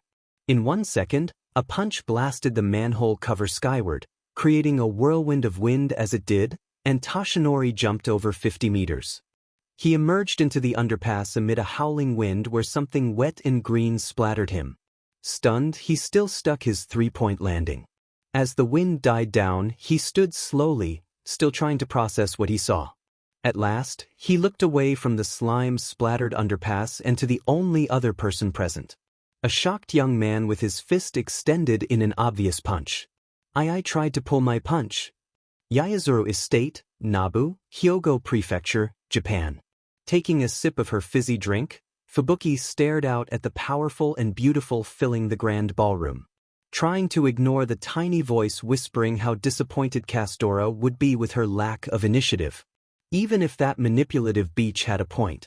If this was her usual type of party, Fubuki would have already started seeking out new followers. But this was not her type of party, and they were not disenfranchised students. These were politicians, business moguls, heirs, and heiresses. They were born into a life of wealth and privilege. One that most could not fathom. So she doubted her tactics would work. That was one of the reasons she hesitated. Another was that these were the sort of people her sister tended to keep her far away. There had to be more going on if she was exposed to these leeches. But none of her theories made any sense, and after the debacle involving her last school, Fubuki did not want to screw up whatever her sister had planned. Taking another sip of her drink, Fubuki let out a sharp breath, just as an upswell of excitement filled the room. Seeing the familiar face of Yaezuru Momo, Fubuki smirked. Her amusement only grew as a man old enough to a grandfather all but dragged his family to intercept Momo. It was like watching a preteen swarm a J-pop idol. Even better, he was so eager and interested in her that he failed to notice how practiced Momo's smile was. Then, if it was not for Fubuki being able to see her aura, she would not know either. The sheer skill it took to maintain that cheerful, polite expression was impressive. Momo was glancing at her. After a minute or two, she managed to leave the family and start moving again, toward her. Was she going to approach on her own? Almost immediately someone else waylaid her. A slender young man, and Fubuki blinked at the annoyance that flicked through Momo's aura. Humming, Fubuki once more considered approaching the other girl. It would be a great way to establish stronger ties with the other girl. With everyone watching her, she might not be able to get close enough. After all, the Yaezuru were wealth, and none of these leeches would let some upstart girl near that. A new aura hovering just behind her interrupted her plans. Letting out another sigh, Fubuki turned to face the brave soul. The newcomer was slightly taller than her, with swept bangs and brown eyes hidden behind stylish glasses. His emerald suit and red tie were clearly tailor-made and expensive. "Excuse me. I just wanted to say that is an exquisite dress and it really brings out your eyes." "Thank you," Fubuki said, polite but making no effort to hide her disinterest. "Sorry. I didn't mean to start with such a forward statement. I'm Aoshima Toshiyuki. My friends call me Toshiyuki." "It's no problem," she responded, taking a sip of her drink. "Is that all, Aoshima-san?" Let me apologize once more for my rudeness. I just felt that draw, you know? That moment where everything clicks and it was like I knew you forever." Toshiyuki chuckled. "It's silly, I know, but when I saw you I couldn't stop myself." Her first instinct was to swat him with her quirk, but this was not the place for such a tactic, though her sister would approve. So instead, Fubuki rolled her eyes and swirled the last of her drink. She cast a quick glance in Momo's direction and found her engaged in an intense conversation. I get it. It's easy to become a little overwhelmed with all of this, but I promise it's nice to have a genuine conver. Where are you going? Away. Fubuki responded without slowing her pace as she made for the doors. As Judge Jiruji droned on, extolling the virtues of his son, Momo stole yet another glance at Fubuki. Momo also knew her glances were being noticed, and that she was not alone in the constant glances. After all, like everyone else, Fubuki had dressed to impress. But unlike everyone else, her interest did not stem from how good Fubuki looked in her evening gown. Her interest came from the fact that despite Fubuki's impassive, cold-eyed expression, she could tell something was bothering her. Had been since she arrived. Sighing, Momo shifted her attention back to Judge Jiruji, debating once more the merits of approaching the other girl. The biggest reason she hesitated was that while they were friendly, that did not translate into them being friends, and she did not want to overstep boundaries. So, realizing that there was a lull in conversation, she refocused and gave Judge Jiruji her best polite smile. Judge, I have to apologize for being unable to continue this conversation, but it's been an honor to meet you and your family. Judge Jiruji frowned. Yes, of course. She gave him a polite bow, then one to his wife and son before moving on. Around her the crowd shifted, nobody impeding or approaching, but she could sense the gazes lingering on her. She cast another glance at Fubuki and noted her smirk, clearly amused by what she saw. Ah, Yayazur-sen, I'm glad I caught you. Startled at the familiar baritone, Momo paused mid-stride, turning to face them. The slender, athletic young man who owned the voice was a few years older than her. He wore a dark, well-tailored suit and bore a bright smile. His eyes glinted with something dark and alluring. She wanted to grimace. Saru Shinobi, the heir of Saru Industries, the current chairman of the Youths for Progress, and the last person she wanted to see right then. Sadly, Momo could not ignore him, and she gave him a polite bow while donning her well-practiced smile. Sersen, I trust you are having a good evening? It's been a wonderful time so far, Saru said, taking a sip of his drink as his eyes darted briefly to her bios. But then I suppose that's to be expected from a Yayazoru family event. I'm glad to hear it, Momo said, struggling to maintain her mask of polite obliviousness. So, you wish to speak with me? I do, he confirmed, his gaze dropping to her bios once more. Sadly, it's a boring matter. It seems you declined our invitation to the rally we're holding this weekend, and it ruffled enough feathers that I was compelled to talk to you about it. Momo held back her sigh as he looked at her cleavage yet again, but was unable to help but roll her eyes. Part of her wanted to ask if he was afraid that her bias had magically wandered off since the last time he looked. Instead, she settled on focusing on the conversation. I did not expect my lack of attendance to upset anyone. No, nobody's upset, Saru said with a lazy shrug, just concerned. I see. So? Are you sure you won't attend? Hannibata Koku's secretary just confirmed that he's going to speak. Momo hummed, taking sip of her own drink, trying to buy herself time to think. A chance to speak with the leader of the Hearts and Mind Party would be a rare opportunity. Even if all she did was hear him speak, it could be well worth the time. But she was wary of attending. She did not want to give the appearance of joining. Still, it was one weekend.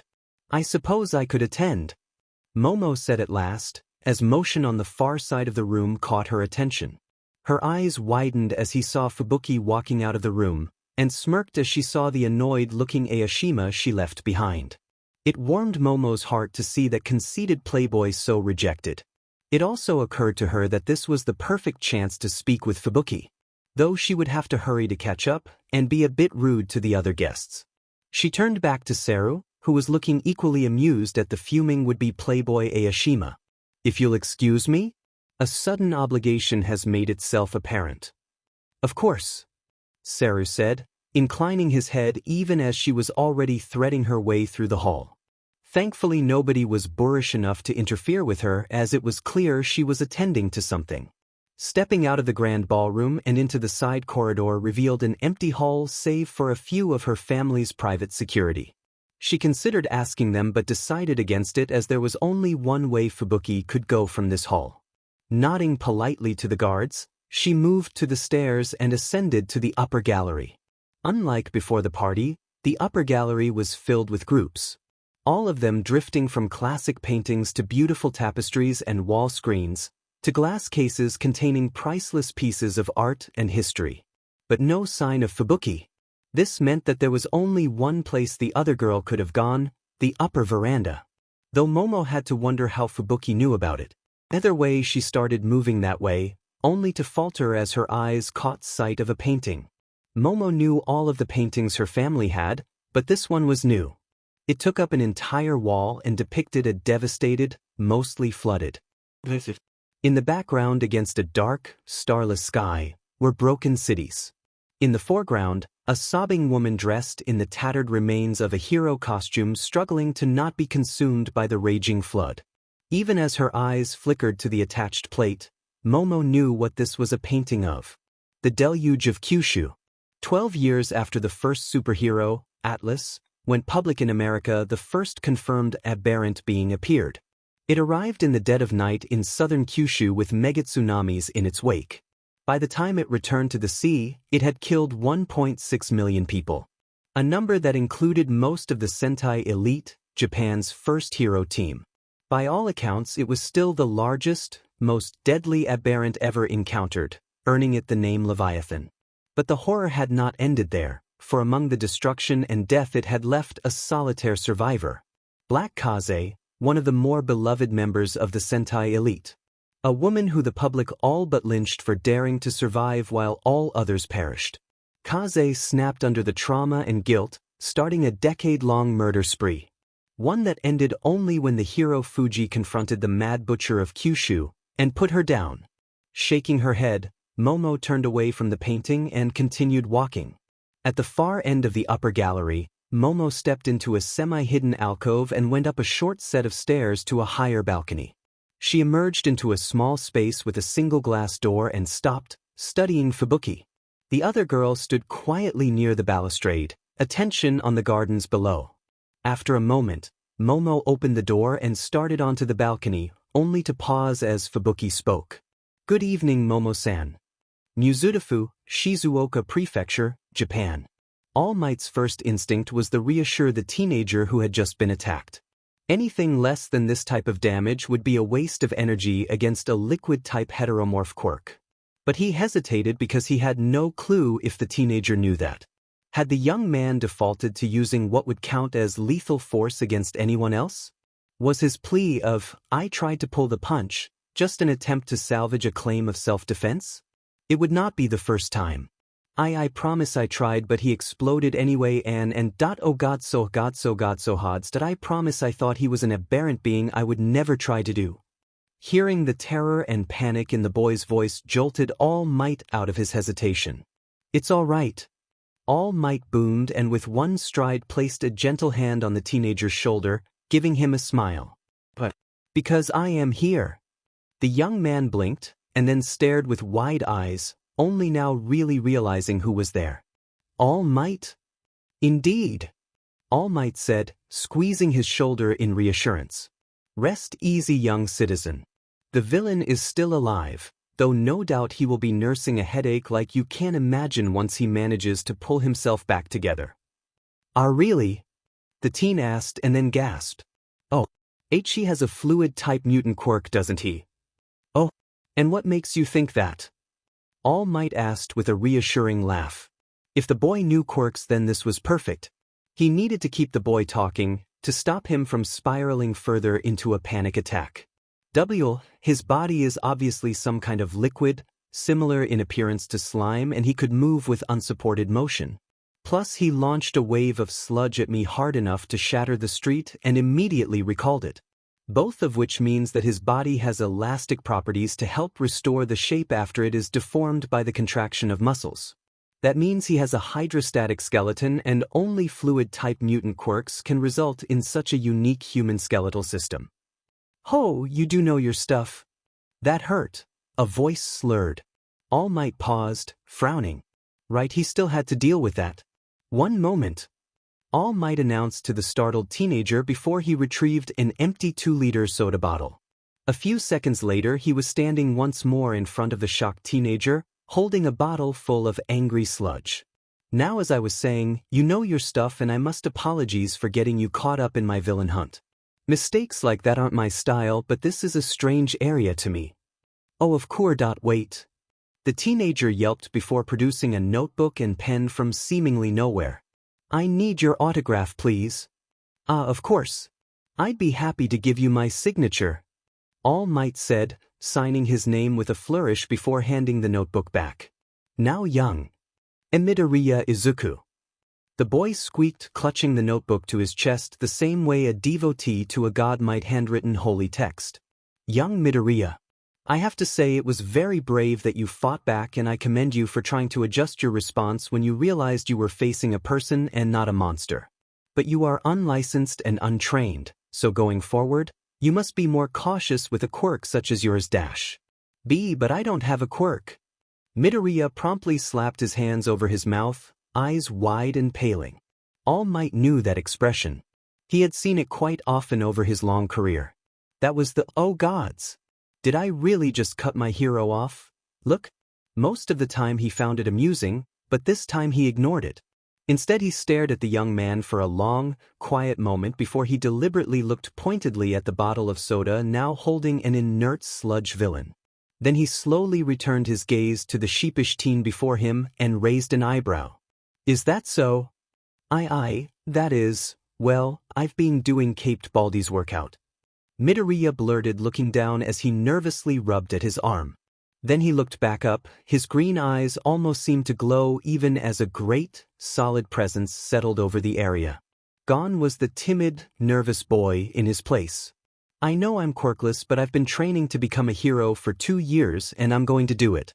I'm going to be as strong as you and protect everyone with a smile. The beat. Then Midoriya collapsed into a blushing, stammering mess of apologies. But for a moment, just a moment, Toshinori got a glimpse of something. Something powerful. A man with convictions as firm and steady as bedrock. Toshinori smiled, wondering if this was what it was like when Nana saw him. But it also struck him just how young Midoriya was. 16 or 17. Painfully young. Those wide, green eyes are so bright and full of life. But Toshinori could also see the darkness shading them, tainting a brilliant light. Midoriya, he had grown up quirkless, and it had been hard. But things were even harder now. The quirkless were even rarer in Midoriya's generation. Toshinori's hands clenched into fists, thinking about some of the incidents he had heard of and witnessed in the last 2 decades. Young broken bodies on bloody, cold pavement from quirk chasing. Of small, still bodies in bathtubs because families could not bear the shame of having an unripe plum. All Might. Toshinori snapped out of his dark thoughts and noticed the worry lines between the young man's eyebrows. Sorry young Midoriya, I was lost in thought. The boy's face smoothed out at that, his posture relaxing. So then I guess I'll have to pay up next time I see Bang. It's a good thing he's so fond of IB soup, Toshinori said, hiding his thoughts behind a smile. Bang? Midoriya asked, his eyes widened. Wait, you mean Silver Fong? The former number 3 hero? One of the greatest masters of the martial arts world? The only person to ever win the number 1 under heaven martial arts gathering, the World Warrior Tournament, and the King of Fighters Tournament all in the same year. Did he really take down both Haydn and Carnage from the House of Red without backup during that raid 2 years ago? Ho, you really are a fanboy.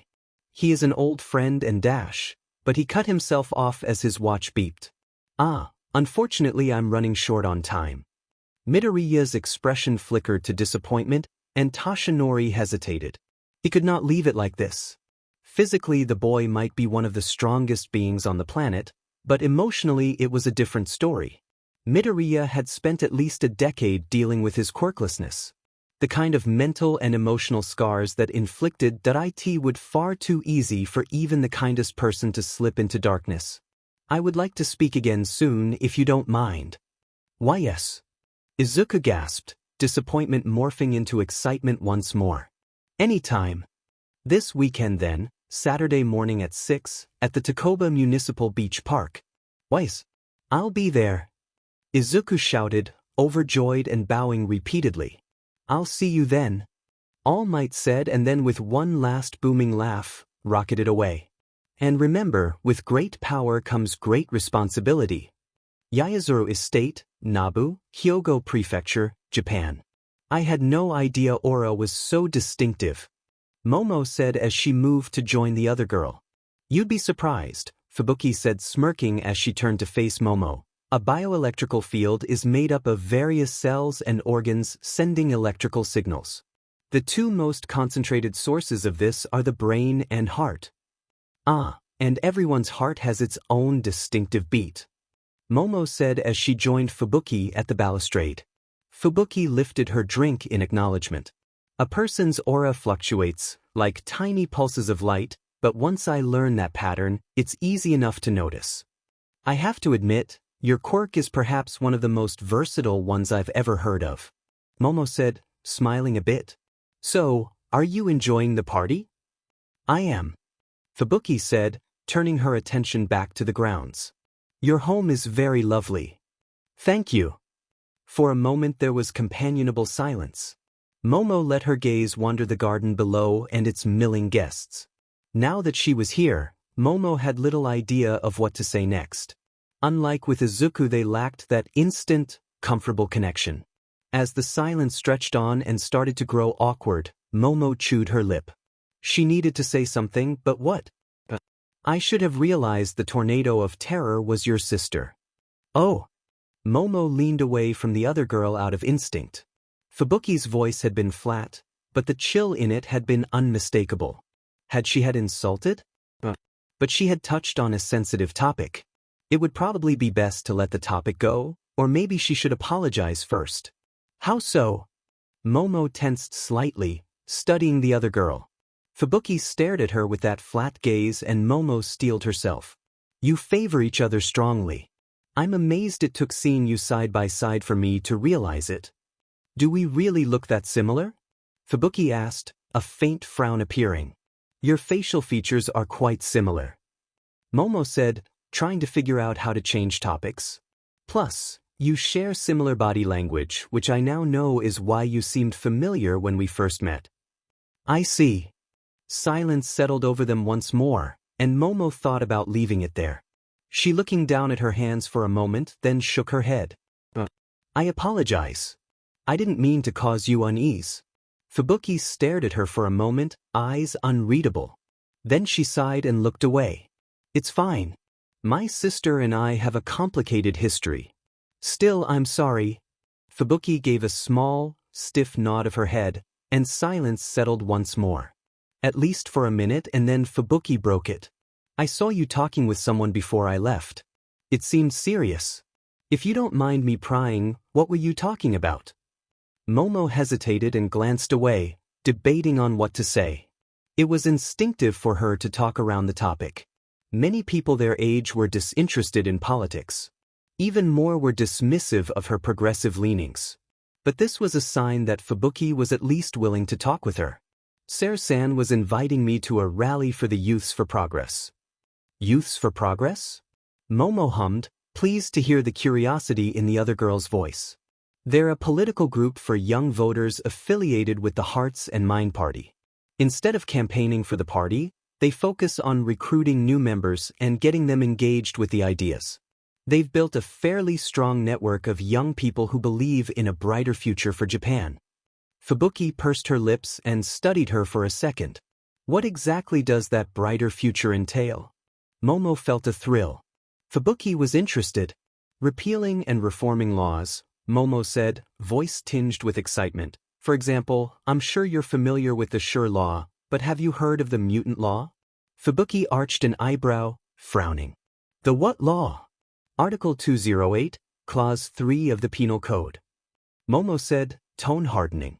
The use of a quirk in the commission of any crime shall be deemed a threat to the safety of the general public, and will be subject to immediate and indefinite imprisonment along with a fine of not more than 1 million yen. Are you trying to tell me that if I had a mutant quirk and jaywalked it would be enough for me to instantly be declared a villain and all due process? Thrown out the window? Yes. I see. Fubuki said, her eyes flashing with blue-green light. Mutant law indeed. Momo nodded. Something tells me I wouldn't like the other laws. No, you wouldn't. Momo said, her expression growing serious. Each one is highly restrictive and designed to suppress quirks, all in the name of public safety. Perhaps in the Dark Ages when they were written, those laws did just that, but not now. Now all they do is give the illusion of security and safety, while stripping away our freedoms and erasing a part of our identity. So, if the Youths for Progress support repealing or revising these laws, why aren't you a member? Momo sighed. 2 reasons. First is because, unlike me, the majority of the members don't want to revise any of the laws. They simply want to abolish them, and while I can support removing a great many, not all need to be abolished. We can revise some and make them work for society. Second, and more concerning, they place all of their energy and effort on ensuring the hearts and party gains a majority. Anything that doesn't support that or advance their cause is considered either a waste of time or helping to support a rotten system. Fubuki nodded, but frowned, looking momentarily conflicted. Then her expression smoothed out and Momo wondered what she was thinking. Was this reminding Fubuki of something in her past? Momo hesitated, wanting to ask but uncertain if she should, only for Fubuki's phone to start ringing. You put up walls but I can break him, I just want to scream out loud, nothing's gonna stop me now, I know who I'm meant to be, never gonna slow me down. Excuse me, Fubuki said, pulling her phone from her clutch purse and answering. Izuku. Momo blinked, curious as to why he would be calling and surreptitiously leaning forward. All she heard was his muffled voice, so quiet that Momo could not make any of the words out, but he was talking fast. Which alone did not make her worry, he only talked fast when he was excited about something and the odds of him getting into another dangerous situation. What do you mean you attacked by a villain? He was what? Momo yelped, eyes widening and a chill sweeping down her back. Fubuki nodded, giving her a dull look, even as she put Izuku on speaker. You heard her start from the beginning. I was walking home from school and this sludge villain jumped out at me from the sewer. I thought it was an aberrant at first and I started to punch, but then I realized it was a person so I tried to pull my punch, but he exploded anyway from the wind pressure. You exploded someone? Momo asked, paling even as her mind started racing on which family lawyer to get for his defense. Clearly this was a case of self-defense, so it'd probably be best to get. I did. Izuku chirped happily, derailing her thoughts. Deep breath. It was fine. They could argue temporary insanity. But it's okay, he had a fluid mutant quirk so he'll just pull himself back together. Izuku continued as if he had not avoided killing someone by a fluke. Anyway, then All Might showed up dash. All Might? Fubuki asked, her expression shifting to something that might be disbelief. You met All Might? Yeah. He was awesome and he signed my notebook and dash. Izuku, focus. Fubuki snapped, silencing the boy for a moment. Sorry, anyway, so he showed up right after and talked me down from freaking about exploding him and then he scooped the villain up as he was reforming and we talked for a bit about being more cautious and then he had to leave, but he said we needed to talk more and agreed to meet up Saturday at Tacoba Beach. When Izuku stopped talking, silence settled over them. For a long moment Momo stared at the phone and then slowly, she looked up to meet Fubuki's gaze. It comforted her to know that they were both equally stunned. After another moment, Fubuki spoke. I see. Thank you for calling to tell us Izuku. We have to get back to the charity event, but I'm sure we'll be calling back as soon as it's over, to talk about everything. Okay. Izuku chirped and hung up. Silence. What just happened? Izuku just got a private meeting with All Might. Yes, Momo said, blinking, but that I mean. Sorry, it's just amazing. I know. Fubuki agreed and then chuckled. His head didn't explode after all. April 12, 2181. Mizudafu, Shizuoka Prefecture, Japan. Izuku was fairly vibrating in his seat as his bus grew ever closer to its destination. He kept glancing out the window, trying to catch a glimpse of his final destination. Why was the bus so slow? No, it was fine.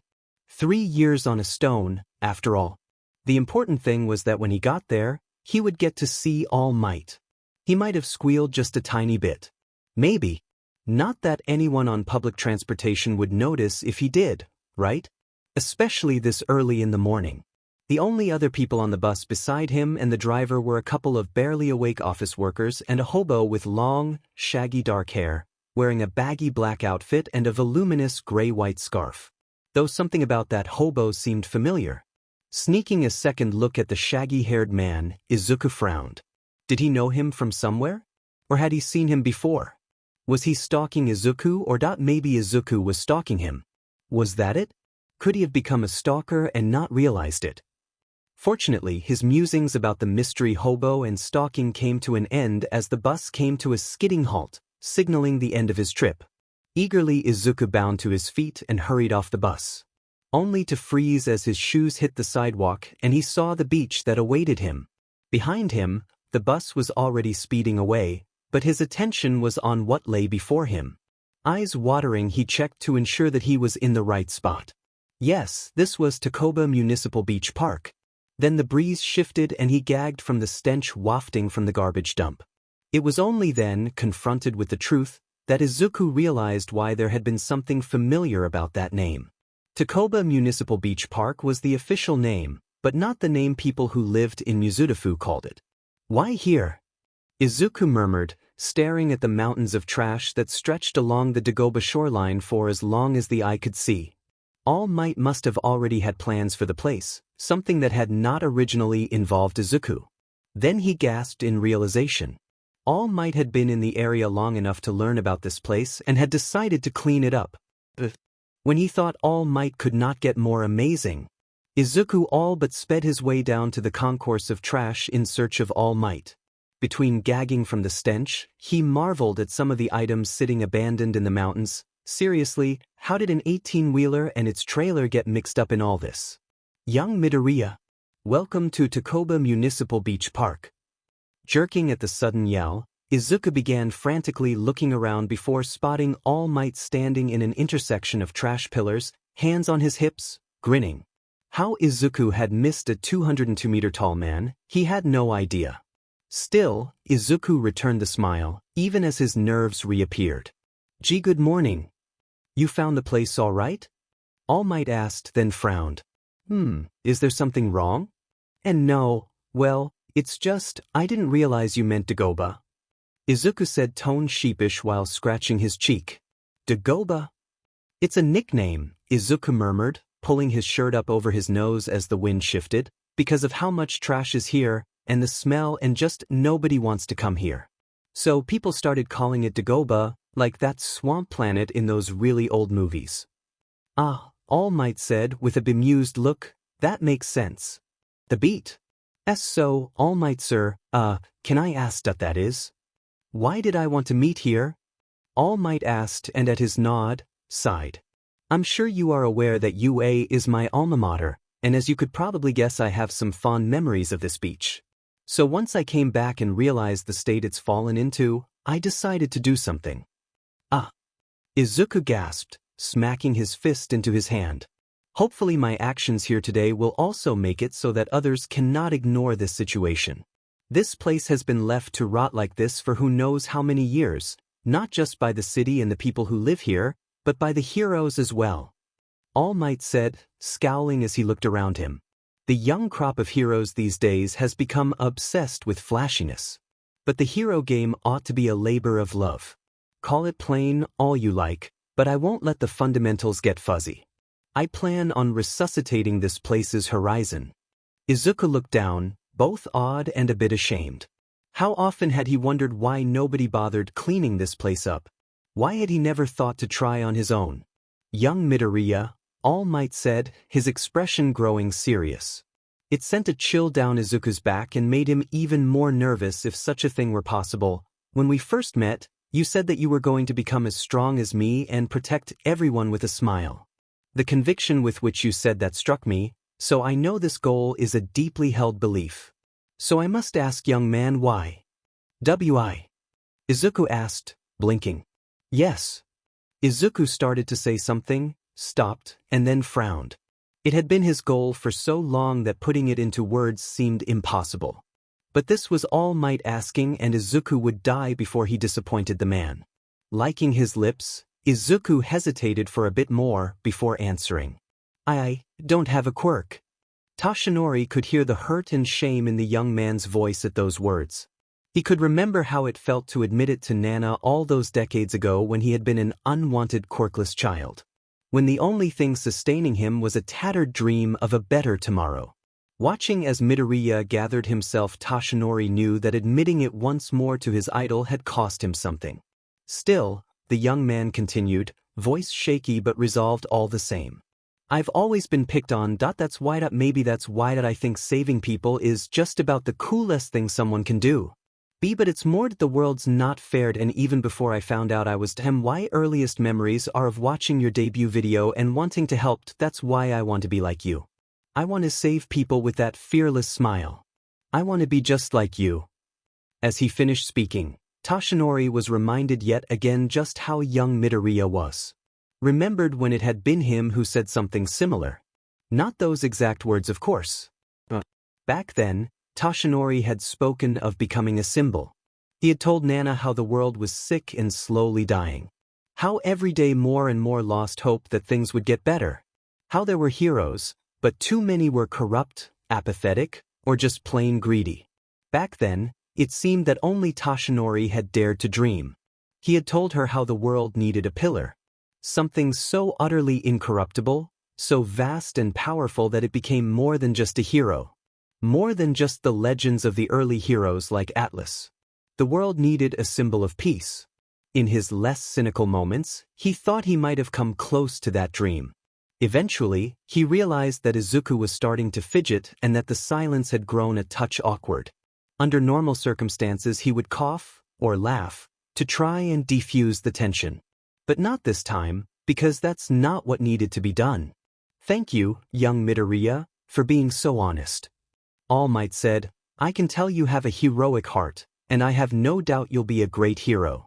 So in return, let me tell you the truth of my smile. It is not nearly as fearless as you think, because the reality of being a hero is that for every person we save or help, there are others we fail. Sometimes we are too late, or there is simply nothing we can do. I smile because it's more than the lives I'm trying to save. It's hope. Midoriya looked stricken, and Toshinori hated that, but he had to be honest. And I want you to remember this, Toshinori continued, reaching out to place his hand gently on the young man's head. You can be the strongest man in the universe, but unless you have the heart, you'll never be anything more than a pretender. Midoriya nodded, furiously wiping at his eyes. I promise I'll remember. Good. All Might said. Now come along, young Midoriya, we have a beach to clean. Why yes. Aichi Arena, Meijo Park, Kita Ward, Nagoya City, Aichi Prefecture, Japan. I want to thank you for allowing me to share this wonderful day with you. Your courage and ideals exemplify what the Hearts and Minds Party wants for our nation. I also want to thank Shinobi-san and the Youth for Progress leadership for arranging this and for all their hard work. The talent and dedication they possess is truly praiseworthy, and they have earned the eternal gratitude of future generations. Representative Koka Hannibata looked like a respectable politician. He wore a plain but well-tailored, black business suit with a crisp white shirt and black tie. His long black hair, thin eyebrows, and mustache were all carefully styled. His angular nose lent him an air of nobility, though his glasses with their tinted purple lenses detracted a bit from it. His words were steady and crisp, enunciated with a Yamanote accent. But something about his voice was odd. There almost seemed to be a buzz to it. This is our largest rally yet, and I'm proud to announce that the Hearts and Minds Party took 40 seats in the recent elections. 40 out of 248. While we have not yet reached our ultimate goal, we have made significant strides forward. Standing here before you today fills me with humility, knowing that you have bestowed upon us your faith and trust to honor the sacrifices of our ancestors." The more she listened, the more Momo thought she detected a faint Shitamachi accent as well. Perhaps he had trained himself to suppress his original accent? Yes, he must have.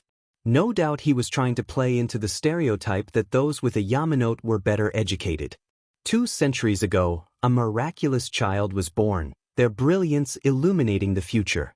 Of course, the world refused to accept that shining beacon, plunging us into an era of chaos and suffering that lasted for 60 years. Across the globe, as well as within our homeland, the gifted were hunted down and oppressed. Their remarkable talents subjected them to systematic repression that threatened to choke the world.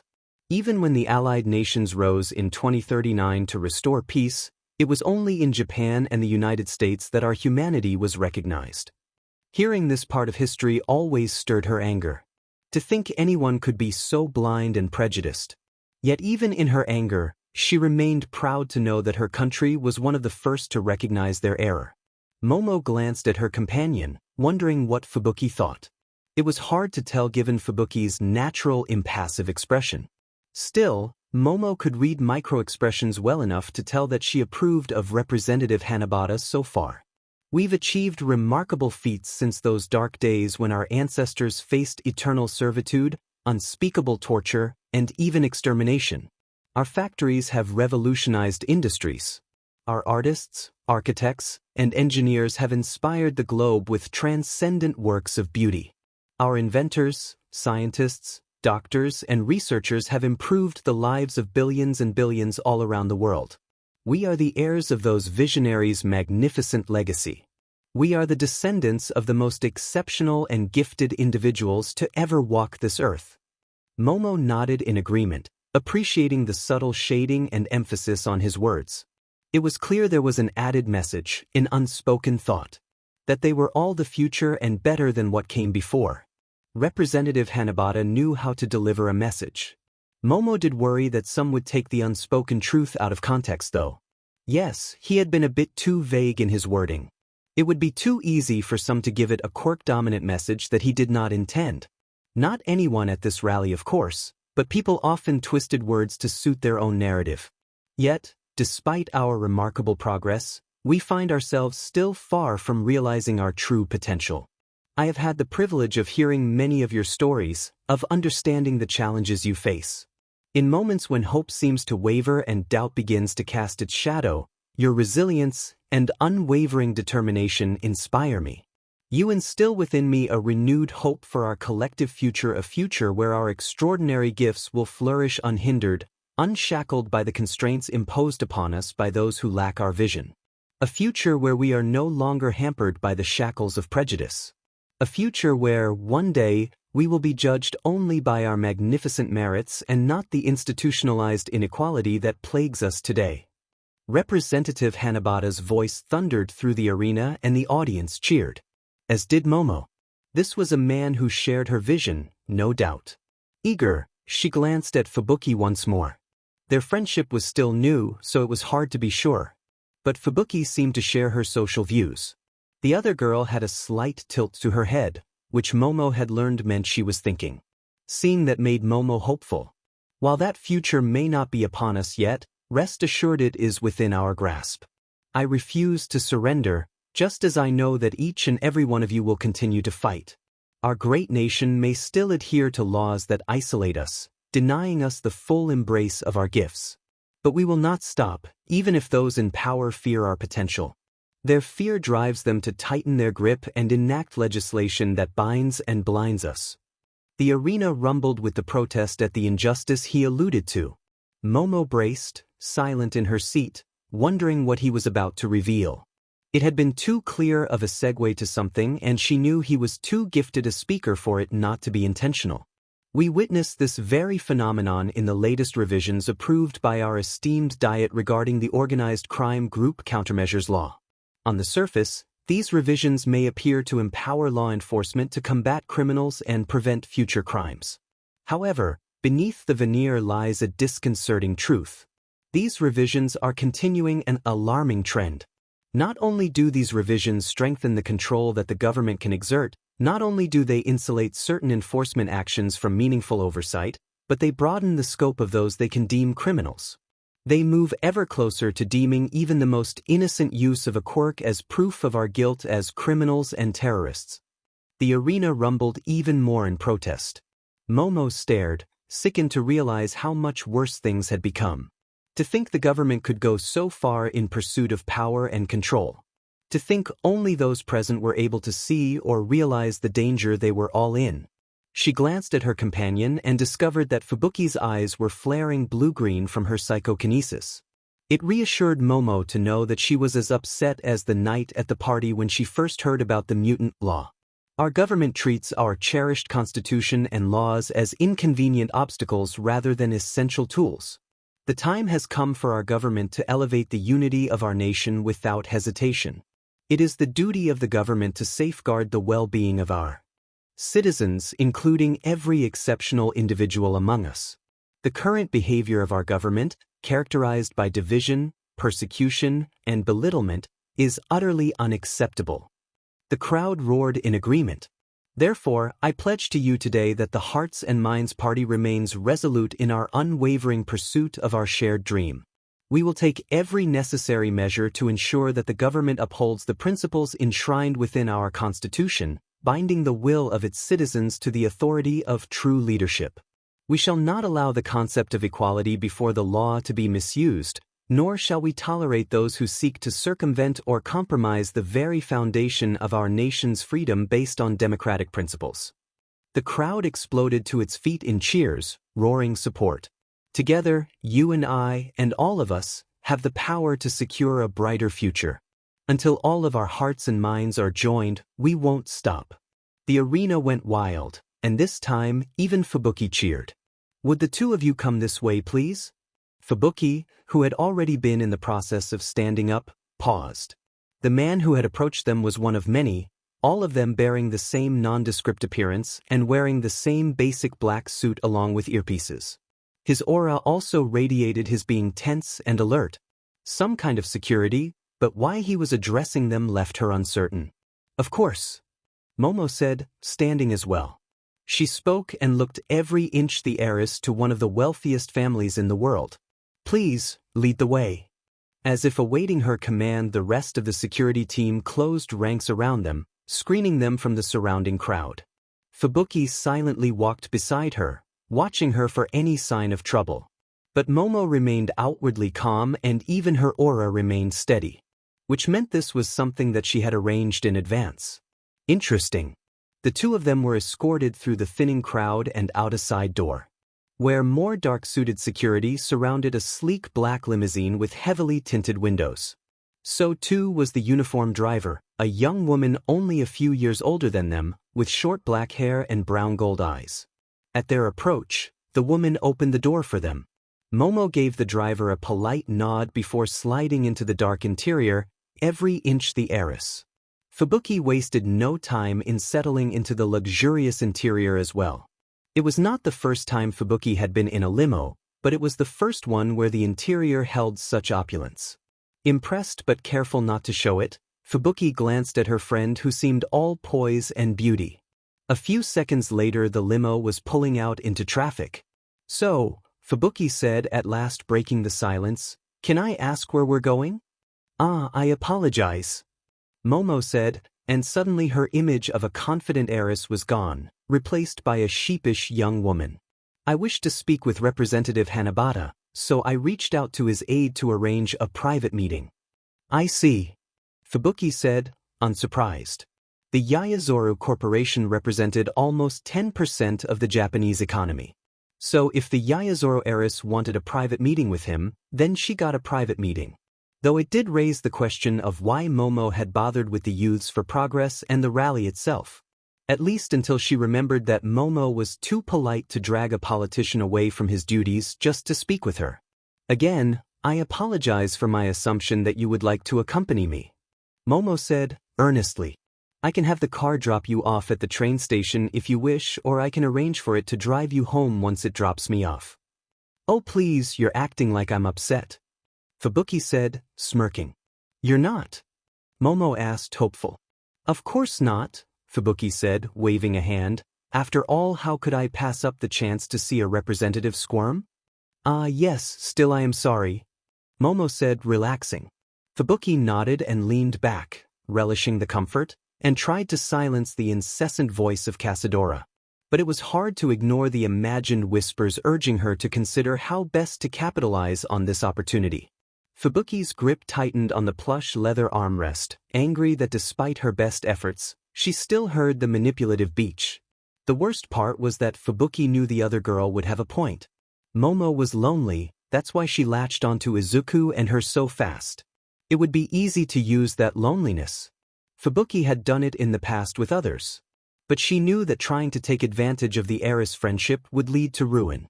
Plus Izuku's look of disappointment would be too hard to deal with. As she gazed out the tinted windows at the passing scenery, Fubuki almost snorted. When she met Izuku at that train station, she had not thought much of him. A strange, nervous, shy muttering boy. How funny that his imagined disappointed gaze was now a strong enough motivator to keep her from straying from her rediscovered dream of being a hero. Huffing, she tried to turn her mind from Izuku and Casadora by focusing on the speech she had just heard instead. Representative Hannibata had been well-spoken and passionate. Yet something about his words bothered her. She had peeked at his aura during the speech, but it had been unhelpful since she was not familiar with him. The more she thought about it, the more certain she was that there was something beneath his words. But what? He said all the right things and even seemed to believe what he was saying. At least as best she could tell. So what was it that was bothering her? Lifting her hand, she began letting the blue-green energy of psychokinesis flicker over her fingers. She watched the flowing energy, letting her mind relax, knowing that it would come to her in time. He had addressed everything wrong with society as it stood, or at least he had done so indirectly. He had spoken so passionately about societal change and equality. So what was it that was bothering her? Her fingers stilled, the energy of her quirk winking out, as she realized the problem. Fubuki's gaze shifted to Momo and wondered if she had noticed the same unsettling tone of the speech. But before she could ask, her phone began to vibrate in her purse. Seeing Momo now had her phone out, Fubuki retrieved her own. Unlocking it, Fubuki arched an eyebrow at the notifications awaiting her. How curious! Her social media served as a way to keep track of her sister Tatsumaki and other notable pro-heroes. But after the incident with the aberrant beings and the slime villain, she had added a new hashtag to try and keep track of Izuku. Clicking on the notification took her to Instapic and a picture of Izuku and All Might. The pair was surrounded by mountains of trash marring what looked like the shoreline of a beach. Both of them were hefting junked cars, sharing a laugh. Judging by Izuku's open expression, whoever had taken the picture had gone unnoticed. Beneath the photo was a string of hashtags. Hashtag saving the day, hashtag beach cleanup, hashtag heroes of the environment, hashtag together we difference, hashtag all might, hashtag cleaning up Tacoba, hashtag minimight, hashtag Muzutafu. Fubuki felt a surge of satisfaction. This was all the vindication she required to know that she made the right choice that day at the train station. It was also just pleasant to see Izuku looking so happy. Fubuki followed the hashtags to more pictures. Another showed All Might and Izuku as they stood side by side, talking. Behind them more of the beach was cleared, the blue water sparkling in the background. Another picture showed All Might demonstrating something to Izuku using a massive piece of junk. Another picture showed the pair talking again. Izuku's focus was intense, absorbing whatever his idol was telling him. Fubuki smirked. The noises of surprise and dismay Izuku would make when she showed him these pictures would be utterly delicious. As she scrolled through more pictures, she wondered which one would be best to start with. Maybe this one where Izuku looked like a stunned fish when other pro-heroes and civilians started showing up to help the pair? Oh my! Momo gasped, drawing out the syllables as she did. Fubuki's smirk grew at that and glanced up. And nothing, Momo said, eyes widening and face flushing, just something on Instapic. Fubuki said, nodding as she continued to flick through more photos linked to the tags. She debated on if she should tease Momo or not. She had in the past, but Izuku had been part of it. But the other girl wanted to be friends, so... You saw the one where he's wiping his face with his shirt, didn't you? Momo made a tiny squeak of dismay and flinched. Oh, that noise warmed the cockles of Fubuki's heart. It's a shame he doesn't have any social media, Fubuki said offhandedly while Momo tried to recover, though that does mean I'll get the pleasure of showing him these pictures. Or perhaps we should let him continue in bliss? Momo suggested, sheepish. And deprive me of the delicious noise of dismay he'll make? Fubuki asked, maintaining her deadpan tone. I had no idea you were such a SD. Momo blushed a bit and laughed, putting her phone away. Before the silence could linger or Fubuki could press her about the speech, the limo came to a stop. As soon as it did, Momo's friendly demeanor faded as she shifted into her role as heiress once more.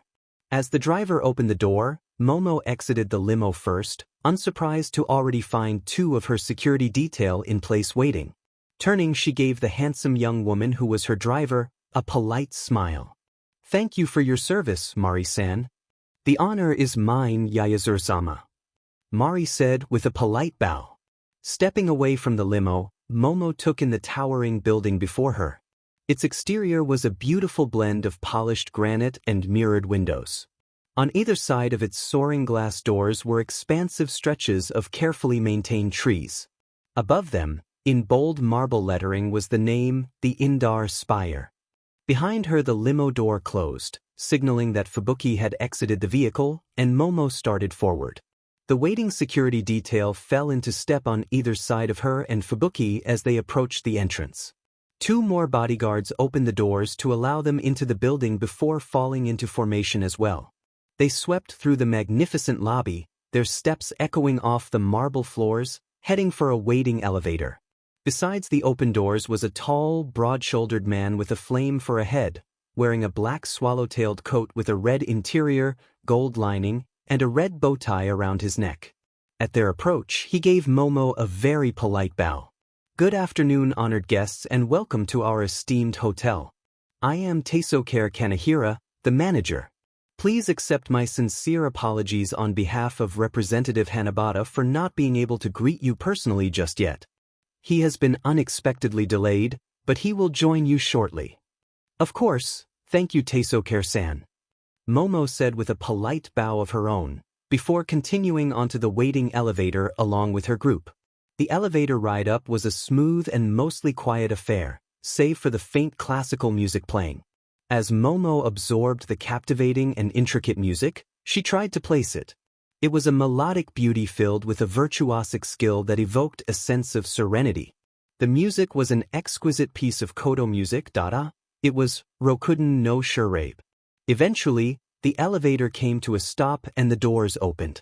Two of the security guards stepped out ahead of them and Momo strode out after them, with Fubuki trailing her.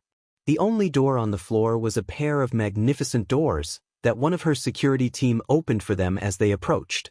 As she strode into the presidential suite, Momo raised an eyebrow at what she saw. A large, ornate chandelier hung from the ceiling, casting a warm glow across the room. Though instead of the usual diamond features, it had simple crystals. The room's gold and cream silk wallpaper featured subtle patterns and the carefully curated artwork leaned towards serene landscapes and thought-provoking pieces, while the plush carpet underfoot felt comfortable. Moving through to the living area of the suite revealed tasteful yet understated decor filling the modest space. The soft, earthy tones of the furniture and walls created a warm and inviting ambience. Behind her, Momo could hear the way Fubuki paused, clearly taken back by the modest surroundings. No doubt she had expected a politician to surround themselves with luxury. Moving through to the sitting room where her meeting with Representative Hannibata would take place, Momo noted the comfortable-looking and tastefully upholstered sofa and armchairs around a lovely mahogany coffee table. But her eyes were drawn to the panoramic windows of the space, offering those inside a decent view of the city's skyline. Altogether, the space left Momo with the positive impression that it was trying to maintain a humble, yet comfortable, space for serious work to be done. It impressed her that a hotel noted for its luxury would so carefully craft such a restrained space for public servants. Yes, she would have to give the manager Taisokare praise before they left. Well, I suppose it'll do, Fubuki observed as she, at last, entered the sitting room and approached the windows. Yes. Momo agreed, nodding in satisfaction. I find it reassuring that Representative Hannibata is staying here.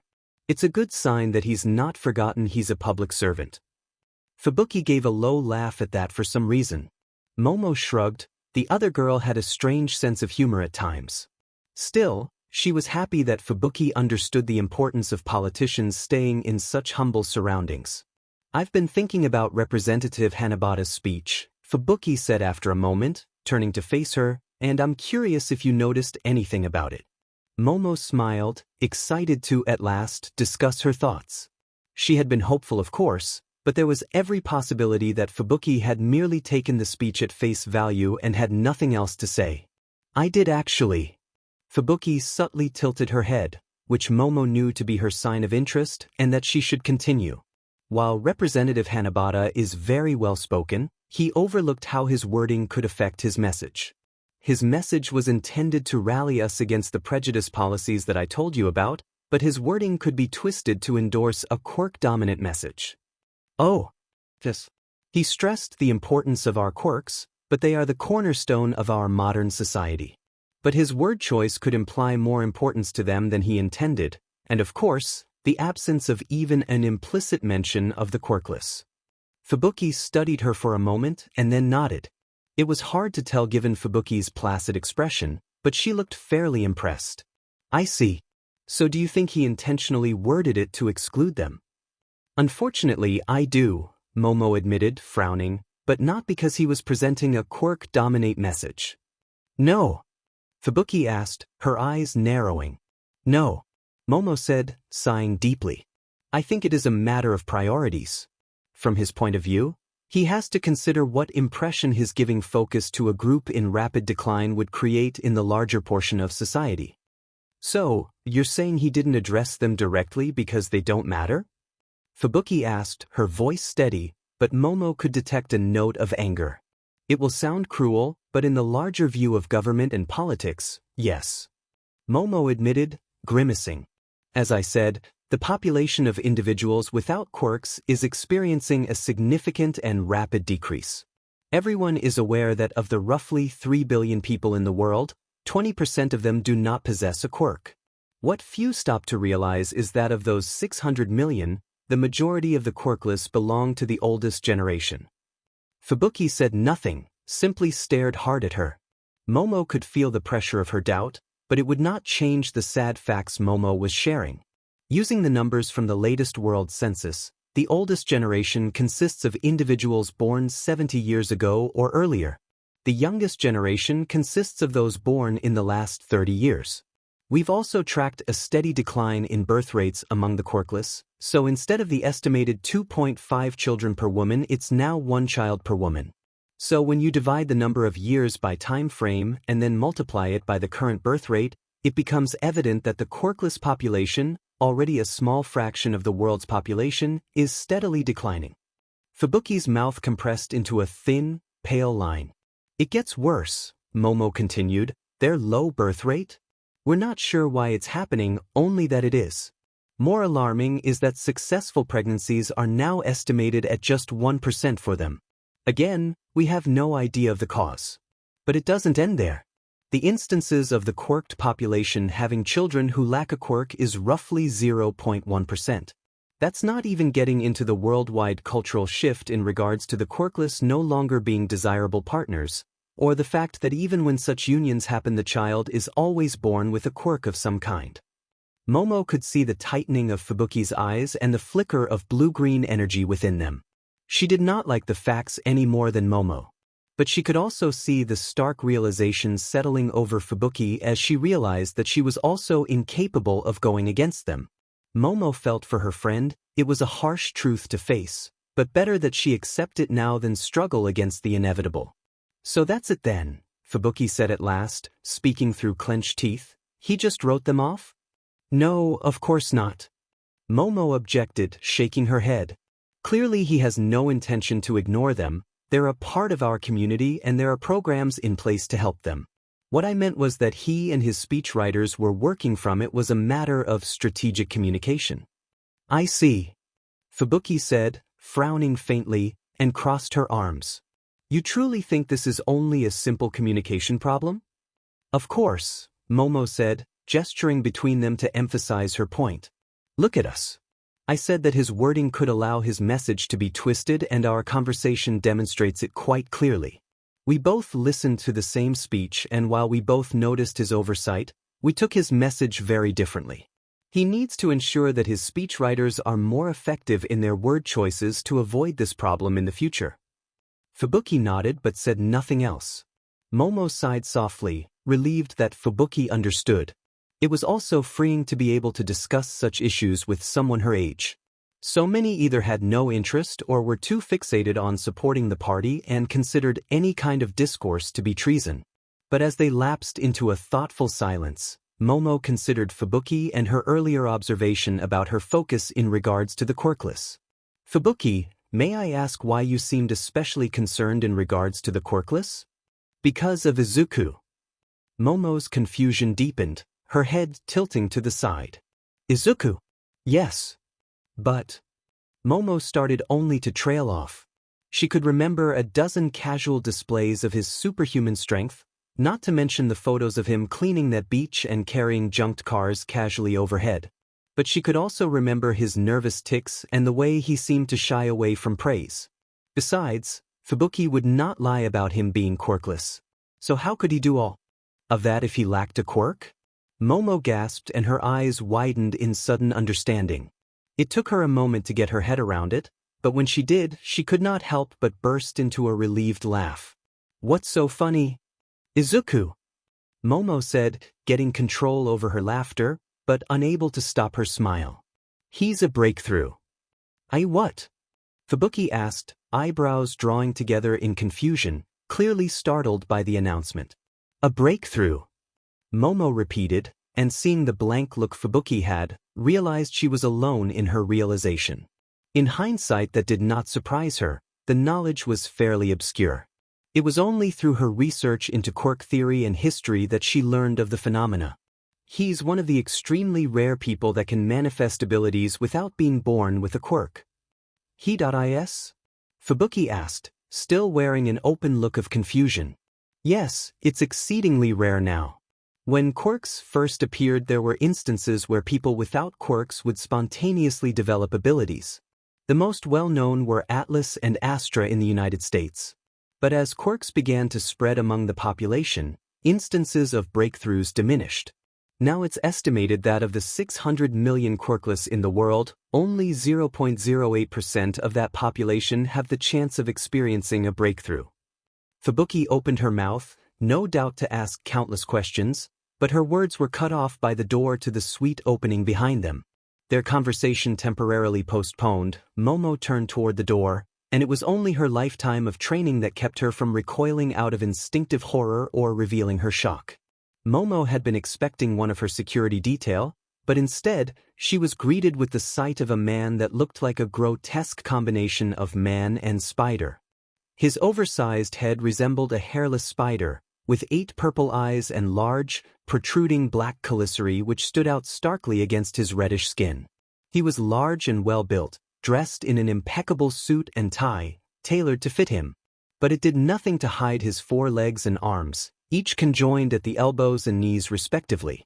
Good afternoon, I apologize for the delay, the Spider-Man said, bowing, his voice clear and well-polished. I am Kominashi Kumajiro, the personal assistant to Representative Hannibata.